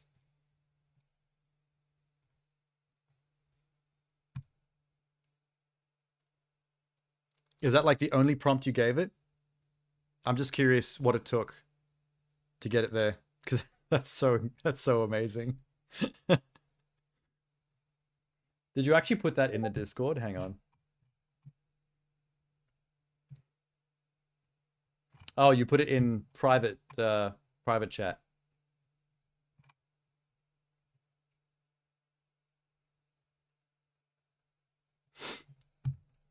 You added Jim Bro because AI didn't get it. What did it try to do when you just typed in Huge Grant though? Like what was the attempt?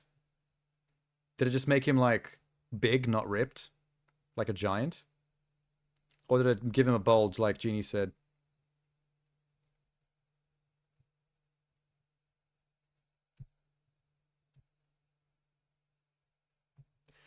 But I would have saved this to my desktop.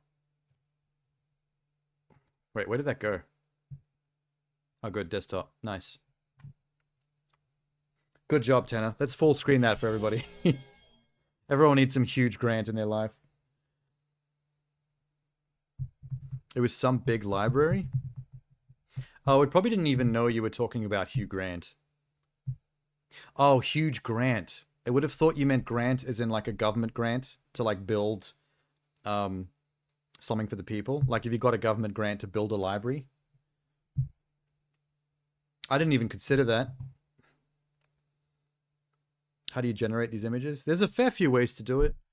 I like doing it with Midjourney, but I used up my my free account from making random shit. So now I actually have to get like a paid subscription to continue it, which is a shame. But Midjourney was the best, I think, that I've experienced so far. But yeah, like Tennis said, there's tons that are built into like websites. If you typed in AI art generator, like 200 of them will come up, and they're all kind of cheap. Messed up his face. Yeah, it's most AI art generators aren't great at hands and faces so much. But yeah, if you can afford to go on Midjourney's Discord and use their system, as long as your email login, as long as the free subscription runs, then you can get some pretty good shit out of that. That's the best I've ever. I think I put up a bunch of mine into Discord once in the past. I did a bunch of movie trailers.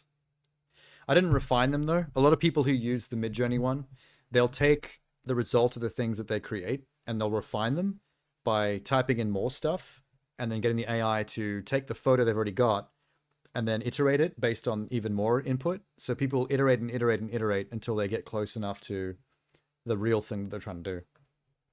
So you do generally have to put in some effort to teach the AI in the direction of what you're after. Very rarely will you type in something and get like gold immediately. You'll get good looking stuff immediately, like in one go, but very rarely the exact thing that you're after if you're wanting something specific. It is fun to experiment with. Like one of the posters I made was a Predator movie starring Bruce Lee, with a Bruce Lee like one-on-one fights the Predator. I made like 4 posters with that one prompt just to see what it would keep pumping out.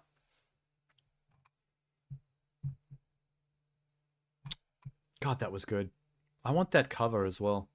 I'm going to keep that trailer. Hang on. Put that off to the side. I know some Mortal Kombat fans that aren't Scott Pilgrim fans that'll probably jump out of their seats when they hear that. Bum, bum, bum, bum, bum, bum.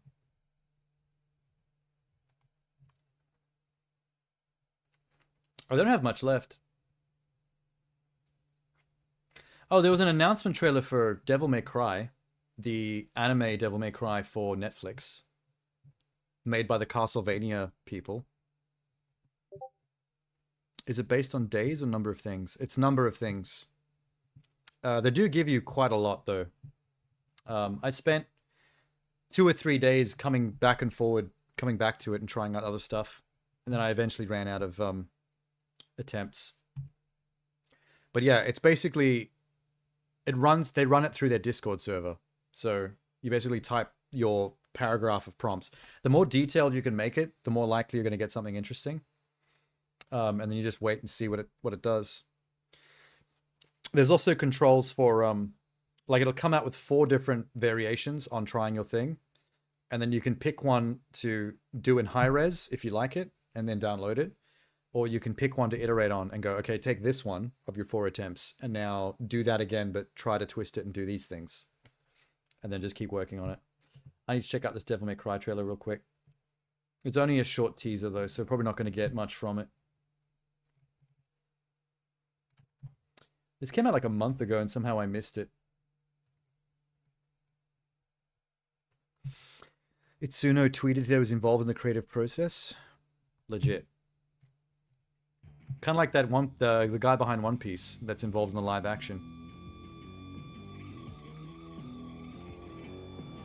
I can hear the cock rock about to kick in.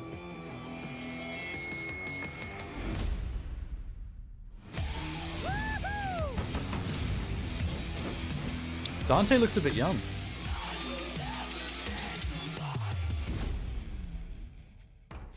The music is legit. I'm torn about the character design for Dante a little bit. It might just be the art stuff. DMC3 Dante? Yeah, it's probably what they're going for. If it's more of an origin. This middle part hairstyle with the peak, I'm not the biggest fan of, but it's a nitpick. Whatever. Or it's from novels. I've never read a Devil May Cry novel. I've played most of the games except for the last one, but I haven't read any of the content. He does look very intense. Like, his character design, it looks more like how they would normally design the villain to look of something. Which still makes sense because he's like a half devil. So that's fair.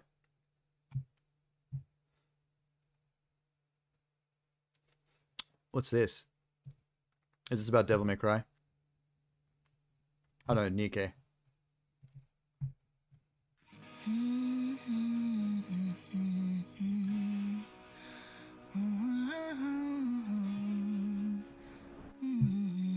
What's Red Ash? Is that a character?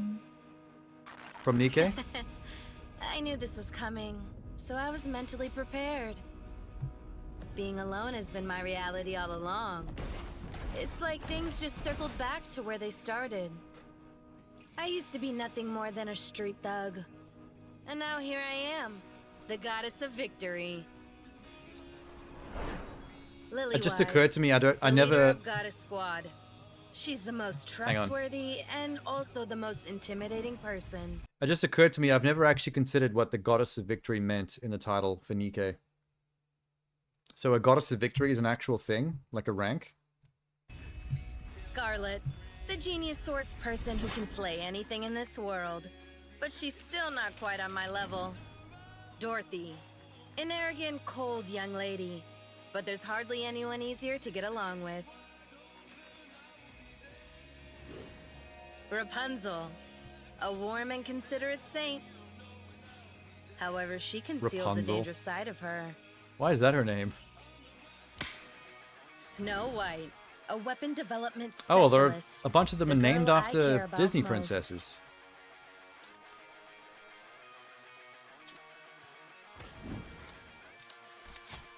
Let's head back. Whoa, the titties on her. Let's go back and fight together.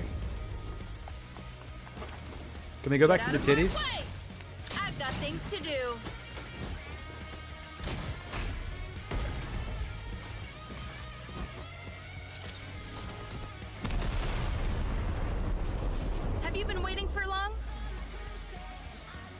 Jesus Christ. Come on! This is the last battle!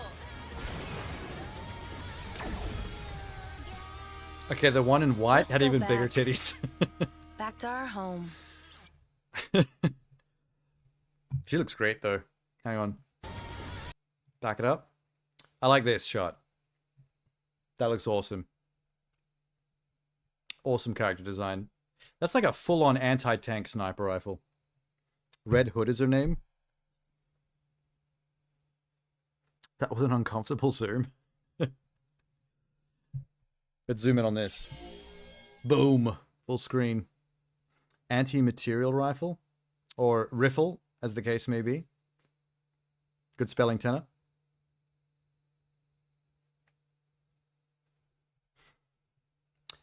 Only thing, though, I was not a fan of that voice acting. I wasn't feeling the voice acting in that clip, but the character looks dope. All the characters look dope. If the one thing Nikkei gets right is all the waifus are amazing. Not a single dud in the house. Rapunzel, Dorothy, Red Hood, Scarlet. So it is very fairy tale-esque naming scheme. Ah, I left Dante staring at me from the other window. That was a jump scare. Whoops. My bad. She's a sniper. I love sniper characters as well. Wonder how many Rule 34 results there are for her. Excessive. For every single character in the entire game. Her burst can be on any level. You know how out of context that is for people who don't play Nikkei? Is it hard to make her burst? Do you have to use 2 fingers? The hook technique? Hook and lift?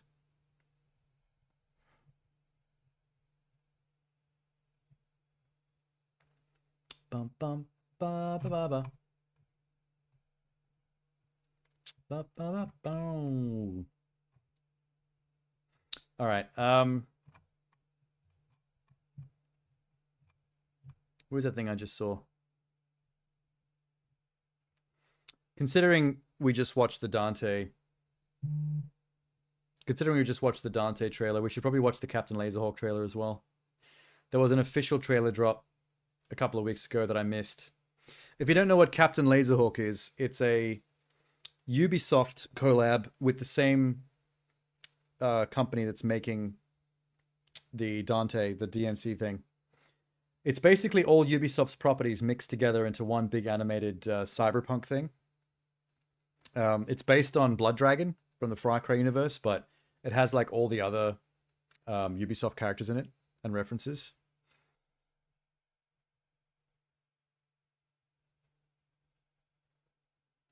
What do you mean by that? You can even find footer art. Definitely. It's Google. It's the internet. Always. There's footer art of every single character ever devised.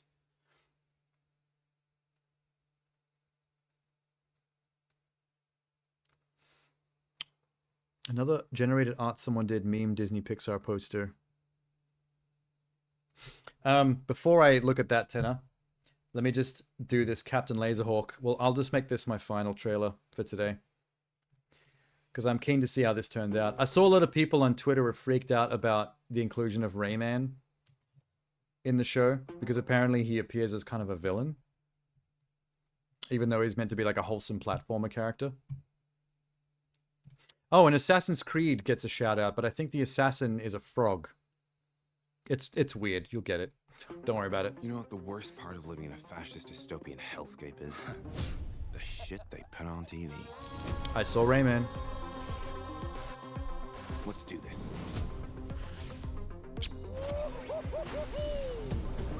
Laserhawk! Your brain and body belong to Eden Tech Military. Laserhawk. I'd rather be a corpse. I wish my name was Laserhawk. Barbecued pork. Mwah. The terrorists, Dolph Laserhawk and There's Alex Rayman. Taylor, are still on the run. This feels so much like a fan thing on YouTube, but it's like a legit show. And the main character's gay. That's a fucking frog. I am the Warden of Supermax. There's the I brought you Assassin's together Creed because frog. You each possess a unique quality. Yeah, you got a bomb in your brain. And you do shit like that, boom. Nice. I wonder if the giant monkey guy is a reference to Beyond Good and Evil. To the world outside, you don't exist. Sweet. I'm in. Let's see. Oh my god. The little retro video game bits I'm the one who are so decides cool. when and where you die. Rabbids? Wants to die. Where's the fun in that?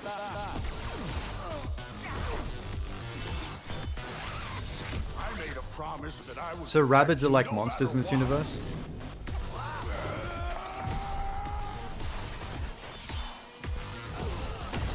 Nice. Let's play.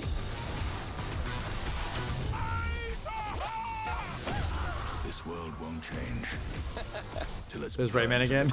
I'm so distracted by Rayman.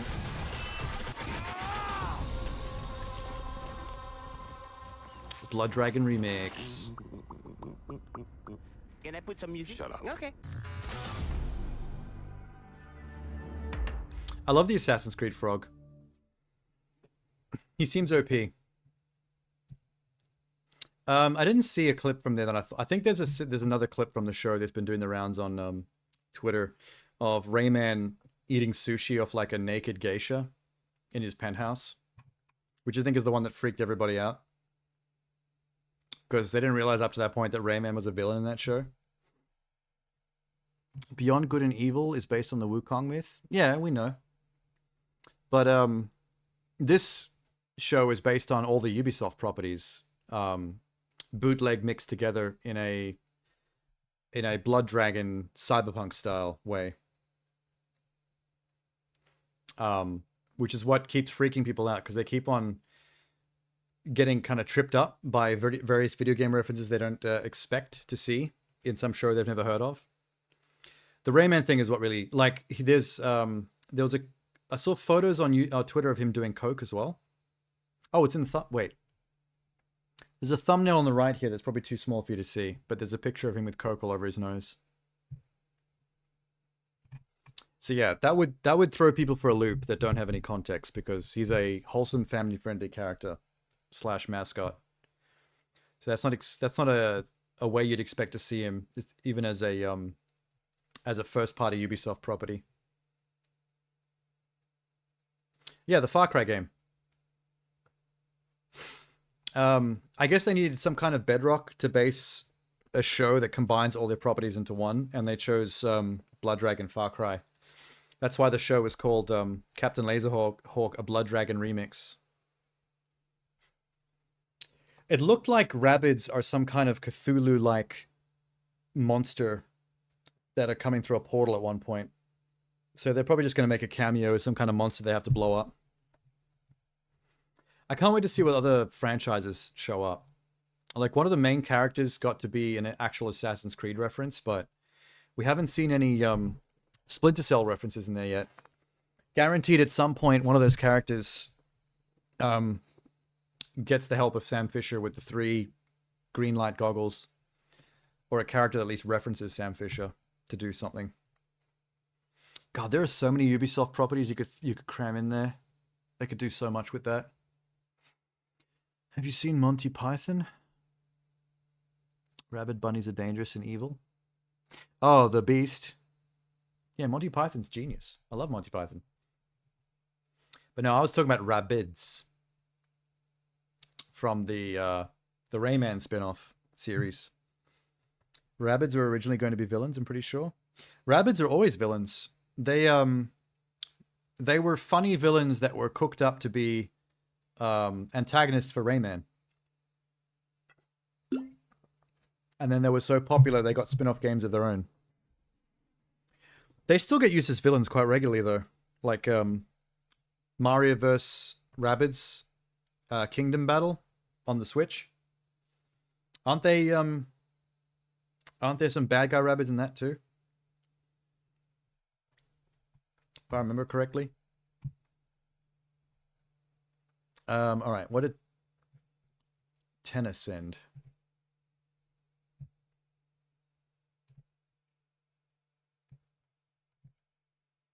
Oh, wait. That's right. You said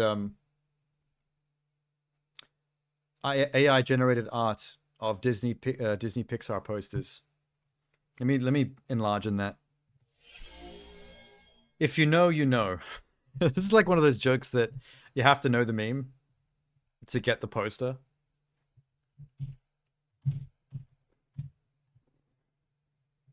I can't seem to zoom on this browser. What's the deal?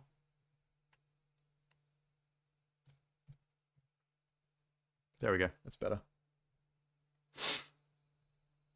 Seems AI knows the meme. AI would know the meme because AI's knowledge is based on the internet. It trolls the internet for imagery that is related to and is meta tagged with stuff in your prompt. And it basically hot mixes stuff. So if there's one thing that the AI generation stuff know, it's memes. If you don't know the meme or the origin, you might think this is an actual Pixar movie. It's pretty quality character design from a Pixar standpoint. Some of their eyes are a little bit dead, but the blonde looks good.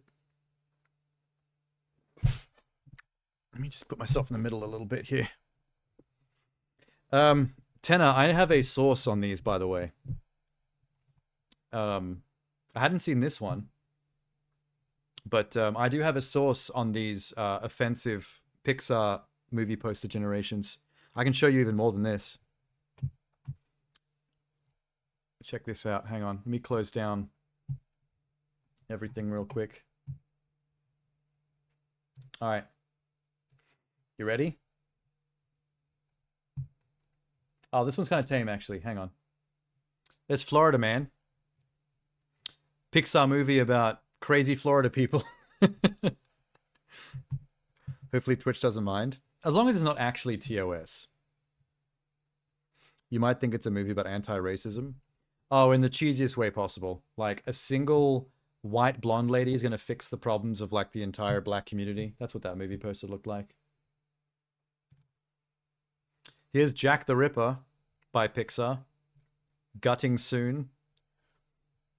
That's still not too offensive. We're still within TOS. That should be an actual movie, the Florida Man one. That would be an insane movie. You never know what Florida Man's going to do next. Lore accurate Doctor Who. What, Jack the Ripper. Here's one for the anime people in the room. Pixar's Evangelion. I love the picture it chose. That's fucked up. Yeah, that scene. The I jerked off to my mother scene. The clone of my mother. I'm still shook that that movie had a shot where we had to look at Shinji's open palm and someone had to draw cum. Some poor animator had to draw cum in Shinji's palm. Give that man hazard pay. Why is there so much?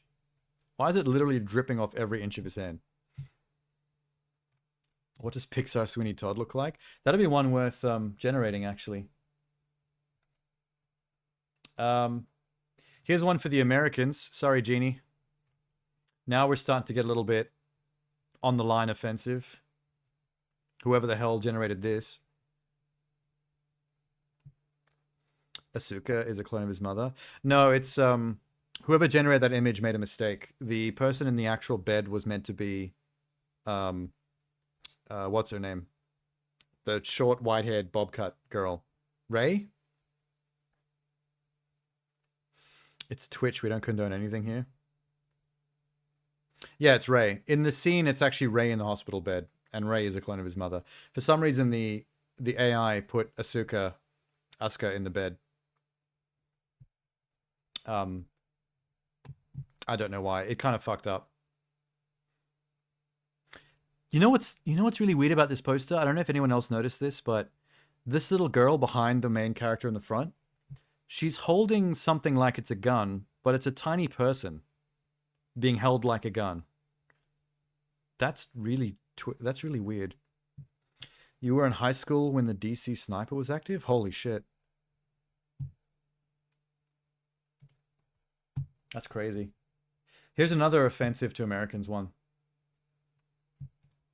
Disney Pixar's Towers. The AI did a good job on these two guys' faces, though. That looks like early Pixar facial animation.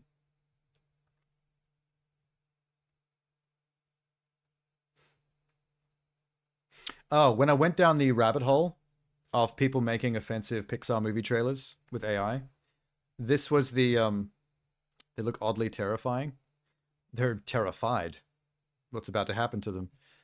This was the first thing I ever saw that made me go down the rabbit hole. Disney Pixar's Come. And he's adorable. Prime Video Plus. So I saw a couple in this thread. And then I went down a rabbit hole of other places doing this. And I end up seeing so many of these. Kind of looks like Bo. Oh, from the short they did not long ago? From the creators of Soul. Here's a good one. Disney's One Jar. There's actually some, like, poo smeared on the jar, I think, as well. Oh, no. Is it gone too far yet? Or we haven't gone far enough? Some of these are pretty fucked up. Oh god, no. There's none for there's no Two Girls One Cup based ones. Although I found more than one Pixar meme about One Guy, One Jar. Here's the other one. This one's just called Jar. And Homeboy looks like he's about to sit. Apologies to anyone that doesn't know what One Guy, One Jar is and just tried to Google it and watch the video. There goes your innocence, basically. Oh, you'll know this one. This was a recent controversy on the internet. It's The Submersible. Starring Ryan Reynolds, Nicolas Cage, Johnny Sins, and T. Nichols. It's Nichols? The fuck does that mean? Is there a Mr. Hands one yet? No Mr. Hands. I like that it even gave him the game controller. I don't know what the T. Nichols one is meant to be. And Johnny Sins is misspelt. Actually, Ryan Reynolds is misspelt. And Nicolas Cage is misspelt. Never mind. Oh, there's a second one. There's a slightly more classy looking one. That one's a bit better rendered, I think.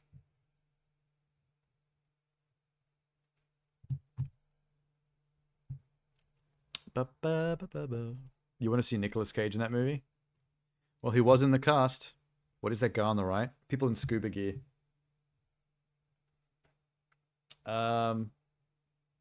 This one's kind of offensive. Disney Pixar presents Getting Over It.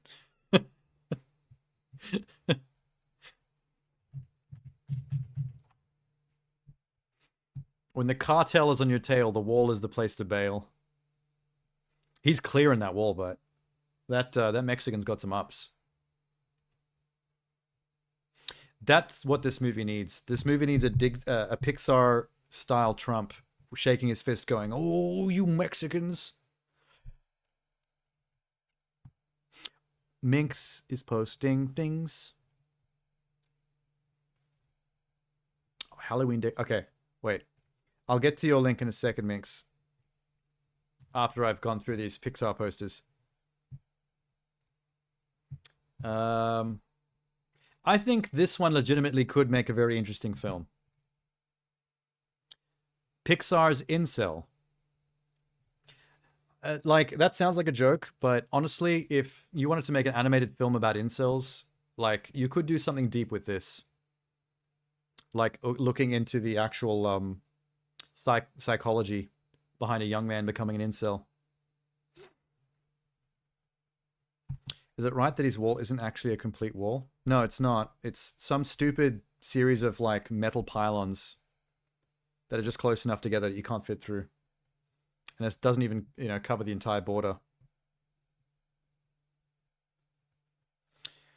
I mean, Pixar wouldn't make an incel movie, obviously, but out of all of these attempts at making offensive incel, Pixar posters, I think that this one actually might make an interesting plot.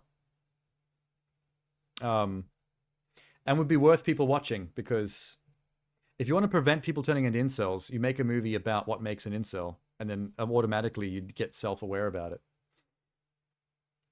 Put him in front of a stadium of people, you're probably laughing at him. This one's kind of cute. Wallace. Something big is coming to theaters. The story of Biggie Smalls.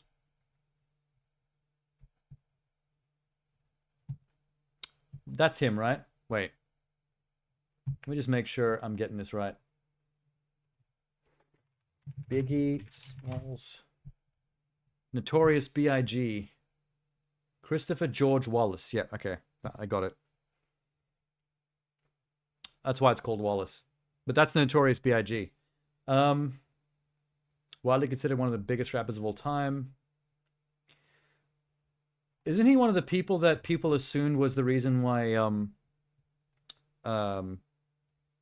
Tupac got shot? I might be misremembering that information. I'd watch that. You'd watch the Biggie Smalls Pixar movie? The Notorious B.I.G.? Or would you watch the incel movie, Minx?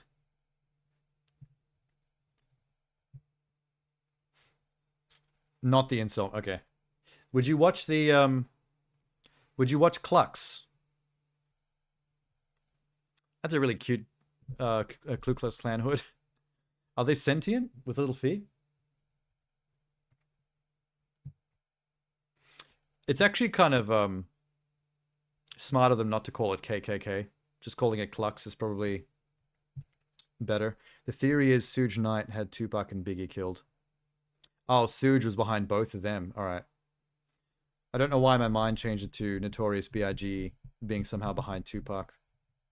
Suge Knight was a freak, man. That guy was a real-life supervillain. Oh, here's one that Americans will love. Finding Osama.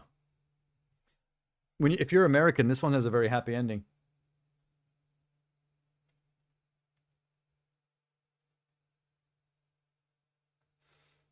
Like sugar with an E? Yeah, Suge Knight. I just say it differently every time. I don't care about that man. I like misspelling his name, missaying his name. It took you forever to get the Cool Kids Club joke. Oh, yeah. This actually could be a movie. Not the part where he gets shot in the head, but if you want to make a real animated drama about the Osama stuff. How about The Fields? Disney Pixar presents Slavery. Good lord. They appear to be picking wheat, which I don't think is what Americans use slavery for. That was just cotton fields, right? Yeah, I remember that. There was a, I think it was a music video shoot, and he showed up in his car and he hit and run somebody. He just drove onto the lot and just hit someone with his car and took off. On purpose. There's a questionable face in the background. You mean the one in the bottom left? Yeah, it looks like a monkey's face, which makes us even more racist. Django, the sequel. Not just cotton, but that was the biggest product. I'm pretty sure wheat wasn't one of them, though. Could see a movie like that happening, maybe not Disney. Oh, they make those movies in live action all the time. They're usually Oscar bait. They're good Oscar bait. Here's a good one. This one's not really offensive. This one's just funny. Toy Story 5 with the sex toy. Look at Woody's face. Wait, why are there 4 Woodies? Including one fat Woody. The Woody on the left has been putting on some pounds. Also, the Mr. Potato Head seems to have gotten lankier and now has, like, legs. Like, decent legs. And there's a lady Buzz Lightyear behind Woody there. There's too many Woodies. But then again, if this is a Toy Story about sex toys, I guess that makes sense. More Woody. Why is Mr. Potato Head naked? He's not naked, he's got cowboy boots on. You can leave your hat on. Oh, this one's not even offensive. Someone just made a Pixar movie out of Among Us. That's just this could actually happen. I don't think it would be Pixar, but it would be DreamWorks. The company behind things like the Minions and the new Super Mario Brothers movie, they would 100% make an Among Us movie. I don't think Pixar would do this. Illumination, yeah. Illumination is a subsidiary of DreamWorks, I believe. That's their animation company. I could see it happening, though. I think it probably will eventually. Just give it time. Holy shit. Check this one out. Weekend at Uncle Willie's Secret Island. Featuring George W. Bush. And a lot of Pixar girl. Oh my god. This is probably the closest we've got so far to TOS with these. Those Pixar girls that this thing has generated are making me very uncomfortable. Why do they all look under? Oh, Tenna, do you not know what this is referencing? This is a reference to what's his name's Private Island, where there was sex trafficking going on. Epstein. Trump has been there though. There are photos of Trump hanging out with Jeffrey. As George W. Bush as well. That's why he's in this poster. Basically, Epstein's Private Island, a lot of rich celebrity types were known for going there to party. And it was discovered that there was sex trafficking going on there. So, essentially, any celebrity or politician that's ever been on that plane to Epstein's Private Island is now being seen and looked at as pretty sus. Because of what they know went on there. But it's actually quite a lot of people, and people you would not accuse normally of this kind of thing. So it's a bit of a blanket issue. Like, people assume that everyone that's been there is probably guilty of something, whereas that's probably not the case. There are plenty of people that would have gone there just for purely innocent reasons and probably didn't do anything illegal. Like, they went to a party at a mansion, they drank some alcohol, they danced, and then they went home, and they didn't have any idea of what else was going on. The problem is you can't actually separate the innocent people from the guilty in this case, because all we know is the lists of people that went on these planes to these islands. And that's about it. There's no other evidence. If you have the Vaporeon poster, that doesn't ring a bell. As in Pokemon?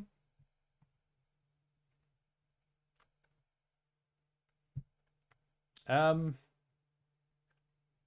some of these are actually getting a little bit risky in terms of offensive.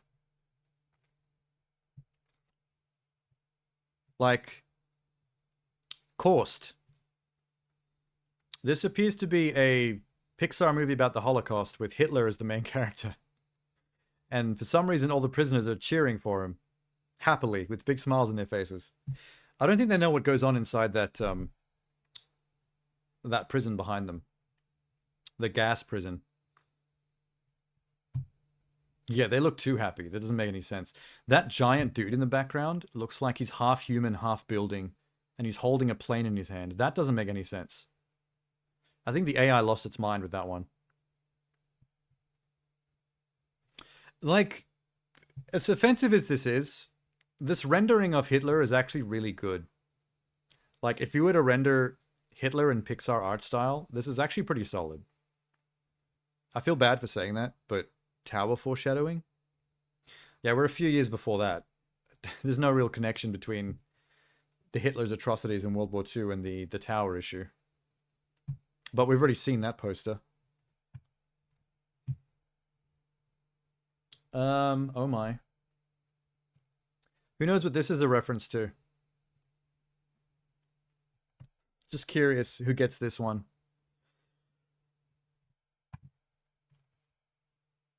What was his full name?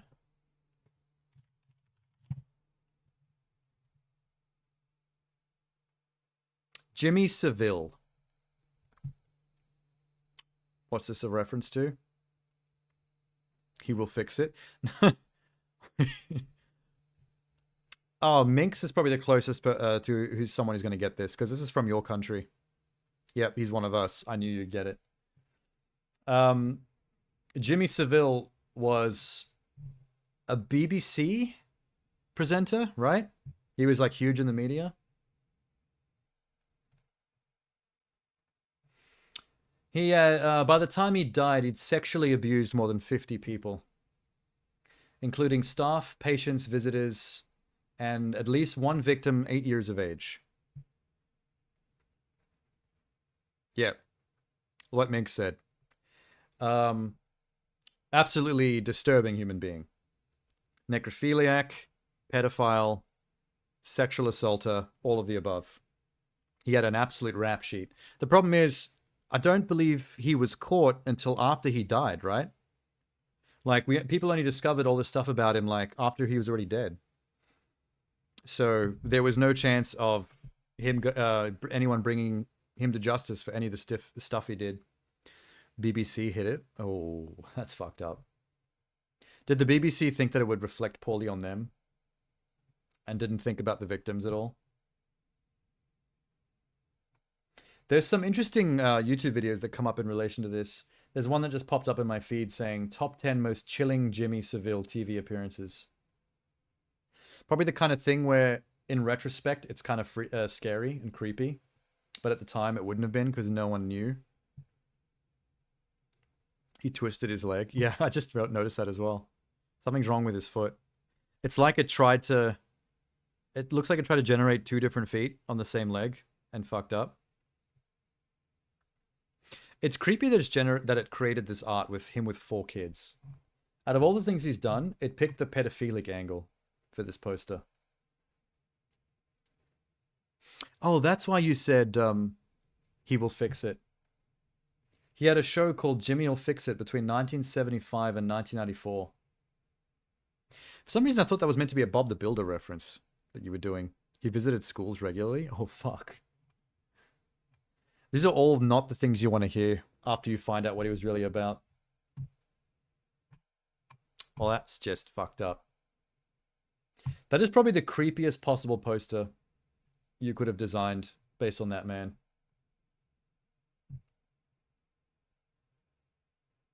Oh, this one's not cool. This is a bit offensive. Pixar's last game. Yikes. Is that too soon? Is that a too soon? He'd fix people's hopes and dreams and then shatter them with his decrepit penis. I don't know why Pixar decided to render LeBron like that. As a bald clone in his early 20s. That's an odd choice. Other than that, wow. At least they didn't put his daughter in the poster to make it even more sad. I'm kind of running out. Oh God. Okay, this one does make me feel a bit uncomfortable as well. If you know what this is referencing. I would, if I AI generated this, I would feel kind of bad. I would feel bad for doing this. And why is it the second I look at the black guy's character design, why do I immediately think that this guy would be voiced by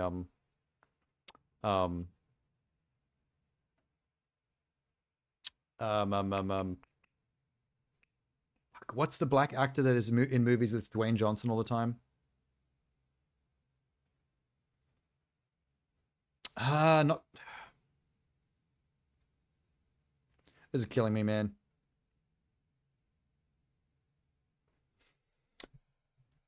What was his name?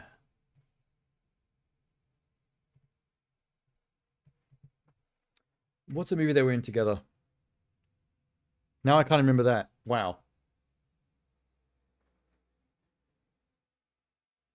Yeah, he's in so many movies with The Rock.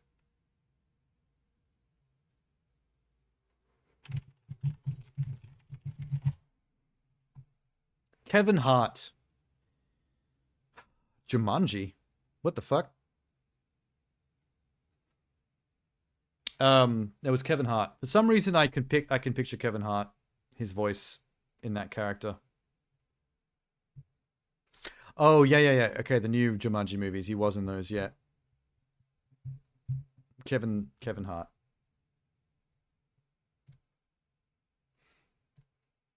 Yeah, that makes me feel better. I don't. Out of all these posters, no matter how offensive they are, I feel like that one just makes me feel the shittiest for looking at.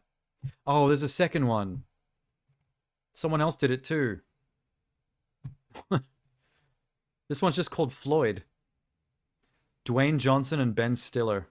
They literally have Ben Stiller voicing the cop that had his knee on this guy's neck. The tagline, bad day, just breathe. Oh my fucking God. You serious? Why does the policeman in the background look like Stan Lee? There's a straight up Stan Lee cameo in this. Also, another thing that doesn't make sense. There are black people in the crowd that are cheering and smiling. What is happening? All right, I think that's enough. I think we've seen enough offensive Pixar movie posters. Because now I'm just getting depressed. We made a mistake when they let the AI on the internet. I guarantee you, if it hasn't already been done, it'll be done in the next couple of days. There's probably already some AI Pixar movie posters about Matthew Perry's drowning that happened the other day. That just happened like 2 days ago, I think. Someone needs to generate a Mr. Hands one. Do it. It's up to you now. Pixar's twincest is wincest. And what happened to the ice hockey?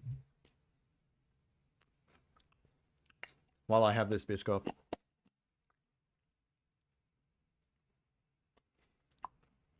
Someone got their throat cut by a ice skate.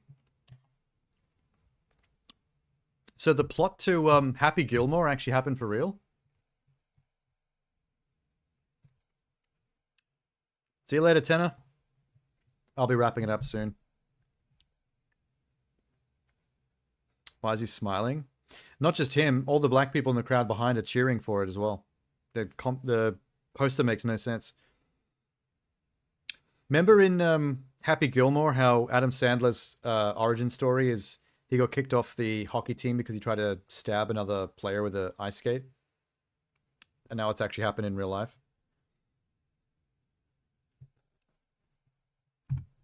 That's pretty crazy. All right. Where's that Minx link? There it is.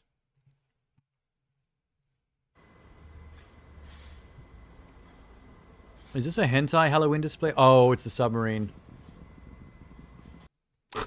Wow. I didn't see the Ocean Gate sub for a second. I was just looking at the tentacles. I immediately thought of Tenor and his hentai tentacle emoji that he always uses. Where did this Halloween deco in West Village? Where is West Village? Is that the UK? No, New York. West Village, New York.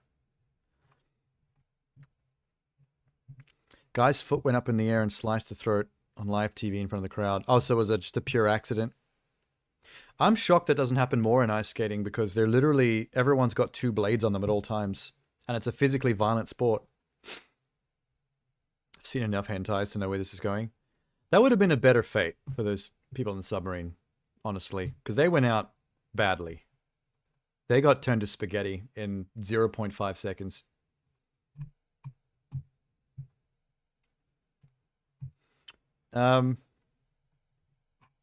Wait, there was another link. There it is. Bloop. Big question. Oh, it's Jimmy Seville. Oh, even look at him creeps me out. Even looking at him creeps me out. Would I be as creeped out if I knew the story behind him or not? Like, if I didn't know anything about him, he was just a dude. But I still find this guy's look creepy. That's the big question. Big question I get asked is, when did it all start? And why? Yeah, good question, dude. Why? Why you like this? He looks weird. He looks like someone who's a serial killer and a pedo. Fixing things for people. As a child, you just thought this guy can make things happen. You sure can, though. Well, I thank you for everything you do for every good cause. Even the Queen was dead wrong on that. Raised £10 million in 3 years. With Jim, you accepted things as Whoa. normal, but it was abnormal. That is supposed to be me. What did I ever do to you that you would draw that picture of me? Do we really want to know? He's very intuitive. You do a terrific job, Jimmy. No, that's all front. That's all lies. He was making the screen in front of him. It's like you couldn't see through it. He knew fame and power gave him every door. I am a voluntary helper. Sometimes, when nobody's looking, I help the lasses. It turns out... Oh my god, him helping at the hospital so he could abuse. do stuff to people. It's not a seat that can catch me out, ladies and gentlemen. But they can't really catch me out. I've got eyes all over the head, you see. So that emerged people who were in a state of paralysis. Jimmy Savile has been knighted by the Queen. Thank you for being with us. This is a scary trailer than any of the horror movies we watched tonight. The allegations are shocking the entire country. The nation created Jimmy Savile. I'm not in your world. I'm not constrained by anything. Let me tell you, you really are missing something. In fact, you're missing everything. It's fucking chilling, man. Half the things he says are like scary in retrospect. It was like a cult. How many people liked him? It's called the cult of celebrity, and that's exactly what it does. When someone is as wildly known as someone like him or anyone in Hollywood, it changes your view of the world, but also how people view you. It's a two-way thing. You're not really living by the same rules as everyone else anymore. That's why people are real sus about Hollywood. Like, I don't really buy into all that Hollywood conspiracy shit. Of course, there's decadent parties and weird sex stuff going on. There's a lot of rich people that live in Hollywood. But, like, a lot of people, especially, like, right-wing conservative types, take that shit too far because Hollywood's such a lefty place. They want it to be as disgusting and decadent because that looks good for them as people who are opposed to them. But the thing is, like, it is a place where so many people are rich and powerful and well-known and of certain celebrity status that there's a lot of the rules don't apply to me kind of behavior. Not even behavior, just there's plenty of people that are up there that don't do anything freaky, but they still live in a world where technically the rules don't apply, and it's more power to them for being the kind of people that don't take advantage of it. But then there are people that do. I kind of wish I was part of all that, because I don't feel like I do anything dodgy, but I would like to have ultimate celebrity power. That would be fun. We could have some decadent sex parties. Keep it legal though. Make it like some normal stuff. Maybe some cocaine is drifting around. I'm not into that myself, but you know, if other people wants to partake, I'm not going to stop them. I don't judge. Maybe I shouldn't be rich and famous. Imagine if I had a cool penthouse in LA, like a cool penthouse on the top of a building with like a jacuzzi and one of those big open air balconies overlooking like the beach, the LA beach. Oh, the things you could get up to. There'd be stripper poles in every room, including the kitchen. You can do weird shit that was in the law at the end of the day. Depends. In some cases, stuff gets too weird, and then the court of public opinion fucks with your life and your career. It's like the Armie Hammer stuff. Like, Armie Hammer's into some weird sexual shit, but has never, from my knowledge, ever broken the law. He's just like a little perverted in the things that he's into. But like everyone still roasted him for it, and now he seems to not be getting jobs in Hollywood. So, you know, still got to be careful with that stuff. Like, it's not illegal to have 2 Russian hookers pee on you, but if you did it and it came out without you wanting it to and everyone found out by accident, then there's a court of public opinion that would probably look at you like some kind of weirdo, and then it would affect your career, even though you didn't do anything illegal. Although some people are so powerful that can't even affect them. Because remember when they said that about Trump? There was something to do with some Russian hookers peeing on a bed in when Trump was in a hotel in Russia. And everyone joked about that. It's not like that actually did anything to Trump. In fact, he became president. So what do I know? I think in politics, you can be too powerful. Like in Hollywood celebrity, if you're like an actor, someone whose lifestyle relies on people's expectations and opinion of you, you can get destroyed by stuff like that. If you're a politician, you can't, because your power is based on not what people think of you. It is part of it, but it's also based on money and who you know. A politician will have friends in very powerful places that will keep you out of trouble or will keep you rich no matter what you do. It's not about what you know, it's who you know. It's very difficult to become unrich once you're rich, once you're part of the inner circle. That environment tends to save you from yourself. As much as you want to scuttle your own free ticket. It's kind of like American Psycho. He does everything to get caught, and by the end, he's fine, and everything works itself out. It's like, nope, you were a 1%er straight white yuppie. Your environment's going to take care of you, even if you're a crazy serial killer. That was the big commentary of that film. On like 90s Mad Men, white male yuppie culture taking care of itself. You could be a psycho and still couldn't touch you. He literally shoots at a cop car and blows. I mean, I know a lot of that stuff's supposed to be psychological in his own head, like we see it in The Notebook and stuff. There's that take on it, but there's still the thematic take on it and what it's saying about that culture and about white men. There's levels. Okay. I think we're there. We've had enough. I don't know if I'm going to be able to get to bed because I passed out on my face and slept way too much, but I'll have to make a go of it. Ubisoft is giving people hands-on with their Avatar game. Do you mean like internal playtesting, or do you mean like beta demo, public release?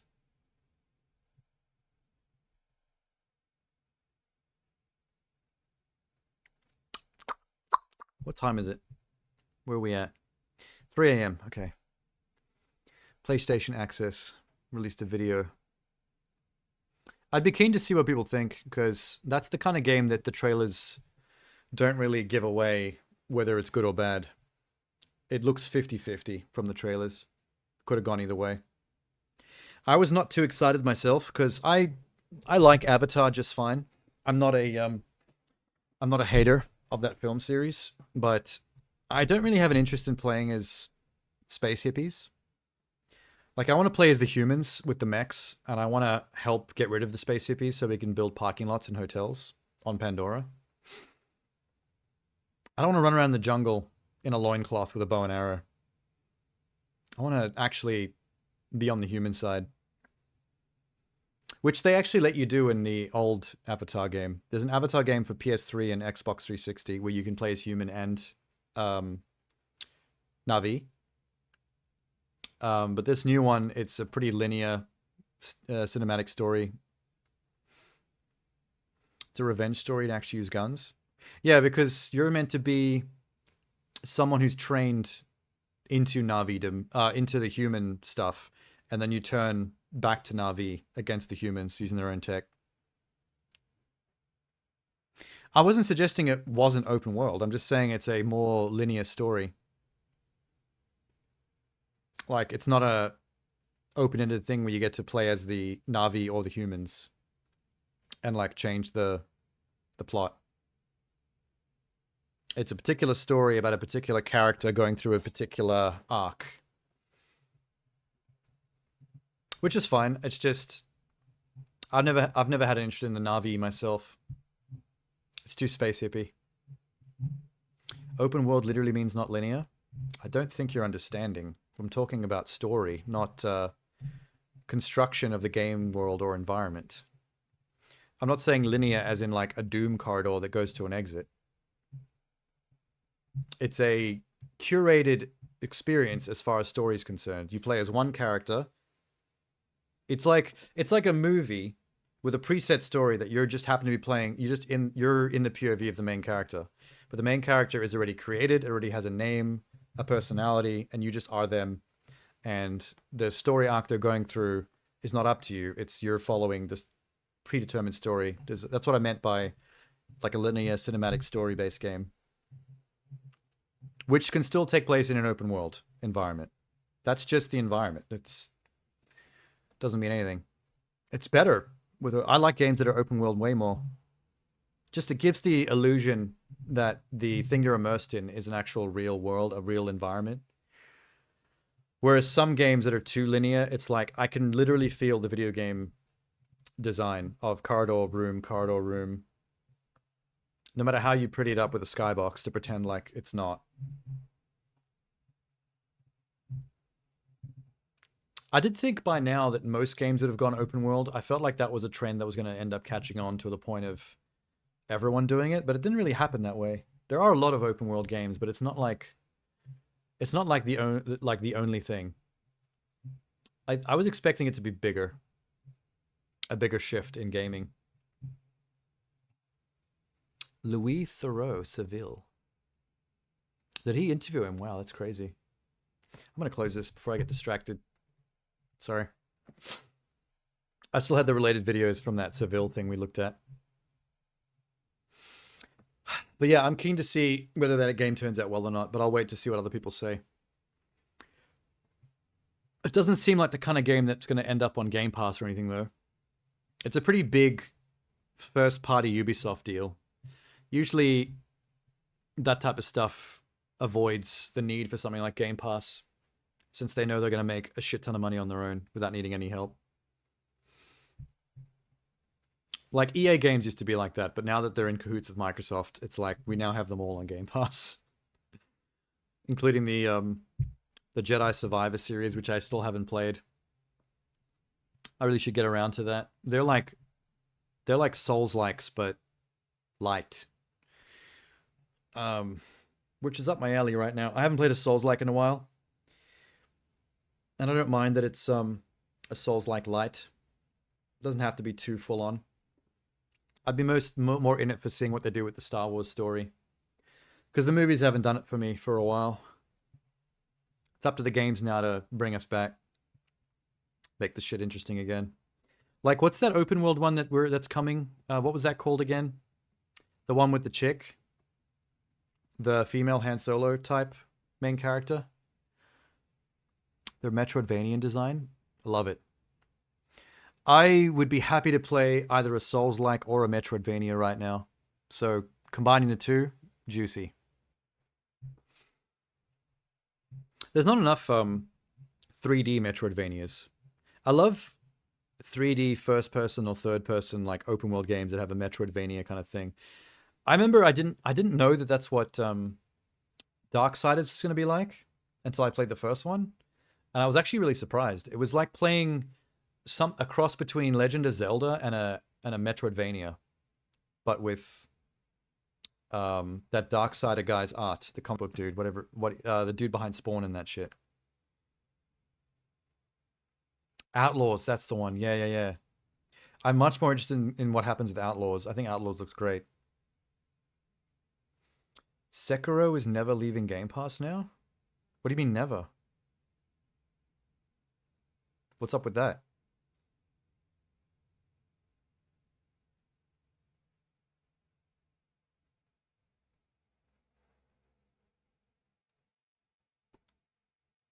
Oh, Microsoft bought the publisher. Oh, cool. So I've got all the time in the world to get to that, basically. Neat. Yeah, I think any publisher that Microsoft owns, it's pretty safe to say their games are just going to be permanently on Game Pass, just to make sure the library stays robust. It's like the Gears of War stuff. Like, you can pretty much expect Gears of War as a first-party title to never leave Game Pass ever, because why would it? There's no reason for them to ever take it off. I didn't. I mean, I know of Sekiro as a Souls-like. I'm pretty familiar with it, but I've never paid attention to the publisher or anything, so I wasn't aware exactly of the connection to Activision. But that's cool. That's convenient for me. I'm happy with that. All right. So, I'm going to head off. Hopefully get some sleep. I'll be back tonight for the Halloween stream, which is going to be me trying out Texas Chainsaw Massacre, which is potentially the first time I've ever played a multiplayer game on stream with strangers. Yeah.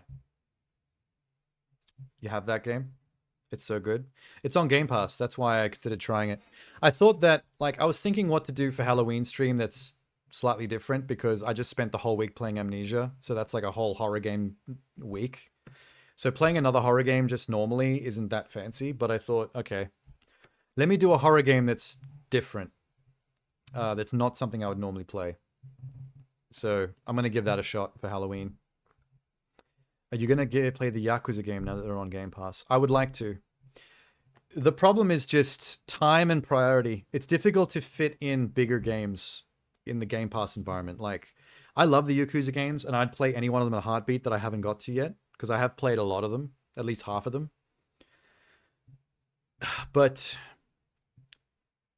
it can be tricky to find the time to fit in a game that has a particular length to it.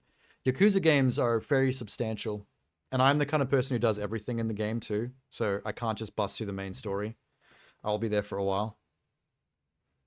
Yeah, exactly. Yeah, they're only big if you do all the side stuff. I will not do the side stuff. If I play Yakuza, I am there for the side stuff. I love the side stuff. In particular, Yakuza is better for the side stuff that they do. It's so fucking wacky. I remember in one of the last ones I played, I was managing a nightclub, and the hostesses that worked there, I was a hostess manager. Well, you know, you've played them. You know what I'm talking about. I don't have to list off a bunch of weird shit. You play Mahjong for 200 hours? Oh, fuck. See, this is what I'm talking about. I haven't had too many problems with beating previous Yakuzas under 80 or 100 hours, but if the newer ones are reaching things like 200 hours to do everything, then that's a little scary. Because I will do that stuff. And I'll probably cry while doing it. But yeah, this Game Pass is currently full of stuff that I really want to do, but they're too big. And it's hard to fit them into my other gaming schedules. Zero was 150, Kiwami was 75, Kiwami 2 was 50 to 60. So the 50 to 75 range is what I usually expect from a Yakuza. 150 seems pretty intense. Like, for example, let's ignore Game Pass for a second. The Nintendo Switch that I own, that I've never opened, I really want to play Breath of the Wild and Tears of the Kingdom, because prior to those games, I've played like literally every single Zelda game ever made.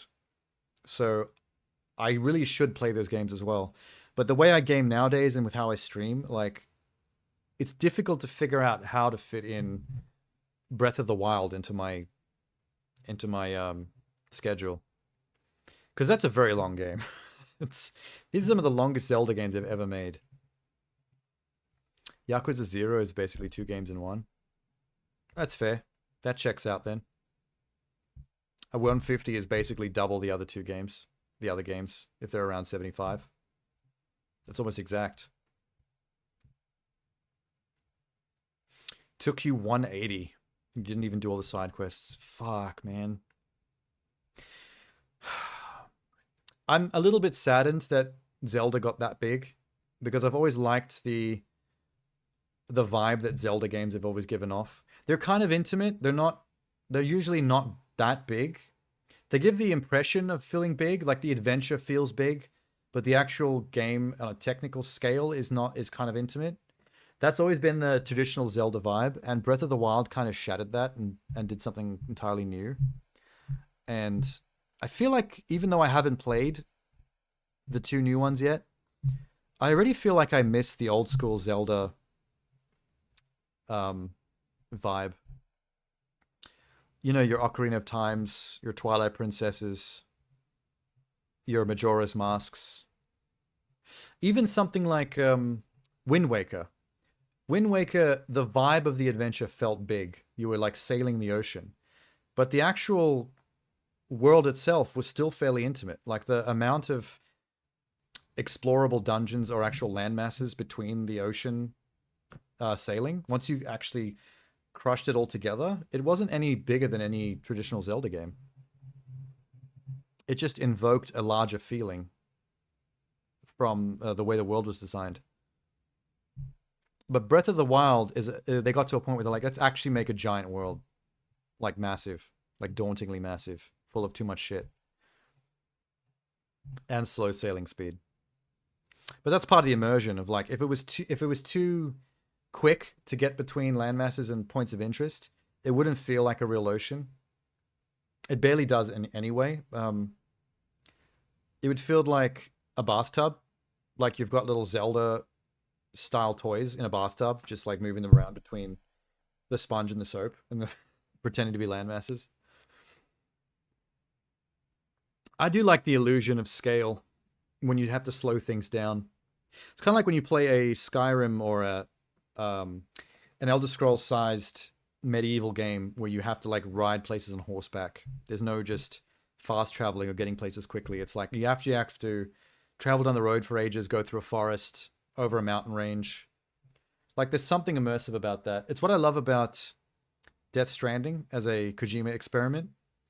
A lot of people hate on Death Stranding for being like boring delivery man simulator, but that kind of appeals to me. I love the idea that you're a character in a game whose job it is to travel the land and deliver shit. So the idea that you actually have to legitimately travel the land, like it's not a quick thing. You actually have to get over terrain across large expanses and actually have to kind of pay attention to where you're going and how you're going there, because of the terrain changes and you can trip and fall and drop stuff you're delivering, like all that. So you can't just phone it in. Because once you get to that destination, there's a sense of relief. It's like, oh, I actually made it. That felt like an ordeal. I actually traveled somewhere legit. It feels good to be here. Take a shower, take a piss, eat some tuna, listen to K-pop on the radio, just chill, just trying to relax before your next trip out into the wasteland. I get a little bit of that vibe from Fallout back in the day. Fallout's not too big, but I remember playing Fallout 3 and it was just big enough that whenever I got back to a safe area where I had like my own home with my own bed and storage, it would always feel like I've arrived back home from somewhere, like I've been through something. Minx loves it. Is Death Stranding on Game Pass? I don't believe it is, but I do own it on PlayStation. I have like some PS4 Game of the Year edition release disc version of it. But there's now been another version of it that was released after PS5 came out, like an even better remastered version, which I would love to get that version and then like play it on stream. You believe it is? Oh, let me check. That's interesting. If it is, it's not something I ever noticed. But then again, this library is pretty big. That's where you got it from? Director's Cut?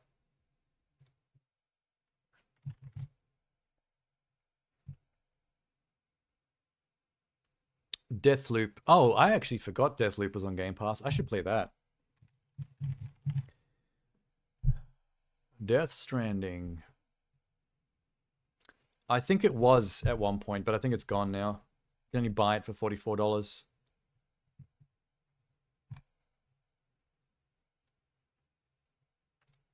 Yeah, she's gone. That's why I haven't been seeing it. Death Stranding. I think you were right once upon a time though, Minx. I think it was there at a particular point and then left. Death Stranding. Game Pass? Death Stranding was added to Game Pass in August 2022.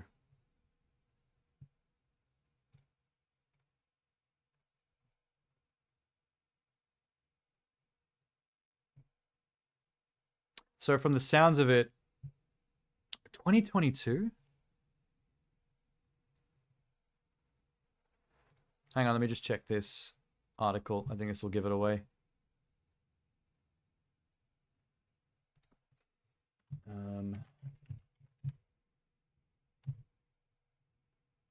Nope. So it must have been on there for a very short amount of time.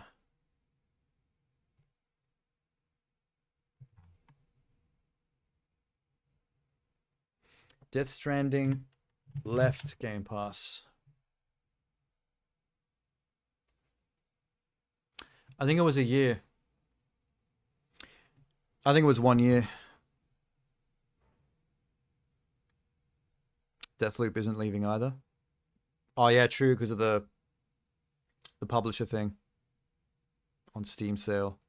Didn't even last a year. I think it lasted exactly a year because it joined on August 2022, and from the looks of it, it left on August 2023. So I think it got an exactly 1 year contract.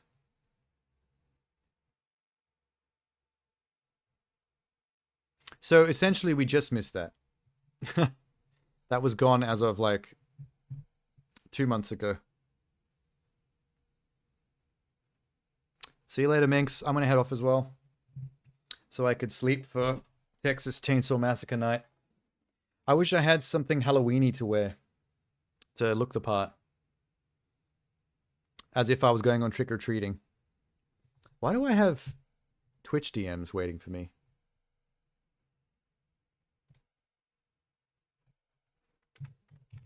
Okay, that's weird. Some reason someone I don't know is messaging me on Twitch DM. Not sure what that's about.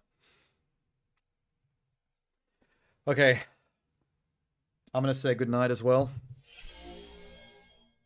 Good to see you all. Thank you for all the best wishes for the Streamerversary. Is that what it's called? The affiliate Streamerversary. I can't believe I didn't know that was a thing until just tonight. It is so lucky that I streamed tonight, or I would never have known. I guess postponing yesterday was a really good thing. We lucked out. All right, back tonight. Good night, everybody. See you later.